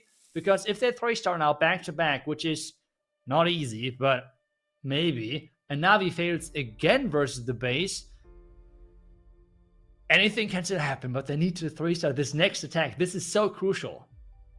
Yeah, that would be crazy. I mean, I feel like after we saw that first couple triples, we were writing Elevate off. But Bernal and Celino can get the job done. We saw Celino come in with a clutch attack. We've seen Bernal come in with clutch attacks. Two really well-seasoned pros in Clash of Clans. They know how to attack. They know how to put up good attacks against bases. Let's see if they can come in and give themselves a chance. Battle Blump's going to come in. That's going to drop in some Yetis to take out the merged multi defense there. Also, it'll take out the Monolith. He's going to allow the Royal Champion to go ahead and charge into the middle of this base, taking out the multi Arch Tower. He's going to go right in for that Rage Tower, which you kind of talked about. You either usually Fireball, or we see the RC charge to counter one of those Rage Towers. And this RC charge will take out this whole section, also pulling out those Clan Castle troops. Wait, did he just swag the Queen ability? No, he used the Queen ability early on. Okay, never mind. I'm sorry. But he's using it again. He just tried to force the Royal Champ pretty much further into the base. And now is she going for the Town Hall? Where is she going? No, she's not going for the Town Hall, which still should be alright because the core is then taken care of. But the Town Hall would be a nice target. We have seen how much damage that Town Hall can do, and especially how tanky it is. Royal Champion keep moving forward, and getting the Rage Tower is not a big deal, like it's a bad deal anyways.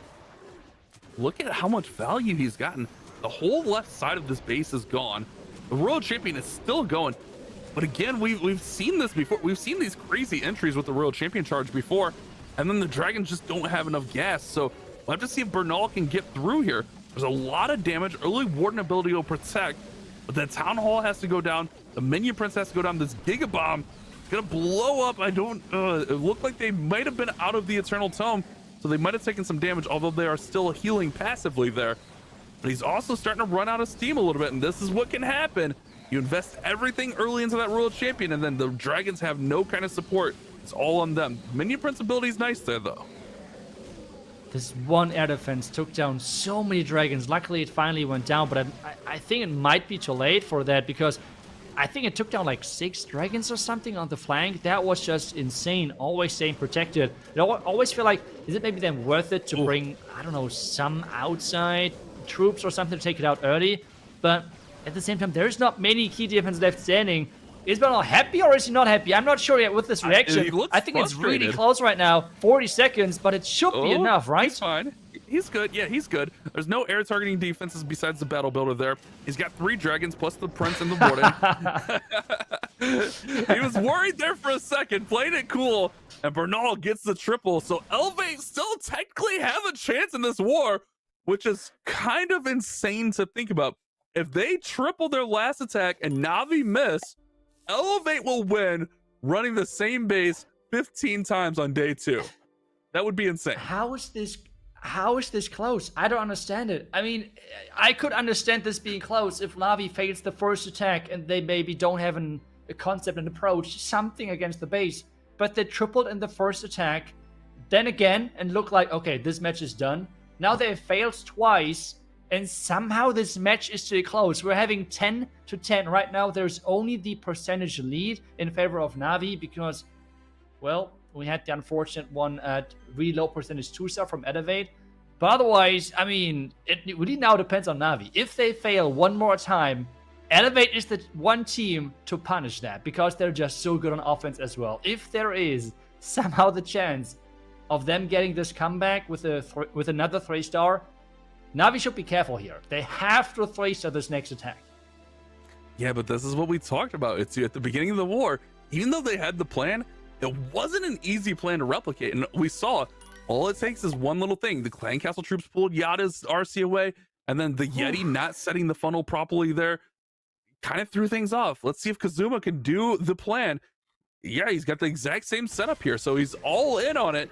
But let's see if Kazuma can follow the plan set early in this war and get the 3-star and advance Navi to our grand finals against Synchronic.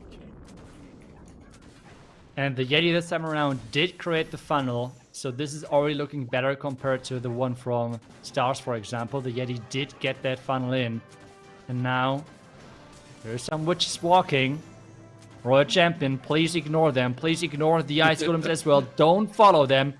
Oh god, oh god. Okay, okay, she's moving forward. The Ice Golems have stopped. No. Oh, no, There's the Invis. A lot of damage. Royal Champion staying in place. Okay, nothing has happened there. Now he needs to make sure that he's redirecting the Royal Champion into the core. One Invis now. One Invis now. Okay, he doesn't even need the Invis. So far, the other players have always used an invisibility spell on the sweeper to get that Royal Champion into the core. But this so far looks really good. He has 2 more invisibilities for the Royal Champion. I won't lie, it's you. I was nervous for him when those ice golems are right there, and it looked like they were going to attack the RC. I was super nervous for him, but it looks like he got everything he needed there. Now he's going to go ahead and deal with these ice golems. The queen's going to come in, set the pathing over there, take out the air defense there, and then all of those dragons are going to come from that bottom side, setting up the pathing now. Here comes the queen. He'll pop the queen ability. There goes the multi-queen, the mirror for the queen. And here comes the battle blip. It's all in. This is the make or break moment for Kazuma. The big play here is the invis a little bit later onto the battle builder and Expo. So the Yeti Mites are going to go over to the merged multi-cannon. Yeah, so far so good. The last time, he did not even get the Town Hall, so he has to be careful with that. Yetis are now running towards the top side, which means the Yeti Mites won't go towards the new defense because he turned the King invisible as well. Now using the Minion Prince with the equipment on the bottom left side, but we have the merged tower still alive. And remember, around that area, this is where the traps are. We have seen those traps now many times, and this is where things can go wrong. All of the dragons are stacking up and getting ready to get hit by all of the rat mines in the core. Around this bitter hut, let's wait for them, and there they go. A lot of damage is happening. Another invis. I think it's still looking good. Yeah, he's got that Archer Tower and the Battle Builder there. The King could play a little bit of defense there. Seeking Airmine takes out one of the minions puppets there. He's still okay. Those dragons are a little bit low on health, but the Archer Tower is within reach here. It's not too far away. Headhunter's coming in. Kazuma needs the triple. There we go. Archer Tower's down, and it's going to be the 3-star for Navi, and they will be going back to our final to take on Synchronic. The bold strategy of Elevate does not pay off as Navi get 3 triples against the same base. Woo! That was a little bit of a nail biter there, Itsu. Could have gone either way, it felt like. Wow, I was not sweating it whatsoever. That was a crazy attack. And it looked so good in the beginning with the Royal Champion charge. He did get everything he wanted, but still in the end it was so close because of the dragons having to go through the core again, catching out of the traps, the red mines, into the Giga Bomb, everything. And this just dealt so much splash damage that the dragons were so low. But it was a 3-star, which means at this point, Navi has secured the finals spot and has secured the rematch versus Synchronic there. And for Elevate now, it's, well, making sure that the last attack is as good as possible. But the match overall is unfortunately over for them. Yeah, I mean, it's a really good performance from them here today. They really had a lot of good offense as well. So they should definitely feel good about it. I mean, they're going to take home 3rd place in our Worlds Warmup Tournament. But now we're going to get that rematch. And honestly, if the rematch is anything like the first war was, where it came down to the final attack, we are in for a beautiful final. Celino setting everything up for his Rocket Loon attack here, setting up that Flame Flinger. He's off to a great start. Here comes the Grand Warden in over on that left side. They'll start the walk and set up for the Fireball. But unfortunately for him, this attack is all for naught as they are all but done once this attack finishes. But he's still trying his best to really showcase the offensive power of his team. I mean, even if they've now finished 3rd, like they will finish 3rd, but even with that placement, they know that they're looking forward to a really, really solid year with their performance. I mean, they were looking really solid overall with their attacks, with everything. And now we have the Fireball into the core, nice invisibilities, and this means the core is gone. And that Warden can now keep charging towards the Town Hall. This is what you're looking for, having the Warden now charging towards the Town Hall. He needs to be careful with the Defending Queen. That should be right. No, maybe.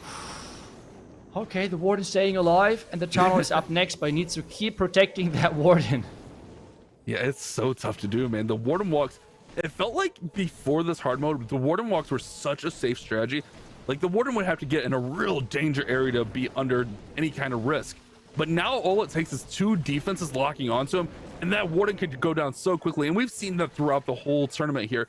So this attack, while when you execute it is like a pretty much safe 90% attack, it does not take much for this attack to go sideways. But Celino has done such a great job at managing his Wardens and getting the Warden walks to go exactly where he needs to. Minion Prince pops his ability on the top side. That Flame Flinger is still going on the top as well. And this is looking really, really strong here. Still got a little bit of Rocket Loon, still has the Royal Champion yet to deploy as well. So not too shabby for Celino, but again, running the same base 5 times, definitely hurting him. Yeah, I feel like I'm pretty confident that they would have won with like a different base. But at the same time, I mean, the base did work out for them the last couple of matches, right? So why should they have changed the plan overall? In total, a lot of things, I mean, could have went wrong, could have went different, whatever. In the end, Navi getting this victory, and it seems like that on this one, it's going to be another time fair for Elevate. To me, it's just so impressive how consistent they were. They had now, in like 3 matches or something, only 1 attack really below the 90% 2-star average rate, which is just so good. And this one is just a time fail. I think, to me, Elevate looked really strong in this competition and did really solid. And this one is just a 13-12 loss, our highest score when it comes down to triples. Which, that's kind of insane to think about. 13-12 is the highest score of the entire playoffs, our entire 2 days.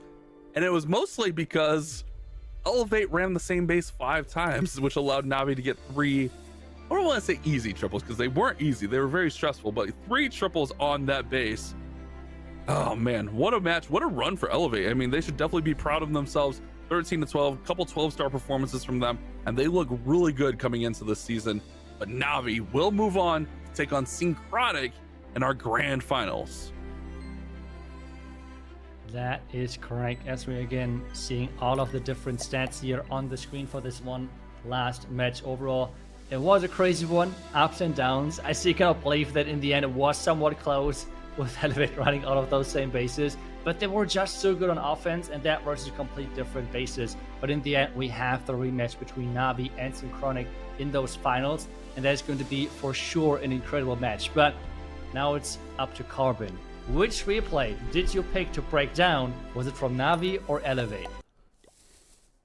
Well, the replay I went with was from Navi indeed, and I think it was the strongest version of the attack that Klaus did bring, but it's Gaku's version of this. And so we're going to watch it, at least this base, for one final time. So if you ever see this base, well, here is the strategy that you can bring. Using the Royal Champion, funneling with the Yeti on the outside and getting that RC to the core. And Itsu talked about the clan castle luring the troop, the Royal Champion, away, and it did happen in the attack for one of the others, but not for Gaku here. Notice how the RC goes right on by and clips the witches, which with those electro boots, which was really nice. So was able to push his way through, didn't have to worry about the witches and the skellies because the Royal Champion ended up taking them down. But you can see here how Gaku ended up using the invis to route the RC a little bit deeper, when Kazuma, he didn't have to do it. So no matter what happens when you do an attack, you could try to do it the same way every single time, and it's just going to be a little bit different, depends on how you deploy the troop on a certain tile. But with that Royal Champion making her way through, has a really interesting and cool concept of using that Minion Prince solo, like how Klaus did, and then Gaku sending it just like him with the dragons from the far right side, the blimp going to the town hall, and then the use of the invisibility. So notice that blimp landing on top of the town hall, taking it down with the Yetis, and then the invis onto the builder hut and the ground expo, and it helps jump into the core to help take that down, because as we saw from many of the other attacks, where the traps are, right in the middle, and if the dragons are going through there, you're gonna have a hard time surviving that. As the Minion Prince with the henchmen out in front to tank the shots of the monolith and to be able to move through to pull any additional traps, takes that monolith down. So the mini Prince Dragons, they make their way to the left. We have another handful of dragons off to the right with that Warden. And this was the cleanest version of this dragon attack that we saw.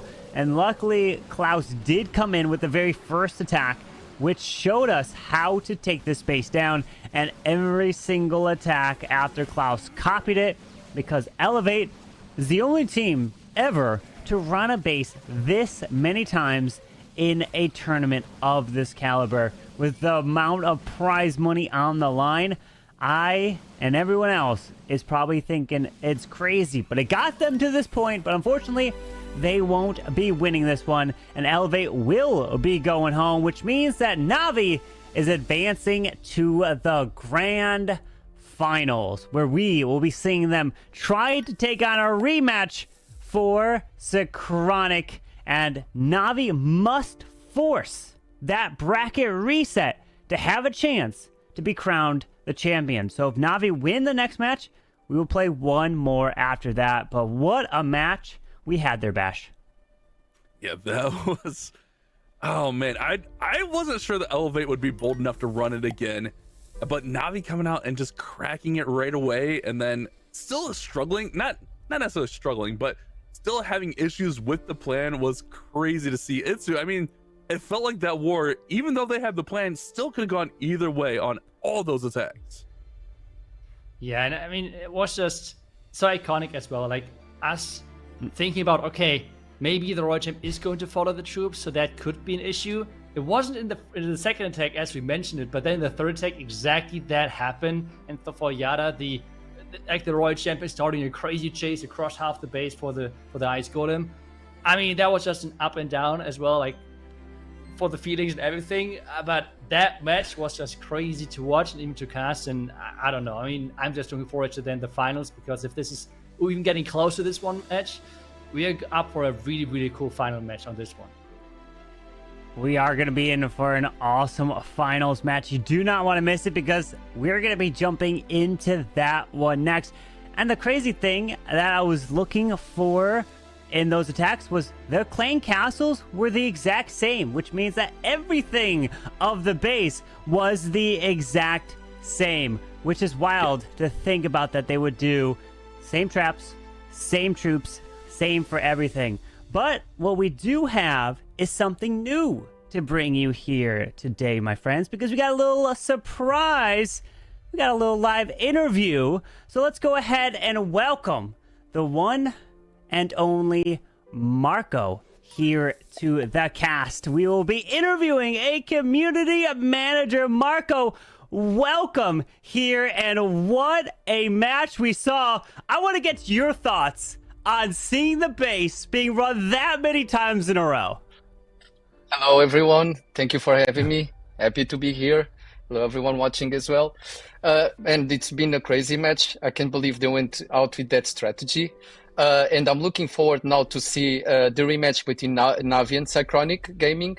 Yeah, let's see what will happen. Excited for that. Yeah, it's going to be very exciting. Cannot wait to see what the grand finals is going to offer. But what we did do was we asked some questions out for the public, and we wanted to say, hey, do you have any questions for a community manager? And yes, indeed. So let's go ahead and get to some questions, some burning answers that we want to know. So the first one comes from Style_COC. His question is, since the introduction of Channel 17, we haven't seen much variety in the meta. We're mostly seeing Root Riders, Dragons, and Fireball Rocket Loons dominate. Do you have any plans to address this and bring some changes to make the game more diverse? Yeah, I understand. Actually, it's a great question. The Tunnel 17 meta is already showing a bit more variety compared to the Tunnel 16 meta, which can be a bit promising. For example, the thrower attack that we've seen in previous stages, it showed quite the potential. However, we are actually seeing a lot of attacks using the RC invisibility combo along with the fire spell to take down those, rage spell towers. But we will keep monitoring the meta and this new version of the hard mode. So if you, the players, have any suggestions or feedback as to how we can, change the meta, please feel free to send your feedback over to us. But we are monitoring. Always good stuff, Marco. Next question is, when's global chat coming? No, I'm just kidding. Gotta give you a hard time. That's the community manager standard. Our next question is from Kara3823. Is hard mode going to be added to Legends League? They want to know. We know that this is like a very popular request from players that want more challenges. Maybe it could be part of a future Legend League revamp, but for now, no plans at the moment. And we have another question related to the Legend League from Wi-Fi X Caro, and that is, are there any plans to make Legend League more competitive or more fair? We do have ideas on how to change the Legend League system. For now, I don't have anything solid I can share with you, but yes, the team is looking into how to change it in the future. Regarding making it more fair, I think and I believe that the Fair Play team has been doing an amazing job and is been putting a lot of effort behind the scenes so that, you know, players can have a good experience playing a Legend League.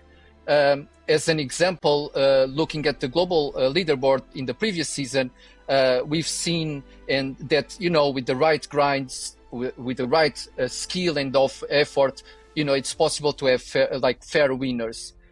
So I think on that sense, it's pretty good at the moment. Another question coming in from Wi-Fi X Caro is there a hard mode rework coming? This is possible, yes, but at the moment we have no plans for it. Like we mentioned before, we do want to keep iterating hard mode until you players feel happy and satisfied with it. So until then, please keep sending us your feedback, your suggestions, as we want to polish it to match, you know, your needs and wants for the hard mode. Next question is from I'm Troutito X, actually one of our players here in the tournament. An interesting question here.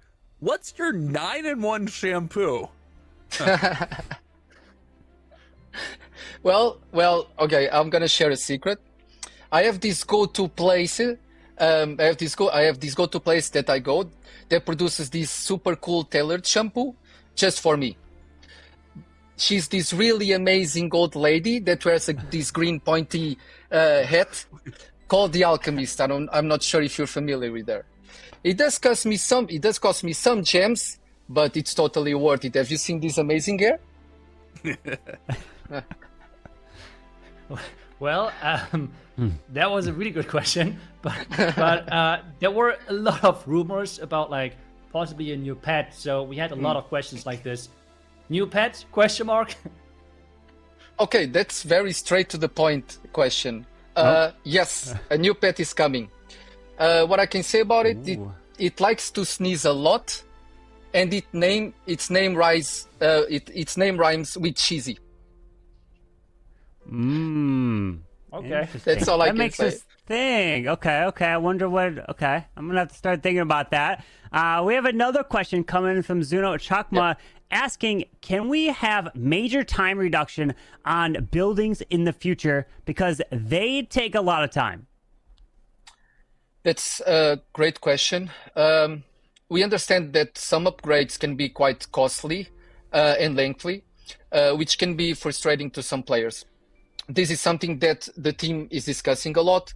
For example, since the September update last year, we have been releasing changes that are somewhat related to progression cost and time in the game.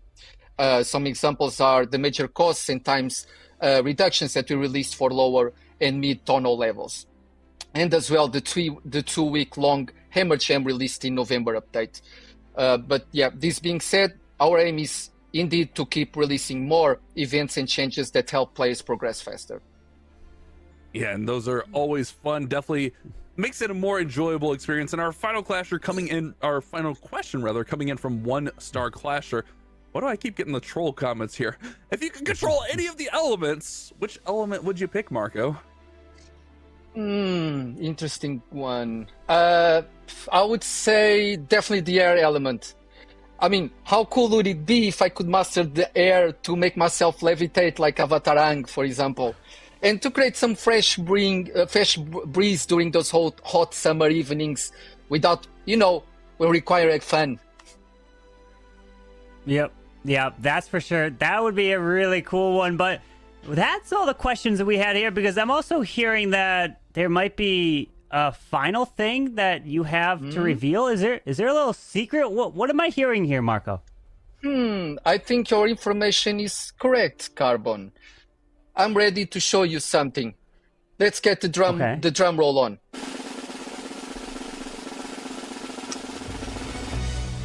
World Championship will be back in 2025, baby. Let's go! Woohoo! Let's go! Oh boy! Nice. There we go. The World Championships, just heard right here, coming. Oh my goodness. I cannot wait for that. It's going to be exciting. We saw what hard mode is bringing right now, and I can't wait to see what hard mode is going to be bringing in the World Championships this year. Thank you so much for taking the time and joining us and answering the community question and giving us some secrets to look forward to this year indeed. Is there any final comments, things you want to say before we get ready for this grand finals? I just want to say thank you everyone for having me. It's a pleasure, to be able to answer the questions from the community and hang out with you casters. And yeah, I just want to wish the best of luck for both NAVI and Synchronic Gaming. May the best team win. Absolutely. May the best team win indeed. We will definitely be talking to you in the future, Marco. So it was a pleasure, and have a great rest of your day, and grab some popcorn, kick your feet up, because it's going to be an epic grand finals. All right. We are now getting ready for this match, and this is the grand finals. If Synchronic wins, they take it. They're going to be back-to-back Worlds Warmup winner and a first-place prize of $10,000. But in their way is NAVI. NAVI must win this match and then win again, force that bracket reset to have a chance at winning first place. So it's definitely heavily favored for Synchronic, but NAVI can do it if they get this first match and then have to win twice against a team like Synchronic, who is the defending world champs. It's going to be an insane grand finals. I cannot wait here, Bash. Yeah, but remember, NAVI took Synchronic right to the brink. It came down to the final attack. NAVI could have won that war with a 90% 2-star, but they just had the unfortunate, unlucky miss. So this war could definitely go either way, and it's going to be Gaku starting us off here in our grand finals. We got rocket balloons. Minion Prince does have the angry jelly on him. Warden setting up the fireball early right into the monolith, right onto the multi-archer tower, and he gets some nice value for this Warden. Now he's going to be able to walk through here. He does have the flame flinger on the bottom. Everything's set up really, really nicely so far, Carbon. Yeah, with that Warden taking out the value down south, Flame Flinger also going to continue. Look at this Flame Flinger value. It can move into the Ricochet Cannon towards the Spitter and get that down. But where is this Warden going to go after the Sword? Okay, he's going left. Potentially we'll maybe want to leave that Warden solo, because we've seen sometimes they've dropped some heroes with him, but when they've dropped heroes like Queen and King with a Warden, it's typically trying to go for the percentage and not necessarily for that full 3-star, because it can get some high percent, but pushing into the defensive King, and still will have the King and Queen of his own to deploy. Gaku attacked first in the first matchup here, and he had an 87% 2-star using the rocket balloons. But also, we've seen this base previously. It actually was 1-starred by Fluxy using the same strategy with the failed fireball. So this base is giving the fireball strategy a little bit of issues, but we saw Gaku go with the early fireball, so not having some issues there. This Flame Flinger is just doing a great job on the bottom, but this Warden is under so much fire, but he manages it well. Everything is going smoothly so far. I don't think Gaku's got any 1-star issues. Everything's looking really well for him so far. Don't jinx it just yet. We still have to push our way through. We have the Anger Jelly on that minion prince to be deployed, and only a minute 10 seconds left. So he's got to get moving in this attack. Otherwise, time is ticking as this warning continues. Rocket Balloon to the Wizard Tower to the right side. Flame Flinger will finally now open up as that defending queen is there, and out comes super minions to take her right down pretty quickly, as still has to deploy the king, queen, minion prince, and a handful of rocket loons. Is getting some rocket loons in there, tanking, making sure there's no seeking air mines for the minion prince, who's actually going to spend just a little bit on this tornado. Pop his ability. Metal Pants will actually protect him from one seeking air mine. He's got a headhunter coming over, but this minion prince has got to get the town hall. Invest the invis. Headhunter's coming over for the warden now. Warden's going to go down from the headhunter. Rocket balloons to take down the town hall, and this thing has gone a little bit sideways. It was looking very strong, but that one headhunter taking out the warden is a big issue here for Gaku. King's up top with the golem, but he is running out of forces really quickly on this one. Queen's now in, but there's only 10 seconds, and he's at 75%. I know, and he pops the queen ability now, but now that's it. Time is gone, and it's a 77%. I'm just wondering if he forgot to look at the time there. Unfortunate there for Gaku. Remember, Navi has to win this match and the next one to be crowned the champions of Worlds Warmup. It was Synchronic that sent them down to the lower bracket, which the Navi defeated Elevate to come back up here and try to get the revenge. But unfortunately, time. It's not like he didn't have 5 minutes. Maybe he would have gotten it if he had unlimited time to take the base down, but that's not what you get in Clash of Clans. You only get the 3 minutes. You got to get that 3-star there, and fortunately, Gaku not able to deliver. Yeah, this isn't a Goblin map, Carmen. This is the hardest of hard mode. Maybe a little bit too cautious there, trying to secure the town hall. I get it. You don't want that 1-star fail, and it looked like that town hall should have been secured easily, but he just ran into some issues there. The minion prince had some issues. Then the warden, that one headhunter just soloed the warden over there, just wasn't able to get on him. But now Synchronic can really push this thing open. We've seen Einstein have the highest hit rate for them. He did miss in this first match, but he's still shooting at a 50% hit rate using the rocket balloons. This seems to be his favorite strategy. Rocket balloons with the fireball, which we've seen be so powerful and be able to run up some really nice percent. He failed with a 93% against Navi in their first matchup. Let's see what he can do here. Doing a great job setting up the pathing for that flame flinger up top. Ice Golem pops. Gotta keep an eye on those skellies though. Did deploy the Ice Golem out in front. The Fire Spirits didn't kill all those skellies. Hopefully the Archer can one-shot them slowly. There he goes. Now the balloon off to the left. Another Ice Golem deployed up top.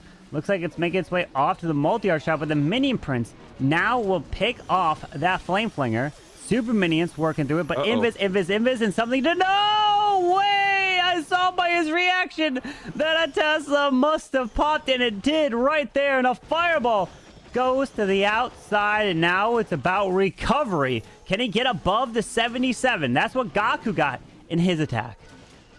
Wow, it's so unfortunate, and you saw his immediate reaction. The Warden Walk Fireball was baited with one Tesla over there, and we've seen that happen multiple times throughout the tournament. He's still fine here. He was looking to get that whole scattershot Rage Tower area taken out, but instead he's going to have to fight through it. It's going to make this Warden charge just a little bit tougher, but if he manages this fine, and it looks like he should, the Queen's going to pull the Warden with her down to the bottom. He can still run this up to some really nice percent here. A lot of time left, about a minute and a half left on the attack, and a lot of force still remaining, with the King being deployed on the bottom to funnel the Queen and the Warden towards that town hall now. With the Royal Champions to deploy, Wall Breaker opens up the wall to get the Queen into the town hall. Now it's King versus King as his Earthquake boots are activated.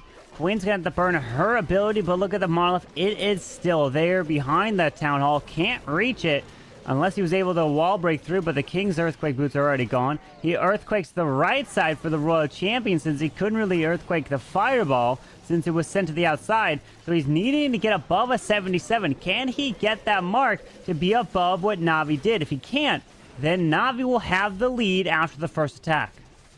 And things are fading a little bit here, but he does have the Royal Champion working through the middle. Oh my goodness, she gets obliterated between the Fire Spitter and the Scatter Shot, excuse me. She just got absolutely ate alive, and both these teams struggling right out the gate here. 71%. He's got to try to get as close to 77 as possible, but he's not going to be able to get there. It's going to be 73. I don't see any more buildings. It looks like 73 will be the number.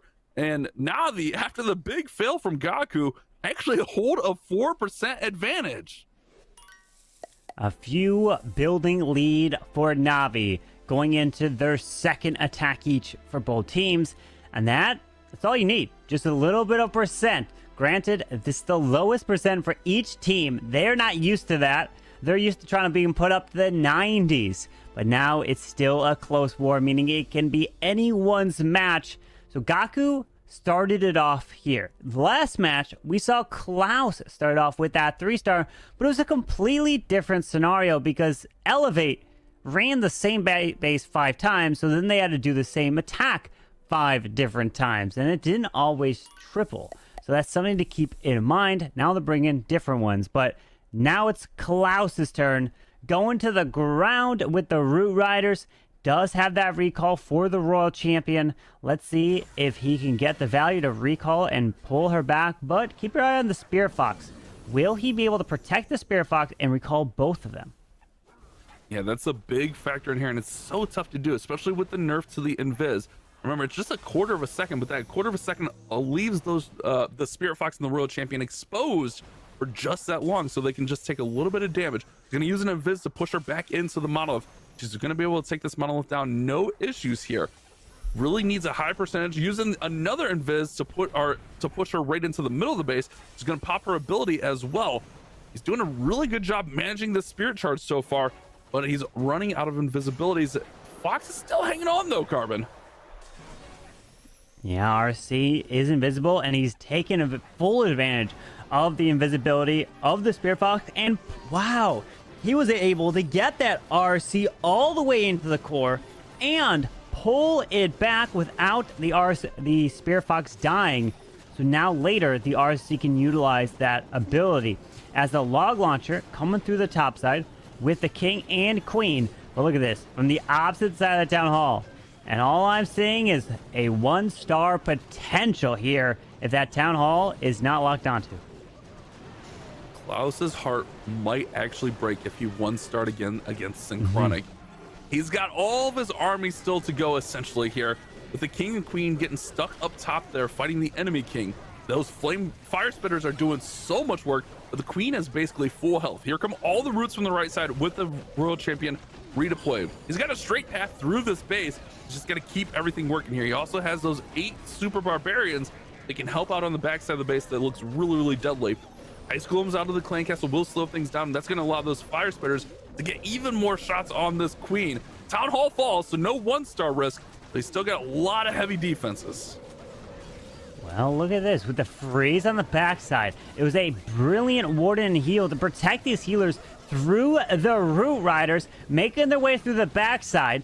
Super Barb's down south. He's got an Invis, and Klaus is looking to try to deliver these Root Riders to the backside into this multi and the Minion Prince. As long as he takes the multi down, he does have to kill the Minion Prince. That goes down, and Klaus gets the 3-star here, putting pressure onto Synchronic. And that was a fantastic answer. They must continue to get triples because Synchronic probably will get at least 1 triple. Well, I mean, I don't want to jinx it, but, you know, they've been doing that before, and they're going to have to do it again to keep pace with what Klaus just did. Klaus has really redeemed himself in these past 2 wars. He had the 1-star, which actually forced NAVI down to the lower bracket, but now 2 triples in a war has put his team in a nice advantageous spot. I don't know. Just don't worry about it. We'll be okay. Let's keep going in the war. It's tough though. The Synchronic is so good, and we know those defenses can happen at any time. We saw it in the last war, where it all came down to that last attack, and Synchronic were able to hold off that defense.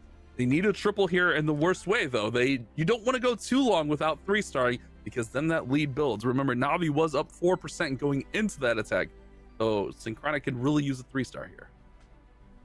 And it was Synchronic, it was Mark who clutched up with their final attack to answer for the 3-star to force Klaus to have to get that 90. Remember, he didn't have to get a triple in his final attack in the upper finals, which they got sent down, and obviously he did get that one, but Synchronic can deliver when the pressure's on, and we're seeing the invisibility final with that queen, and this is kind of looking like an attack that Navi did against Elevate. And let's see, dropping Skellies on the bottom side with a Yeti out in front to try to help set a funnel. RC will then charge in. No, it's a Angry Jelly first with the queen to charge into the compartment, and then the RC can come after that. Navi ran this base against Elevate, and I believe it was Leo had a little bit of an issue against it, if I recall right. So this base has been seen, but let's see if Philip can break it and get through here. I believe it was also Dragons used against this base, and it was a really low percentage attack. Town Hall is going to go ahead and follow along with that merge multi-tower. Royal Champion's in there working. He doesn't have a recall, so the Royal Champion's just going to have to work her way through here with these Invises. But with 8 more Invises, 7 now, he can really run up the percent and really run down some of these defenses. Yeah, the Royal Champion with the ability now can get a lot of value into the core. Giga Bomb is there, will probably trigger it. And then Invis, where's she go? Oh, there's the... Okay. Takes some damage, but continues through a bomb tower. Will she... Oh, she's getting pulled down south to the ground. Expo not going to the other scatter. That would be very helpful if she's able to make her way to the scatter. Invis again. We still have 2 more Invis. Okay, scatter should go down. Continue to the bomb tower. And then not much left there on the backside, but you still have to push through with 8 dragons and 7 rocket loons. Yeah, but it's never a given. Even though this base is super thinned out, we've seen these attacks still fail. Minion Prince up in there. He's still got the enemy Royal Champion and they're defending. And the King can really cause an issue, although the King's away from any real damage, so the King shouldn't be an issue. But all the dragons are going in here now. He's got the Minion Prince as well. The big key part here will be the bottom, where he's got that monolith and that multi-archer tower defending with all of those storages. If he can get through that, he should be pretty smooth through here. 1 minute is still quite a bit of time, but he needs some cleanup, and he has no cleanup carbon. He's got nothing to work through all these storages on the bottom. If he had a couple minions working right there, that'd be really nice. He's got henchmen, though, out in front. Baby Dragon can access the cleanup to the right. Rocket Loons are trying to move through. The Minion Prince is going to clear the bottom side, while Dragons are pulling Air Skelly straight into the core of this base, and they are going to have to take that down. But they're getting pushed back by the Sweeper, and that is not helpful, as with only 34 seconds left, I feel like this multi-arch tower down south will be quite a bit of an issue. Yes, that Minion Prince will come back to life, but time is not on his side. Time is going to be the factor, and I think he knows that 20 seconds... He needed just a minion. He needed a wizard. He needed something on these storages just to take him down. But it's ultimately going to be a time fail here for Philip, and Synchronic are going to fall behind in Navi. Can Navi do the unthinkable and force the bracket reset? Remember, they have to win twice against Synchronic here. So winning once does not give them the championships. They have to take them down twice. And so far, they're looking really good against these Synchronic bases. Navi has that 1 triple, and they're looking to extend that lead. They can definitely do it here with the next attack. We still have the attacks of Stars, Yada, and Kazuma. My guess? Well, probably Yada will attack next, then maybe Stars, Kazuma. Kazuma's been attacking last sometimes. We saw him attack last in the last match, which was a strong triple as well. Navi did get the 13 stars. Granted, all the bases were the same, and they did the same attack and didn't get the perfect war. So even though you may have the strategy, it's not always guaranteed. But Yada is indeed next, and he's got a super giant. Yeah, just throw a super giant in the mix. Okay, I'm wondering what the plan is to toss a super giant in for your attack. Yeah, remember those super giants will deal a little bit of extra damage to the walls, but with the walls being open, that's not going to matter. I think it's just going to be more of a factor of just providing a little bit of tanking for that King. He's got the Royal Champion working on the top side now as well for that Spirit Charge. He's got a ton of invisibilities, and he can really push her deep inside this base. Keep an eye on the Wizard Tower. She's going to go past the Wizard Tower. He puts a Baby Dragon on it to deal with that, and the merge defense is now taken care of. That one can really deal out some nasty damage. Look at the clan castle though. We got a couple of headhunters along with a couple ice golems. That could always be tough to deal with as well. Expo's gonna go down, and now he's gonna go over to the ricochet cannon and the fire spitter next. This world champion's doing a great time charging, but we've seen even with a good charge, the dragons can still struggle. Yeah, they need the assistance of spells as we have the Royal Champ continuing away towards the Town Hall. There is the ability, so he's going to be able to path her directly to the Town Hall, so won't have to worry about that in the attack as the Town Hall is going down. No more invis, so he invested every single invis for this charge of the Royal Champion. Does she also get the multi-arch tower? No, it stays up, but he still has the clan castle, which the blimp, or he can switch it up to a stone slammer if he so chooses. Yeah, I think you might go blimp from the top side, maybe into the scatter. No, actually, the very top into the multi compartment there. Or okay, yeah, I was gonna say, or is he gonna try to go even farther into the fire spitter? But he's gonna drop it right in there in the multi. Should have no issue taking that out. The dragons are working, but that fire spitter is a big factor. Look at that fire spitter, Carbon. It's taking these dragons out left and right. It's a real factor on the stack. Minion Prince takes a Seeking Air Mine. He does not have ability. A Seeking Air Mine catches the rocket balloons right there, and he needs a little bit of cleanup. He's got a couple archers. He can put those archers up top on the pet house, but he's got to get through the middle of this base, and that Minion Prince defending with the Giga Bomb and the Inferno could be a big factor here. He's got a lot of dragons and a full Warden, near full Warden. Let's see if he can finish this base off here.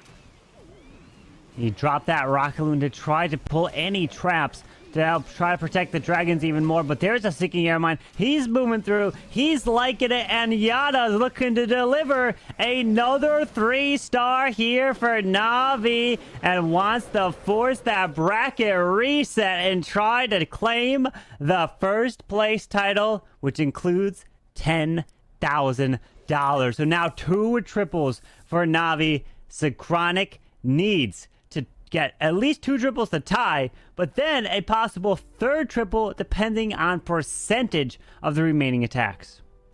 Yeah, Navi are starting to run away with this one. 2 out of 3 triples, and their defenses are holding strong. But we know Synchronic still have some heavy hitters left, and all it takes is 1 defense, and we've seen that in previous wars.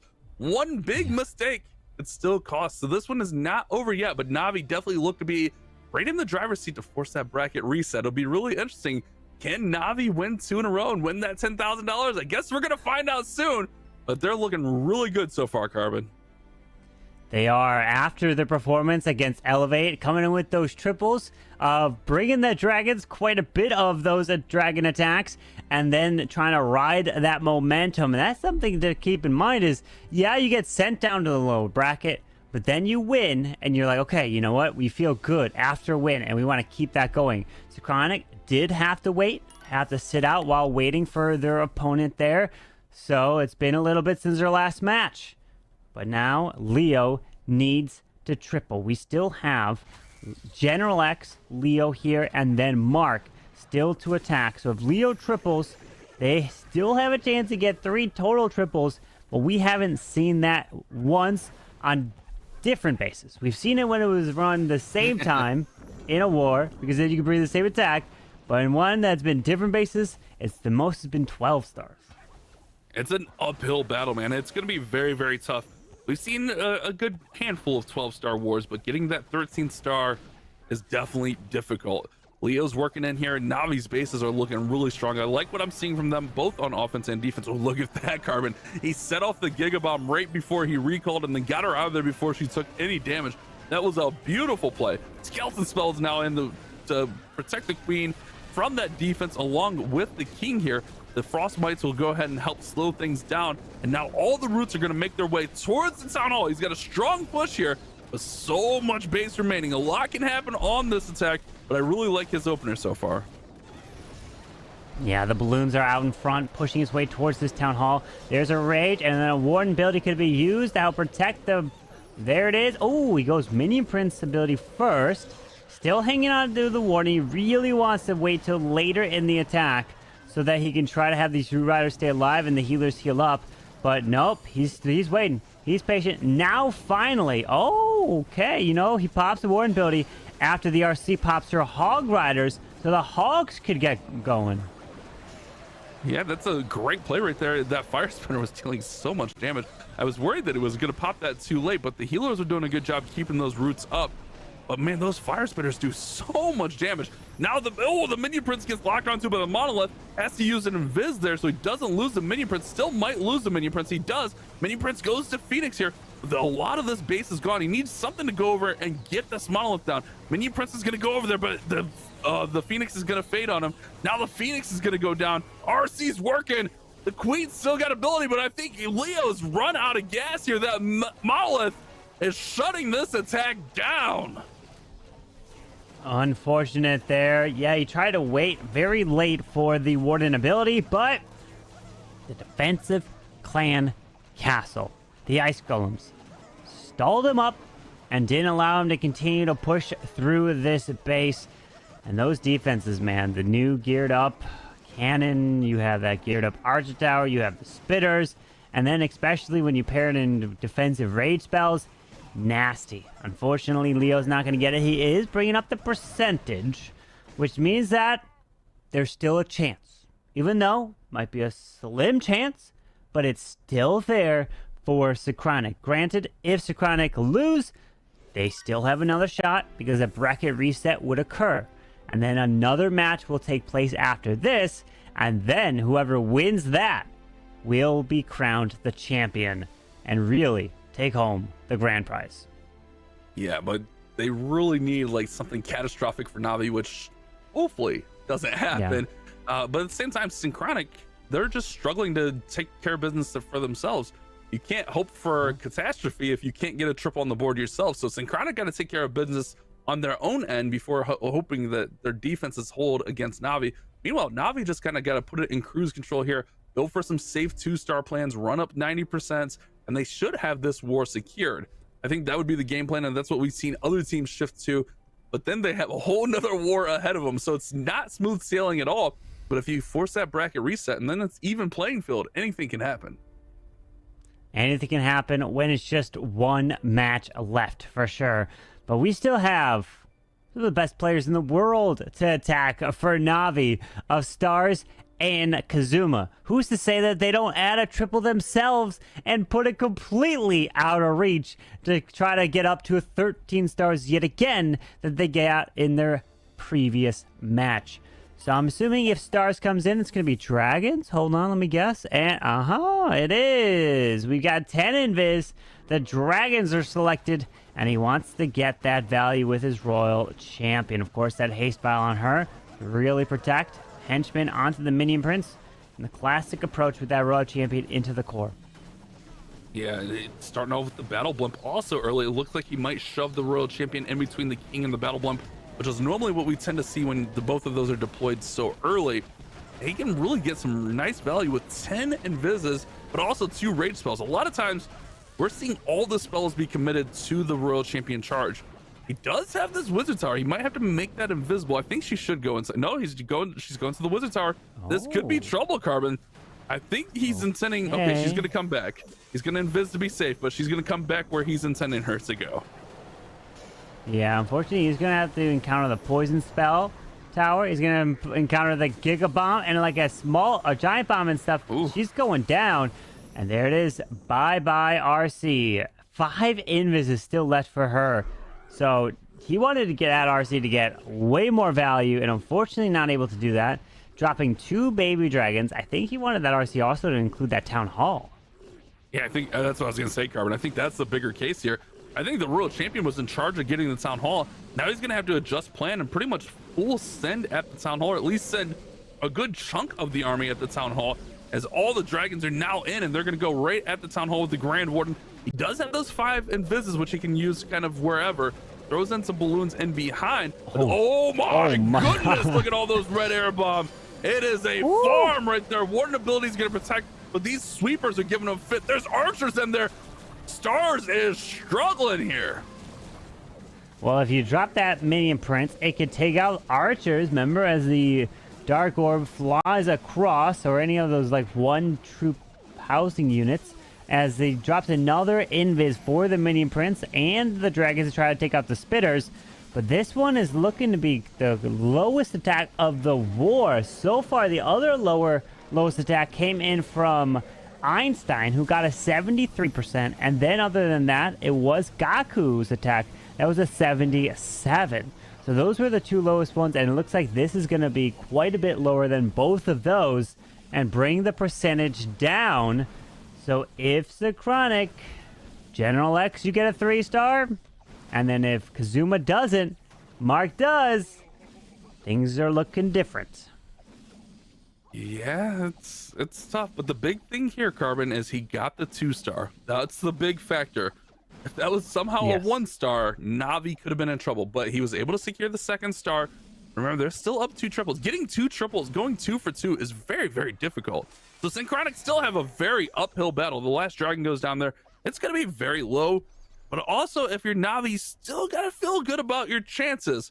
Although you have Mark and General X coming up, if you're Navi, I think you're feeling fine still, even with that mishap there. My guess is for the final 2 attacks for Synchronic, it's going to be both Fireball into Rocket Loons. And General X, he's gotten like 97, 98, very high percent with that attack, just falling short on time. And then the previous war, it was Mark who did get that 3-star and clutched for them over Navi. So, he's coming with something completely different than what I'm guessing here. He's bringing Zap Dragon 6 lightning spells with a giant. He's gonna try a giant arrow the whole core with the queen. Hold on, something's about to happen with this queen arrow. Let's see it here, Carbon. There's a lot of zap value to be had in the middle of this base. He's setting things up. Ice Hound over there on the left, which will provide a little bit of tanking there for the Minion Prince, allow him to get more. There goes the zaps all in the middle, getting that merge defense out.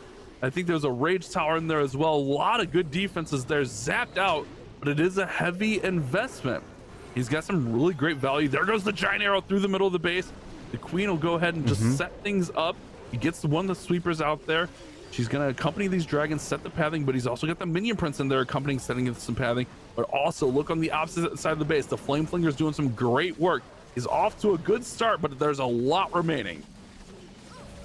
What an Ice Hound. That Minion Prince snuck into that section over there. Will come back to life with the Phoenix. Continuing with the Warden and the Dragons to the top side. Brilliant. Look at this. A Rage for the Minion Prince to take out the enemy Minion Prince. And then he'll come back to life.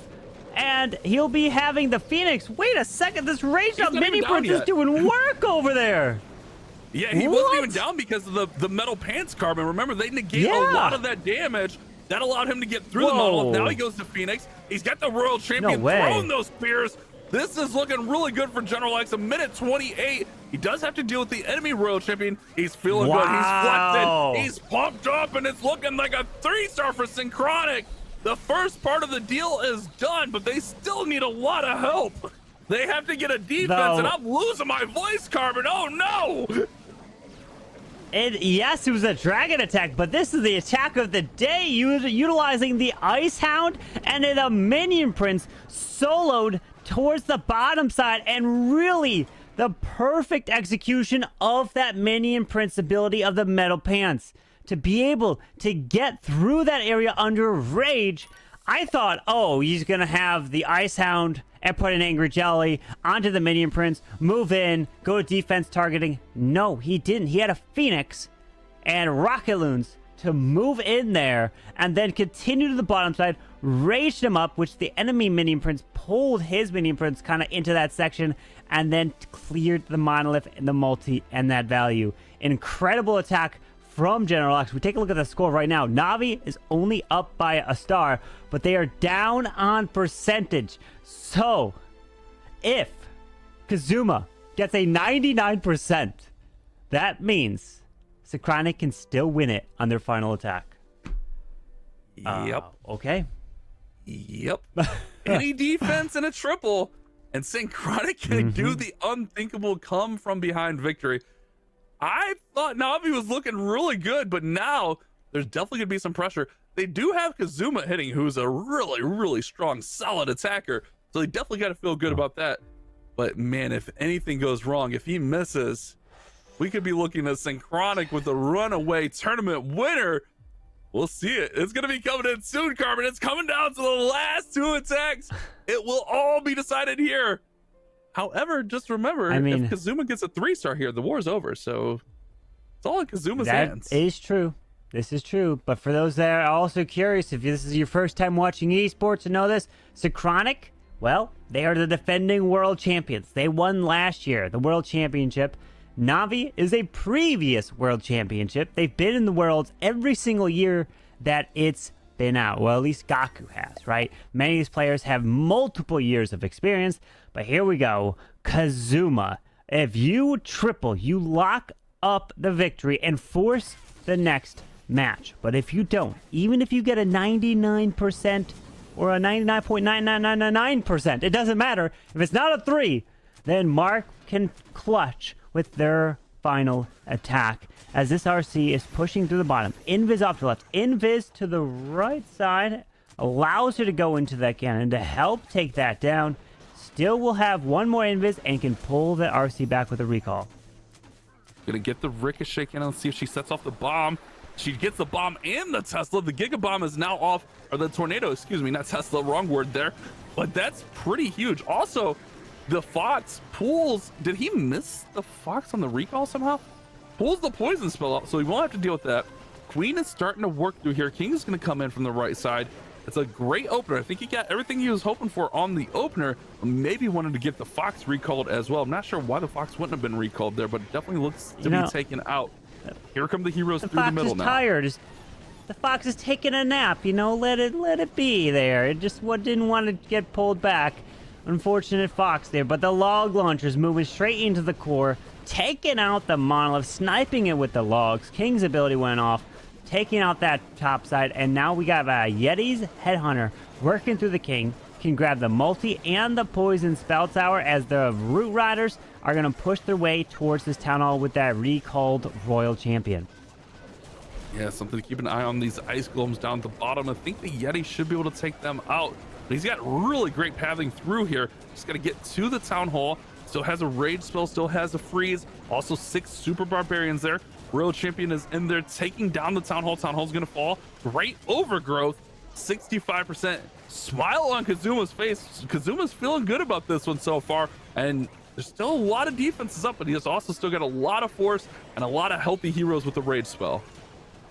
Yeah, with a rage freeze, couple super barbs to move through. It's all about the timing of these spells. There you go. There's the nice freeze pushing his way through the backside. Look at these Root Riders up. We still have the healers, which means that they're going to keep these troops alive. And Kazuma and NAVI are not only putting up a single triple, not 2, but 3 triples. The first time we are seeing 13 stars when the opponent runs different bases. Unbelievable performance here from NAVI to force a bracket reset. No matter what Mark does, we will have one more match. So you do not want to miss that next match coming right after this.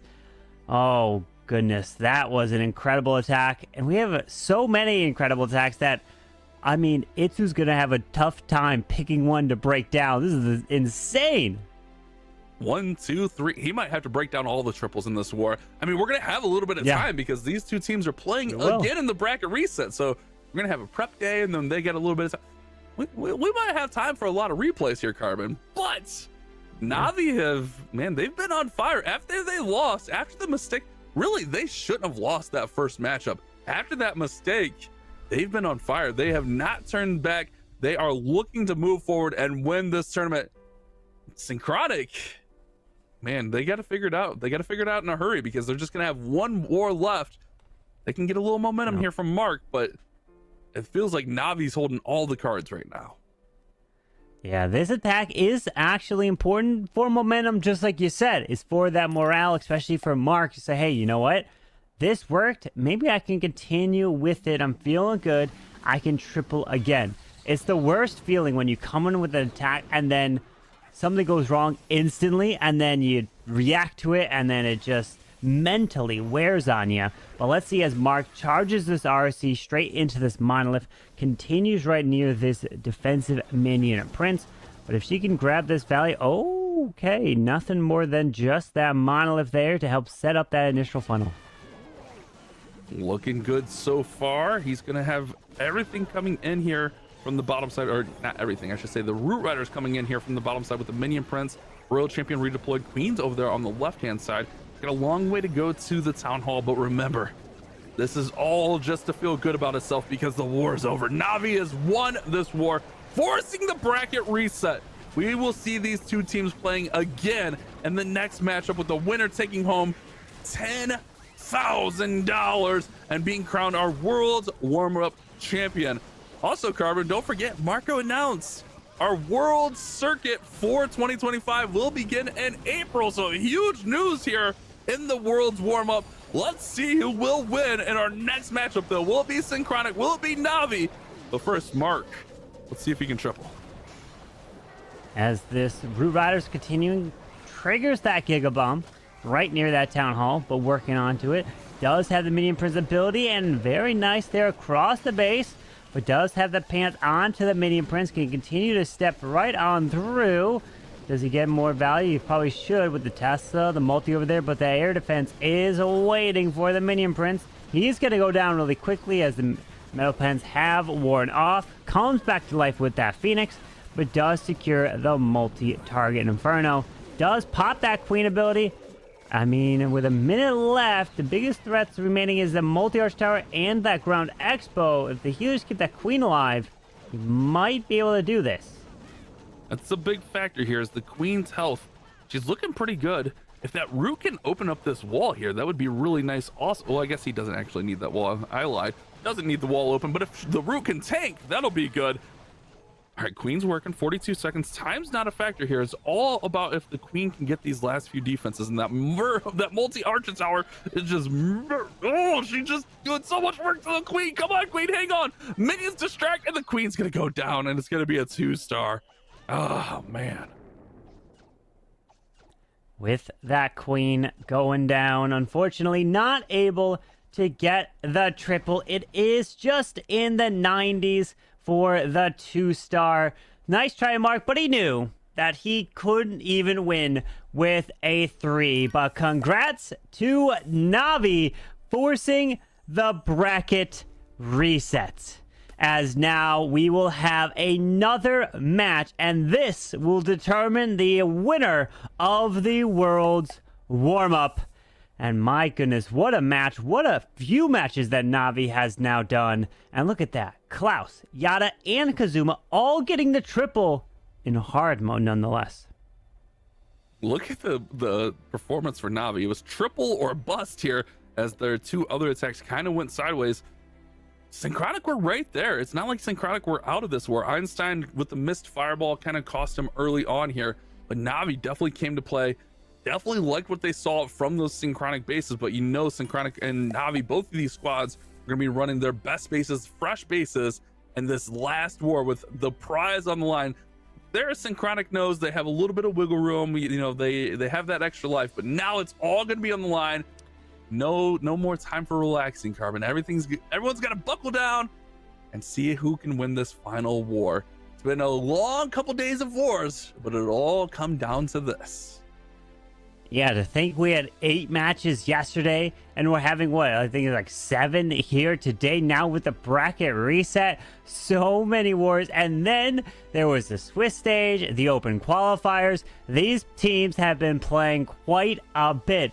Granted, the two teams here, Synchronic and NAVI, neither one of them had to play in the open qualifiers. They were invited directly to the Swiss stage because they had golden tickets last year. So they got invited directly to that part, and they qualified. And look at that. They're still the top 2 teams here at this point, making it to this stage here in the grand finals.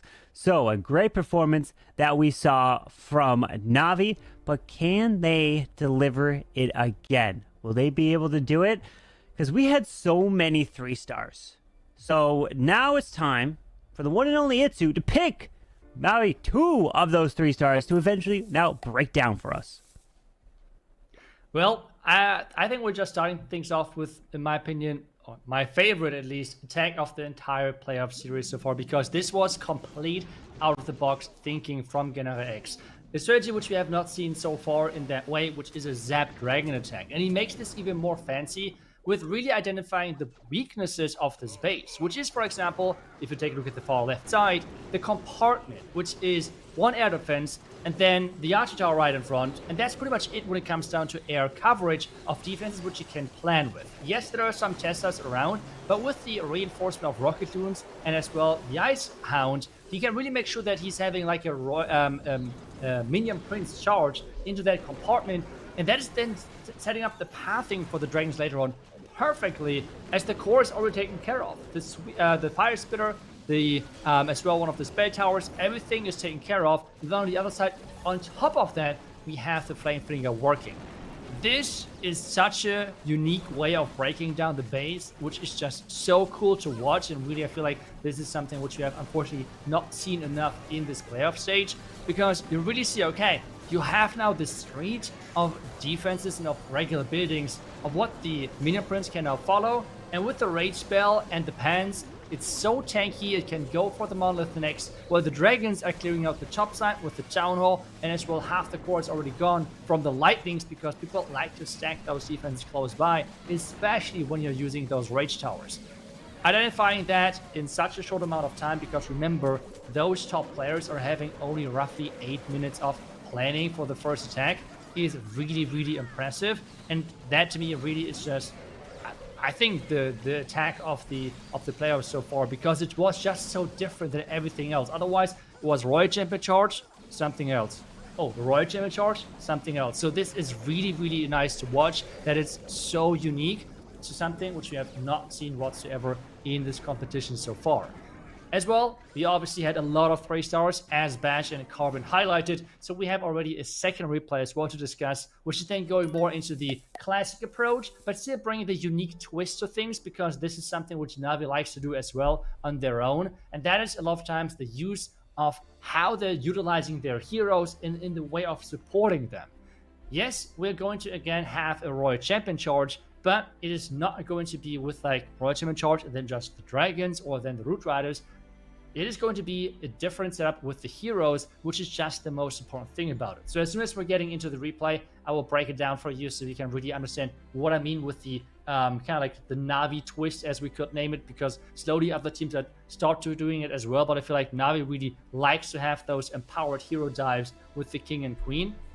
But that is really what they're known for, I feel like, within this playoff bracket so far, that they're really, really good in breaking down the bases and trying to find the most value for those heroes. Because at the end of the day, the heroes are the most important thing and the most important part of your army, of really making sure that you can power through the base. So we're just waiting for the replay to show up, and then we can finally break it down and see how this attack is unfolds. We are going to break down the attack of Klaus, who unfortunately in the first upper bracket final match had a 1-star against Synchronic, but was able to really start into this match with a really strong attack on his side with a 3-star, and then get the match really rolling for them. And at that point, they never really let go. I mean, 13 stars is just such a good performance overall, and they were able to pull this off now back to back. Yes, versus Elevate with kind of like the same bases, and it felt a bit weird as well, but this time around versus Synchronic bases and all different bases. But let's take a deeper look at the attack. First off, he has the Royal Champion charge. As I said, that is used by a lot of players. A lot of different strategies are using it as an opening because it is just so strong. As well as a base spirit, it's really rough to defend, because what is the job to do against an invisible Royal Champion? So with that, he's diving in, and a lot of pros as well like to run an invisibility spell just to redirect the Royal Champion, so she's going to the direction they want her to go. And for this one, it is all about clearing out the core. This is why he's redirecting the Royal Champ into the Monolith to take down that defense, and on top of that then as well further inside some defenses, because it really creates that perfect pathing then for the next stage of the attack, which is that hero dive which I was talking about with that log launcher. He's just going for more value, because why not? He brought the invisibility spell to really make sure that there is no second layer of damage left anymore, and as well even able to take down the rage tower on the back end, so that is something which he doesn't need to worry about moving forward with his attack. The next step then is, as I said, king and queen, because a lot of people would now just spamming the Root Riders from this far side, trying to support them from the outside with the Queen. But Cloud Strategy says, okay, the pathing is okay, but not really perfect. The pathing from the far right side looks way better because remember, healers are healing the troop and the area around it, which means if the Root Riders are staying close to each other, this is how you optimize the healer value, and this is how you have your Root Riders stay alive even longer. What he does now is use the King, Queen, and the Lock Launcher together to clear out the entire left side, where the defenses were a bit more spread out, and the pathing for the Root Riders wouldn't be as perfect. If you now take a look at the Root Rider pathing, it is only from defense to defense. There's only this one next defense, and the Root Riders can't really split as much, which then allows those healers to really utilize their power of keeping those Root Riders alive. The Queen, the King, and obviously the troops from the Lock Launcher are doing a great job of clearing out the core now, and they're just non-stop keeping the Root Riders on this really small and really tight street of defenses, which really empowers the options for the healers. And you can see this is one of the biggest overkills which we have seen in this tournament, with so many Root Riders as well alive, but that was as well made possible because of the pathing created for those troops, with how the healers and the splash healing really works, and utilizing that to perfection. That was exactly this attack and why I picked it as well for breaking it out, because I feel like using this additional Lock Launcher, King, Queen, Hero dive is something which Navi likes to do, and it's really efficient versus those spaces because it makes sure that the Root Riders are even more tanky than they already are, and because the healers can just keep them alive way longer. But overall, a lot of 3 stars. As you said, Carbon, was not easy to pick 2 out of them, but overall I feel like that was a great match to watch, and we have another one of those because we have the rematch now. We do. It is the third rematch, or second rematch, I guess, officially in this one tournament, because they are now forcing a bracket reset. And if I was going to pick one of those replays, I definitely would have picked the General X one as well, because incredible, definitely a very awesome attack to see. But yes, it is now time to get ready for the official final match. There can't be any more after this since it's the bracket reset. That means this match is for $10,000. If you come in second, you take home $7,000. So that's a big difference right there. $3,000 between first and second. And now only one of these teams. Synchronic, though, did take home that prize last year of the very first team to win Worlds Warmup. But incredible stuff. But before we get into this next match, we do have a little interview that we did sit down with the players to learn more about what they thought about the wars, the most epic wars that they were seeing so far. And let's hear from them.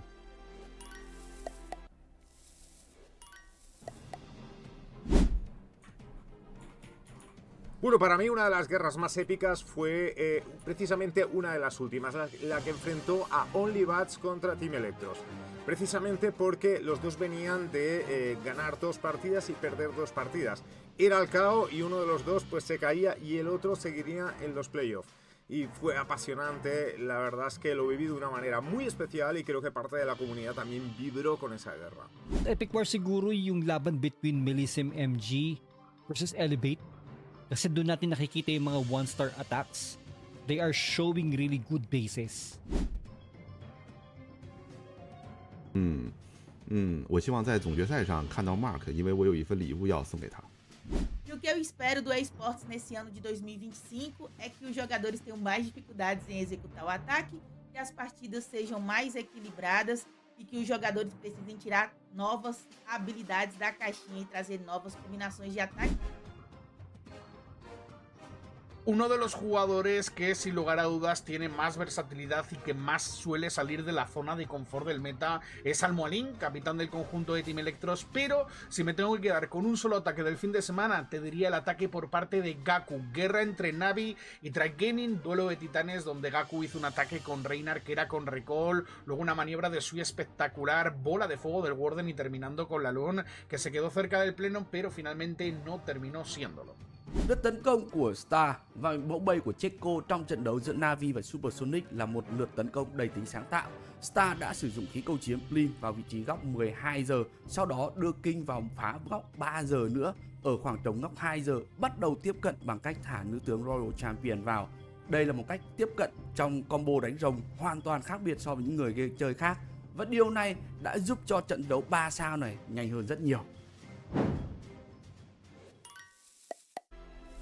It's always great to hear from the casters about that was the Swiss stage that we were able to see some of the most epic wars, or even if it could have been, yeah, because some were about Milliceme and that's when they were playing. So it's still epic wars throughout this entire tournament. And talking about the playoffs, Bash, which war would you say was the most epic?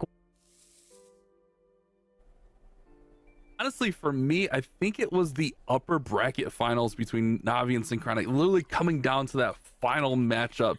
Between that and NAVI elevating the lower bracket finals, those two were definitely my favorite matches so far that we've casted.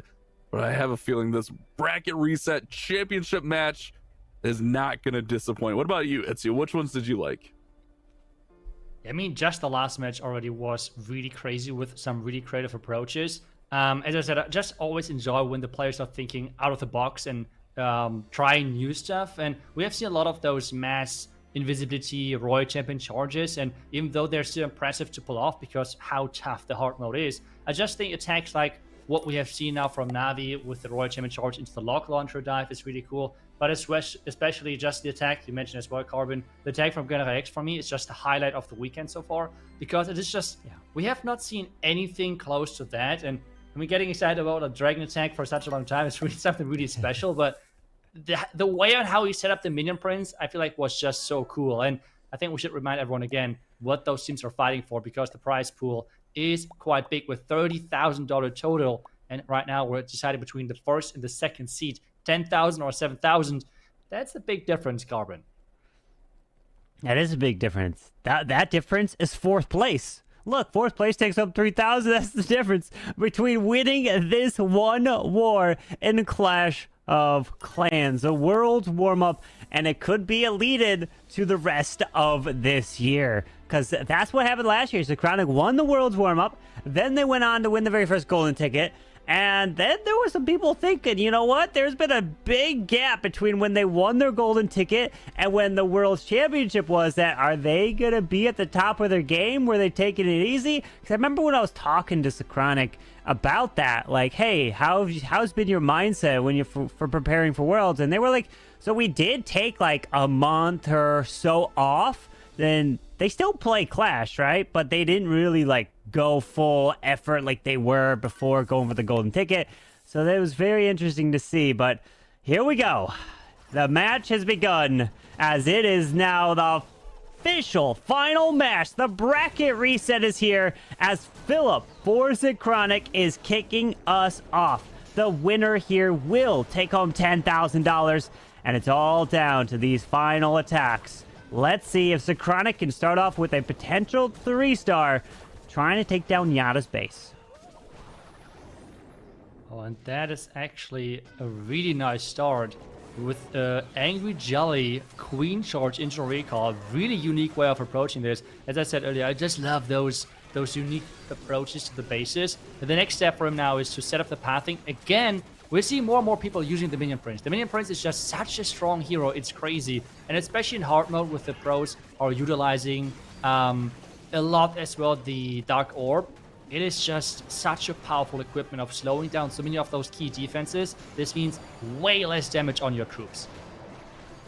Yeah, with that Warden Billy protecting the roots into the core, as we do have Ice Golems coming out of the defensive Clan Castle. Mini Princes continue to solo to the left. Mini Prince does have the Phoenix. Overgrowth now being placed to the top side when the defensive rage spell was activated, meaning that it will stall that up so it won't come back later. As the RC tries to continue her way to the core with her ability, we got Valks and a couple of Hogs coming out of that Siege Barracks to try to clear the Monolith, but the Monolith is quite annoying. Finally now officially goes down. Yeah, finally going down indeed, but we have the Overgrowth now coming back, and with a lot of powerful defenses waking up again and being about to fire at those attacking troops. But luckily, the Queen is able to quickly take them out. Diggy's there as well, but I mean, he says a lot of spells, right? Those spells have to carry, and the Royal Champion ability has to keep that Royal Champ alive. The Hogs are coming in, tanking for the Royal Champ. Another freeze to keep those Hogs and the Royal Champ alive. And this is looking good for Synchronic. A perfect freeze there. He's liking it. They're going to ignore the Giga Bomb. Royal Champ goes to the Wizard Tower. Queen's up top. She'll continue to make her way to the bottom Wizard Tower, which will also help with cleanup as she makes her way down there with 40 seconds left. And this is a fantastic start here for Philip, and Synchronic is going to put some pressure onto NAVI here in the Grand Finals. The last match here of the Worlds Warm-Up. Winner take all. Congrats to Philip, as starting it off with a 3-star is not an easy thing to do. I mean, I just love it right now that we have as well more and more of those unique approaches. We have seen the Genera X, the Minion Prince charge, and now as well from Philip, the Angry Jelly charge. We have seen already a couple of times now the Queen with the Angry Jelly as well with the Frozen Arrow of going for like specific defenses, trying to snap them out as quickly as possible. Mostly used to like redirect a Royal Champion charge to push her further inside the base middle, because the Barbarian King with a nerfed combination of Earthquake Boots and Spiky Ball is not able to really get as easily access towards like deeper inside defenses, but the Queen can reach over the wall and get those funneled quite quickly and efficiently, and that's why people are switching to the Archer Queen instead of using the Barbarian King, and there's now a trend which we see more and more. But back to NAVI, they have just gotten 13 stars, but they have to as well get close to this performance, I believe, otherwise it won't be easy for Synchronic. Yeah, they're gonna have to answer. I mean, NAVI, they did it in the last match. They did it in the match before that as well. So they're now trying to do it in 3 matches in a row. Can they put up 13 stars? Granted, it's only been 1 so far from Synchronic. We've seen matches that start off with triples, but they can't continue that. So Klaus is now taking it upon himself to set the tone for NAVI. He is the first attacker for them, with the Root Riders as well, starting with the Royal Champ to go directly into the Monolith to help try to snipe that early as the RC continues her charge. And it's interesting that we keep seeing bases that return, which the teams have just failed before that. So for example, this base was failed from Stars in the match just before, where he had to like somehow put all of the dragons into the town hall in between the sweepers and the fire spitters kinda. And this time now, they're having a complete different approach. Royal Champion charging from the opposite side. But the question now is if this can somehow work for them. He's trying to, he created overall really solid pathing with clearing out the Monolith compartment, already one of those raged up defenses. But the Rage Tower still at the core looks really, really deadly. Yeah, that rage spell in the middle, once activated, it's going to be very difficult to push through, especially with the Root Riders, since the Ricochet Cannon is there, will hit your troops. Now, like Dragons will just completely ignore it, as the King is slowly pushing through the Ice Golem, continues to get frozen, and there is the Queen, who has a Golem log launcher to pair in, sending the Golem. There was a Spring Trap, won't matter because can't get sprung there. As a King and Queen, it looks like, does the Queen get pulled into the compartment? Doesn't look like it just yet. Tassels are popping, even more ground skellies. Wow, tons of ground skellies here. Doing some work, distracting, but the Queen steps in and a log launcher trying to open up the core. Yeah, now we have again this pathing which was set up from the heroes on this far right side, but the air defense and the bomb tower might distract the Root Riders, so he has to make sure that they're not getting distracted there. He has the overgrowth spell for the core, but right now he's just trying to have his Queen pushing in there. So the question is he going to use the overgrowth there? Maybe for the Fire Spitter in the back end, and that's exactly what he does. The Royal Champ pushing the troops back into the middle part of the compartment of the base. Yeah, with that, Giga Bomb is about to activate there, hits the troops, but continuing to push into the Town Hall. That Giga Bomb actually ended up finishing off the Royal Champion, which means that the multi stays up as he has to continue with that Queen ability, now pulling a bunch of red air bombs, and these healers taking the damage. Another Seeking Air Mine there, Tornado Trap spinning him around, and things are fading away quick. Pairs in a freeze. Unfortunately, he won't be able to continue this push through, and it looks like Philip, who got the triple, is going to have a defense to start off against NAVI.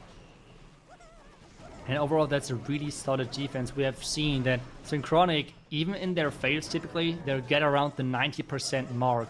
But the question is, with this overall 80% roughly, is that still enough for NAVI? I mean, we have already seen for NAVI there were a lot of hits or misses in the first match within the finals, where we have seen it was a 3-star or roughly 70% 2-star attack. Question now though is, can they step up within the next attacks? Well, we still have players like Gaku, Stars, Kazuma, Yadu definitely are capable of doing it for NAVI. But I am keeping my eye on the most voted MVP, General X from Synchronic. I'm wondering what he's doing. Is he going to bring a similar attack to that Ice Hound? He's probably going to be attacking a little bit later in the match, because an attack like that kind of requires a little bit more planning to try to pull it off. So we'll have to keep our eye on that, unless he decides to go in early because he's got a ground attack or some sort of dragons, because that seems like if you got that attack under your belt, you're able to come in pretty quick with that, since you know how to do it, and it works against a lot of bases. Granted, it won't necessarily be a 3-star all the time, but it could get that high percent.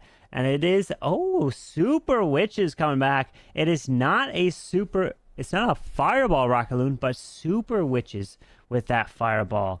And he's probably definitely going to go pair in the Fireball to hit the Town Hall or damage it, Earthquake it, and then use the Queen's Giant Arrow to finish it off.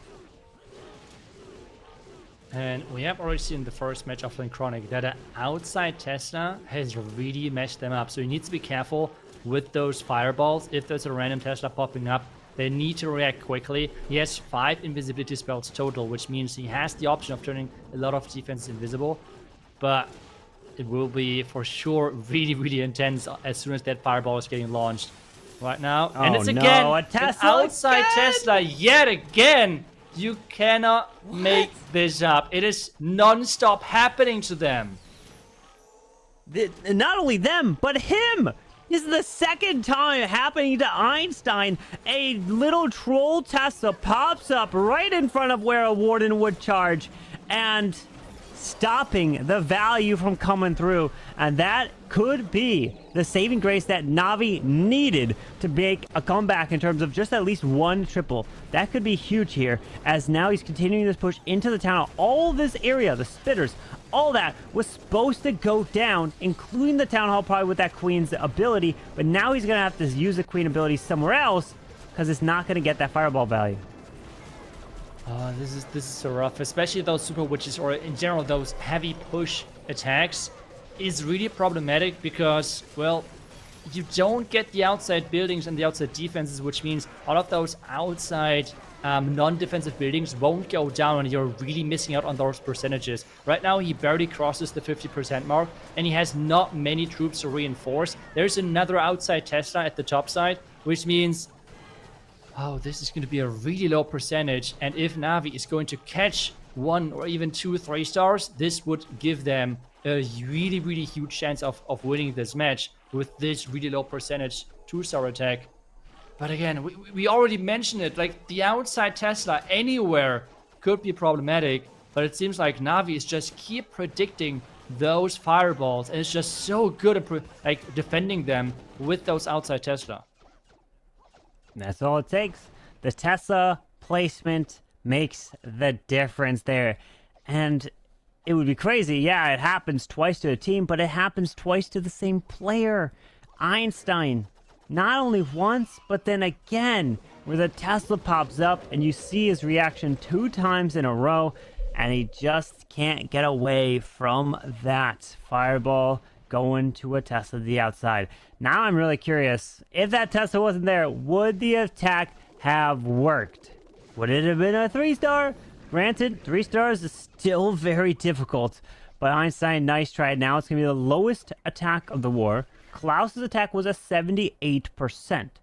While Philip did get that triple, Synchronic will still have the lead, but if NAVI triples, then things change.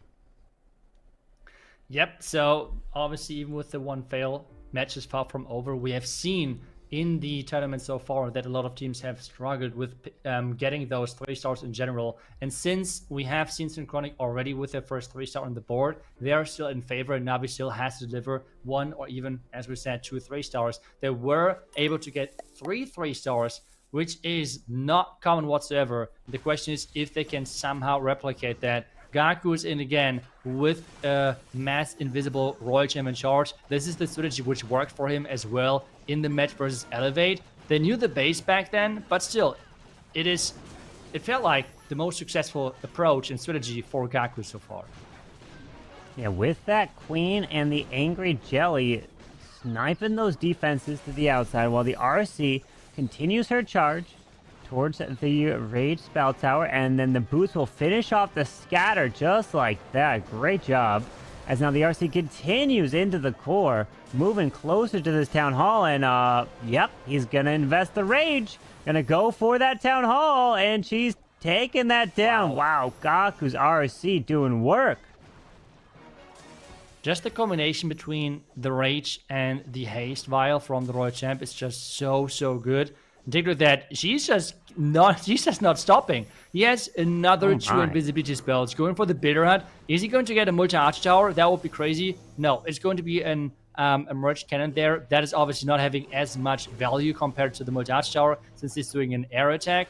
But overall, great value. He's decided to not invest the last invisibility spell because, as we said, the cannon on the back end is not as crucial to take down compared to any other troops or defenses. But I think we should take a look at this bottom air defense. The dragons are not inside that warden ability, and the air defense has to go down, but the dragons are going down quickly as well. The rocket loons to save the day.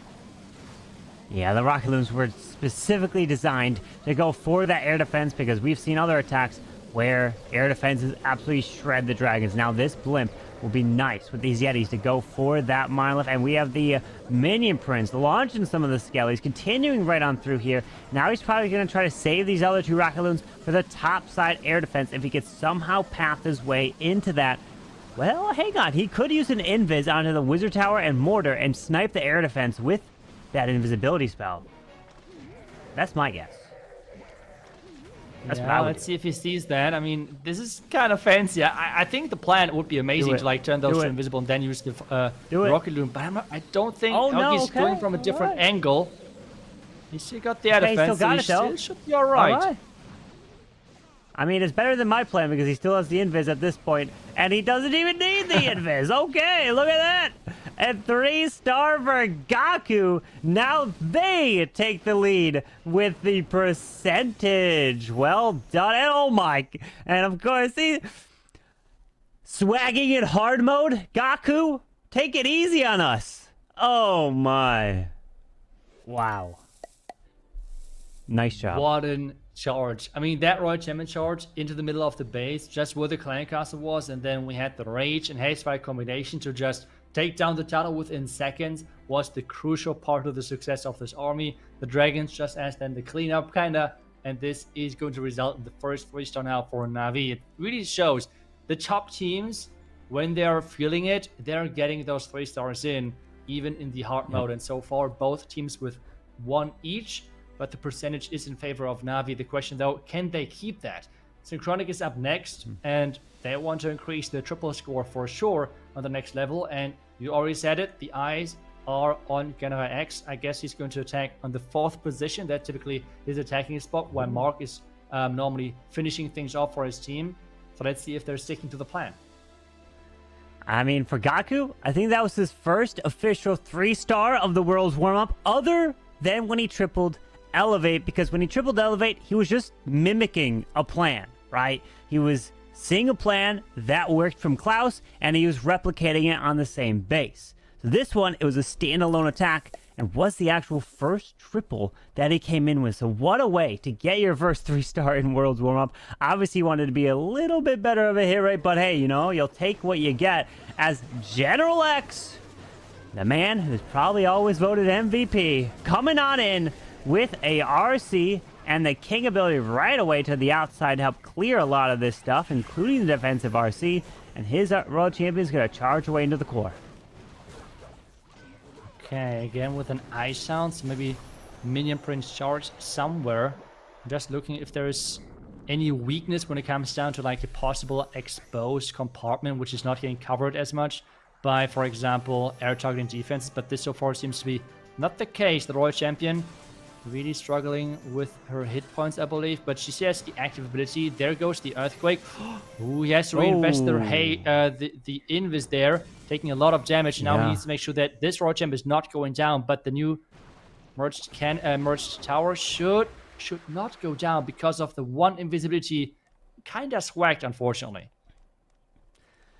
Yeah, unfortunate there. It was not able to be the exact tile where he wanted to protect the Royal Champ, but let's see if he can still come through with the attack as a handful of balloons looking to take out the Archer Tower. Baby Dragons look to grab these buildings down south. Minion Prince solo to the left side at this point to help set a funnel. Maybe joining with the Dragons. We'll see as they are also placed. Now Blimp can go fly for that Town Hall as he's going to push the Dragons behind the Sweepers as the ability now goes off. Ooh, and the Ice Hound was a little bit too late, which means the Minion Prince took a lot of damage. Town Hall should go down with the Rage Yeti's Blimp. And we have as well the Ice Hound doing a nice job of tanking, providing some tanking overall. The Minion Prince ability was quite nice. Another Rage going down to empower that Minion Prince even... Oh no, even further, but the Minion Prince goes to the outside.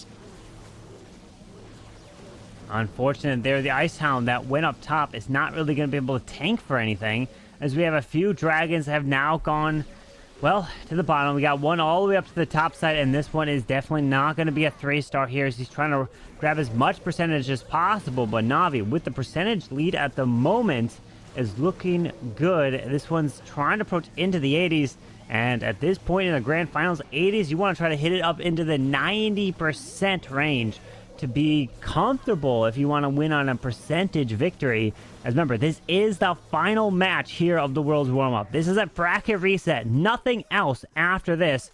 As General X comes in with an 84, no, probably an 85% 2-star here in this attack, as we will have only 3 more attacks to come in from Navi and 2 more for Synchronic, which include Leo and Mark. So nice try there to General X, as it is only the 2-star. Yes, indeed, but Navi still has to deliver now. They have the door wide open, which means they can now, with a high percentage 2-star or even another 3-star, really take the lead in this match, especially now with the attack of X not going as planned. I feel like the Royal Champion did not really get the value in at all overall, and especially the Fire Spitter staying alive, the second one, was a crucial thing, because based on how he used the Earthquake to like damage the buildings around, it was for sure that he wanted to get the second Fire Spitter, then moved forward towards the top side, and it did not happen. The Royal Champ moving towards the bottom side instead, swagging that one invisibility spell, unfortunately, and this leaves even the merged tower staying alive, and that has really cost him then in the long run. And then as well the missed timing with the Ice Hound, so he had to invest the freeze there, which he could have used somewhere different. But now Navi is up next, and they're going in with Yara, and we're seeing another Dragon attack. The 12 invisibility spells to really give that Royal Champion the option to push as far as possible. And wait a second, that is again a similar looking base, exactly the base actually what we have just seen, where we have seen Gaku get so much value inside the core of this base. Oh, well, let's see if we can replicate it. We got Synchronic running the same base, just like what Elevate was doing. Okay, well, we're seeing the RC path her way from the left with the Invis, continuing right on through. There's another invisibility as she can go in towards this raid spell tower. And after this, oh, he's taking some damage. It goes invisible from the Fox. Now Pop's ability. Does he decide to invest a rage of his own and a lot of invises all the way to this town hall? Well, this attack already is looking completely different to what we have seen before, because Gaku's Royal Champion went behind the tunnel where the clan castle is, and with the haste vial and the rage spell, he got pretty much everything over there. And for this one, the Royal Champ went to the bottom side instead, so complete different outcome. Is he going to invest the rage now or not for the town hall? It seems like that he's just going to go for as much damage as possible with the last remaining hastes, and Monolith and the merge tower going down. That's some nice value there, but the town hall remains standing. Baby Dragon off to the right. Going down with the dragons now with that warden. Gonna push his way right on through. We do have headhunters, archers coming out, but pay attention to this warden ability. Does have to clip the blimp. Okay, just barely getting that blimp protected. to fly all the way to the Town Hall. Going to activate the Gigabomb. Lands, and then the Yetis get hit by the Gigabomb with Ice Golems coming out of the Clan Castle, which if they freeze... Oh, okay, that was close. Because if they were to die and freeze, those Yeti Mites would not have been able to secure the Town Hall. But with the Blimp and the Rage, that was not as much value, right? Like, he took down a Fire Spitter in the Town Hall, but at the same time, that Fire Spitter pointed into the wrong direction anyways. And the Dragons were dying really quick. Take a look at this. We have like 1 or 2 Dragons only alive at this point. We have the Minion Prince here with abilities, so he will be able to provide some more DPS and some more buildings going to be going down. But the entire core is still left alive, and this should be, maybe depending on how the troops are pathing, maybe in 80-85%, but for sure not a 3-star. Yeah, it won't be a 3, especially with what's remaining to the top side of this base. And probably a few traps that there they are being pulled. The Minion Prince has the Phoenix. Once he drops the Valkyrie, it will pull the Ice Golem somewhere. So my guess is he's probably going to drop the Valk down south to help clean up those buildings anyways. He's just waiting patiently. Then 4 rocket loons, but they're only going to be defensive targeting, so they can't clean up any of the bottom side stuff. Maybe drop him from the left into that spitter to help take that down, and then even try to grab a sweeper. Oh no, he tries to... Okay, he goes for one of the sweepers, but is it able to take it down? Okay, one goes down, but not able to grab a spitter. Didn't go anything there. He closes in almost near a 90. 89% here for Yada. So the fails from Navi, we had, well, Gaku came with a triple. We had Yada there at 89, and then Klaus is at a 78%. But right now, Synchronic still need to make their way through to have a chance, as Navi does have the lead in percentage at the moment. Yeah, I would say the lead is quite big. They would need like now 290+ attacks from the Synchronic side, while Navi has to struggle quite a bit if they want to win this match on a percentage base. I feel like at this point they need another 3-star to feel better about their position, but this won't be easy. It's another Super Witch attack. Okay, let's concentrate, make sure that the Fireball is not getting distracted yet again by another Tesla. There goes the Fireball early, not waiting for too long, and making sure that there is no Tesla popping up and wasting the entire potential of this equipment. Yeah, imagine another Tesla hitting. That would just be devastating. You have to make sure that doesn't affect your attack, but you never know. Things happen, and that would be bad. But he is able to get past it, as Leo's going to continue to push through with the Skeleton Spell distracting the Ricochet Cannon. Yeti up top, Balloon out in front of the healers. Baby Dragon's going to move down south to help grab some of those buildings, while the Queen and Warden are going to work together. Coming right behind the Spitter, and there goes the Super Witch's Queen. Oh no, her ability may be forced if these healers do not transfer off to heal her back up. Ooh, the Queen ability is forced early, but this means as well more healers in general in that attack. The Clan Castle is approaching versus those giant skeletons, and there's now a heavy damage area with the Rage Tower as well. The King on the outside. Oh no, the King. Okay, the King is now going in there. We have as well the new Siege Machine. Keep throwing those test balloons in to make sure that the healers are staying safe. More Rages now getting deployed this time around versus I think there were Super Wall Breakers inside one of those barrels as well. Now we have the Royal Champion to take down the town because all of the troops are going around it. This is a heavy investment, and that Royal Champion is going to hit that Giga Bomb, I believe. Will hit the Giga Bomb. The Fear Fox does not, so it stays out in front. That R6 actually gets some nice value out to the right. Makes the Super Witches invisible. Does have some healers to try to keep him alive. Pairs in a freeze to the backside, but unfortunately loses the Royal Champion. You definitely don't want to lose the Royal Champion on the outside, and it's looking like a 2-star here for Leo, as we only have one more attacker, which will be Mark, to try and come in for the final attack. And it could be Mark getting a 3-star to force Navi to have to triple. It comes down to Stars and Kazuma. What will they do? If they do not triple this one, then Mark gets that 3-star. Then Navi must finish it off with a 3. And to imagine your whole tournament life comes down to this. Not just your life, but the first place prize of $10,000 could come down to the very last attack of this war. That would be quite literally a $3,000 attack with that last attack then.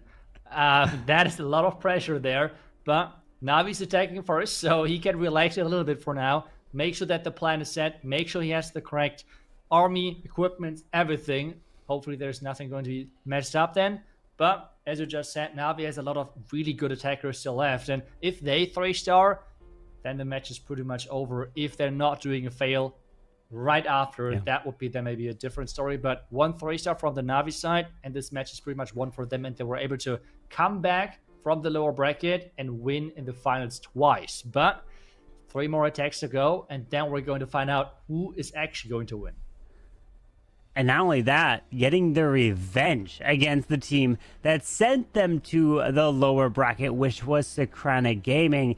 And Synchronic Gaming is the defending world champs and defending champions of last year's Worlds Warmup. So Navi is trying to win the first here of this year, which is this year's Worlds Warmup. It's been an incredible weekend. It's been an incredible event so far throughout the Swiss stage, the qualifiers, and it's going to just be amazing for the rest of this year. But Navi, guessing it's going to be Stars, probably going to come in next, probably with a Dragon, the RC and Viz. Let's see, as it is Stars, and it is Dragons here with the Invisibility Vial and Frozen Arrow on that Queen to start. Yeah, again, to push the Royal Champion into a specific direction to get the value which is needed. We have, again, a similar looking base to what we... Was it actually the same base? Looks at least really similar. No, it's exactly the base which Stars failed the last time, I believe. Where the Royal Champion charge did not go the way where he wanted it. Now he's redirecting and going from the complete opposite side. And this time again into the Monolith with the Royal Champion charge and overall 11 invisibility spells. That's a heavy investment. Making sure, oh, the Queen died through the invisibility spell. Yeah. I saw that the Queen was not able to utilize that full invisibility spell, and the Clan Castle pulling the RC a little bit. Does have her ability, but he's dropping dragons now, trying to multitask as the RC can path continuing into the core. Invis, so that the ice golems are not going to distract the Roche. Oh, wait a second. Where's she going? Oh, backtrack. Oh, my goodness. She's going left and right. She is moving so quick with the rage and the active haste vial. Town Hall is going down indeed. And now everything is relying on those dragons. He's investing another invisibility spell to get the Bitter Huts as well. Because remember, getting those out of the way means that the dragons have less likely to go into their directions. And traps are not as likely to hit him. Getting even a sweeper and an Inferno Tower. Right now there's dragons everywhere. Yes, there's a Bay Dragon working already at the bottom side, so time is hopefully then not an issue for him. But it's only 1 minute and 30 seconds left as he's starting deploying his dragons from the top side now, Carbon. With that, Warden joining in, sending the Minion Prince with the dragons. We've seen some attacks where the Minion Prince goes solo away from the dragons here, but trying to work together. Waiting on the Warden ability. Wants to get the best value. Let's see. Pops it now before one of the dragons was going to die to the air defense. The poison spell is going to get launched here. 3 rocket looms probably to try to go help grab the air defense to the right side. But we do have a multi-archer tower to the bottom. Queen off to the left, and the Queen is defending that clan castle. If it comes down to it, the Queen might be the MVP, trying to stop that clan castle from going down. There's just as well so much splash damage with the scatter shot on the backhand. He's now trying to snipe that air defense, but there is some Tesla as well to provide some tanking. Black Mine to hit those loons, but the air defense is still going down. That is massive as he's keep moving through. Black Mine hitting the dragon, which is already nearly dead.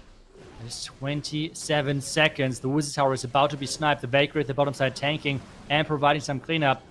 But in 20 seconds through all of those storages, and Carbon, I don't think that that's possible.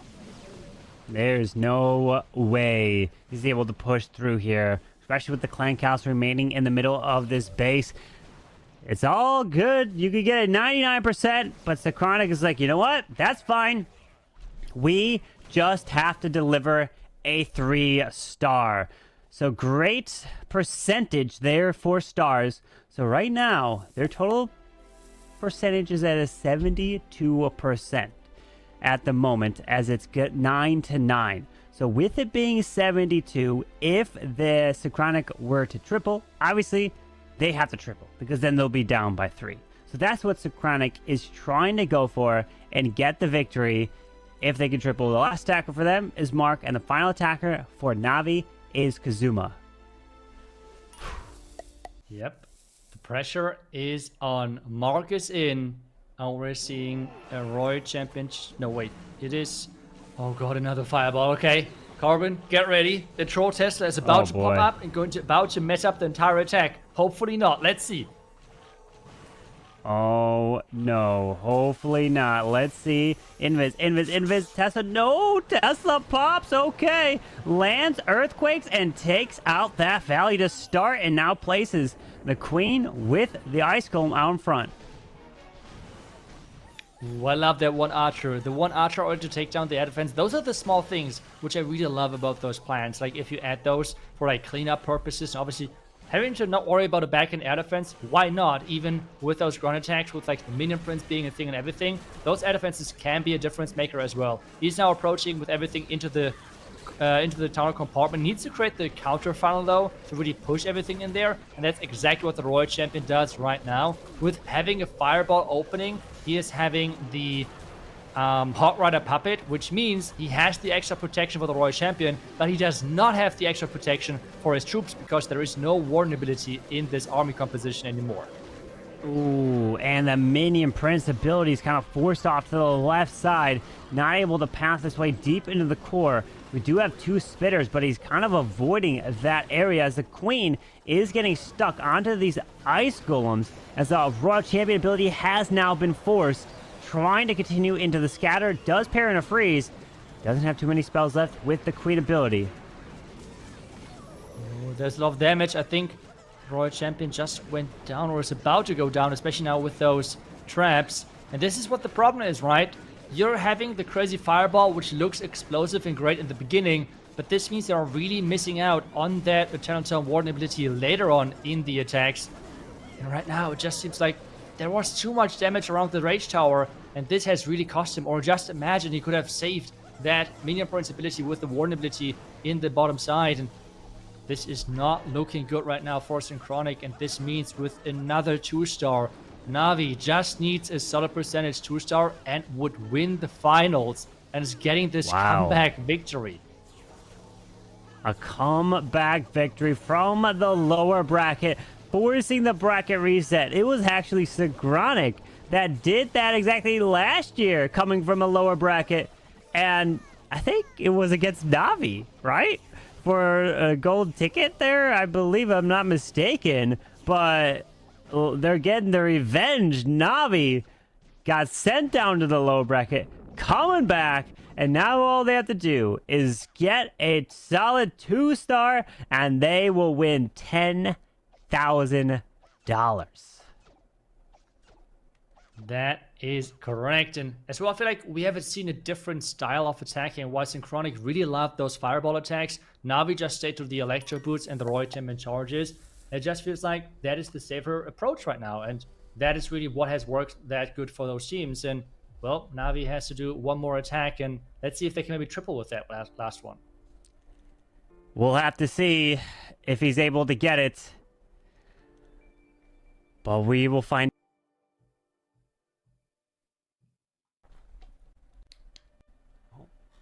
Seems Hello? like that we have lost Carbon. I think I can hear you. I might be here. I'm not sure why. I think my cam might be out. My camera might be out. Okay, I was already wondering why I'm alone. I'm right here. I'm in the shadows, you know. I'm in the shadows. So don't worry. I'm here. I'm hiding. I think my camera overheated. That's probably what happened. It was too much action here. But what I was gonna say was they just need a 2-star. Technically, they need 33% in order to win, but they need the 2-star, so 1-star is not enough.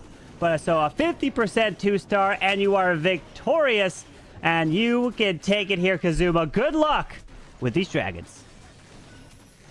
He's again setting up the pathing for the Royal Champion, which right now really is the name of the game for those pros, to make sure that Royal Champion is getting even further value because of this Electro Boot equipment, just getting the entire core. And this was so far the secret sauce for them to get out of those crazy 3-stars.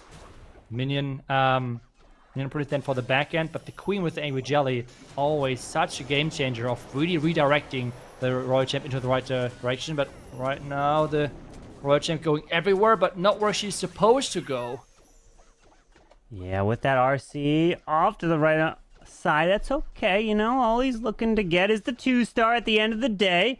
Let's see as the Town Hall remains. Does have that blimp to be the security blanket. And remember, it can't be a 1, because a 1 is not enough. It'll lead to 10 stars. But they would win potentially on percentage, and that's not what you're going for. So let's see, as the dragons are down with the minion birds and that warden, and then the blimp is going to fly to the core to help try to secure that town hall. Let's see if he has any sneaky goblins in there, since, well, there is a closed compartment, so there can't be really any traps around, or if there's anything different. Seems to be Yetis, though. I'm not really sure because he turned things invisible. But yes, it seems to be Yetis. The town hall is going down indeed. And this... Wait, is it? Wait. Okay, yeah. It is now going down. Took a little bit longer than expected. But this means that NAVI is winning this match and is winning the warm-up championship here. Well done to NAVI. Coming through the lower bracket. Granted, they only played 1 match in the lower bracket, but still, against a team like Synchronic, having to win 2 times in a row, that is not an easy thing to do. And Kazuma doesn't have to worry about anything else, just dropping some troops around to finish off this attack, but congratulations to NAVI. It was Synchronic that won Worlds last year. They won the Worlds Warmup last year. So is this the sign that you win this Worlds Warmup, that you are having a potential of winning the World Championship? Well, definitely could be, as $10,000 now goes to NAVI. And what a crazy impressive way, getting back-to-back 13 stars. First versus Elevate. Yes, they used the same base, but still really strong showing there.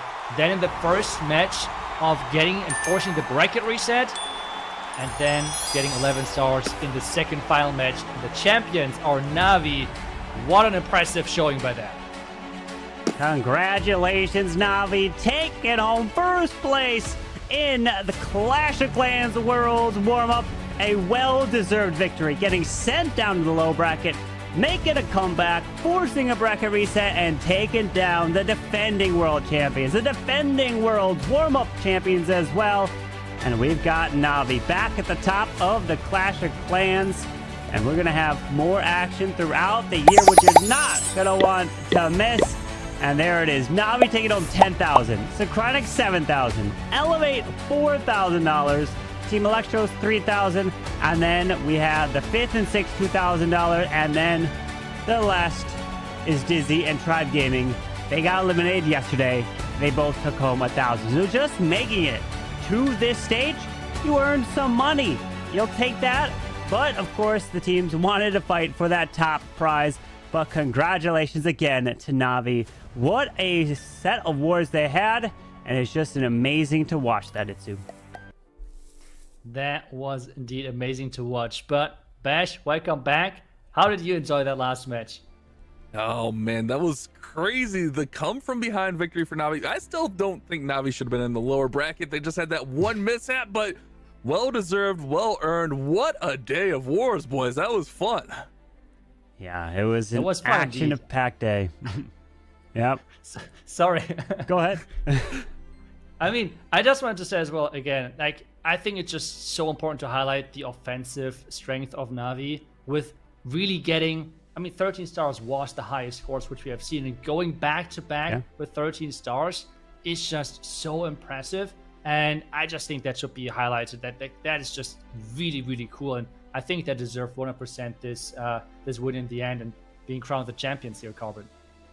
Yeah, being crowned the champions indeed. And if you guys missed the announcement from Marco about the Worlds coming back this year. Make sure you guys are staying tuned to the Clash of Clans social media account for more information all about that and what to be expected for the rest of this year. It's exciting. The new hard mode is going to be bringing a totally different game this year. Cannot wait to see what that's going to be. And again, Navi, take it home first place. What a weekend. So many matches. So maybe we'll get the final words from each one of us before we close it off. How about to start off with you, Bash? Yeah, just thanks to everyone, the teams, the players, all of our staff. Great weekend of wars, man. It was so fun to watch, so entertaining. Hard mode is hard. I think that's what we learned this weekend. Although Navi did finish pretty strong with some good offense, hard mode is very hard, Itsu. How about you, man? Yeah, I mean, I'm just looking forward to see how things are going to evolve around this new mode, because we have to say that it is still super fresh, even for the competitive scene. This is why I feel like we have seen some teams rerunning the bases, because there is no clear meta in that regard 100% there yet. There seem to be some strategies out there which have still yet to be discovered and everything, bases as well. So this is for sure something to see how things are developed over time and how the players are adapting. So that's for sure something I'm looking forward to as well with the announcement of the Clash Worlds season. And it should be a great year for Clash, I think, Corbin. Absolutely. It's going to be an incredible year, and we'll be crowning a new world champion like we've done every single year, or will for the first time someone try to defend their title or repeat as champions. But again, congratulations to Navi taking home first place, $10,000, and Synchronic coming in second with $7,000. That's going to wrap it up here for the Clash of Clans Worlds Warmup. And again, make sure you guys are following the Clash of Clans social media accounts so you know exactly everything that is coming for the Worlds season. It's going to be an incredible one. I know I don't want to miss it, so make sure you guys don't miss it as well. But till next time, hopefully you guys have a great rest of your day. Clash on.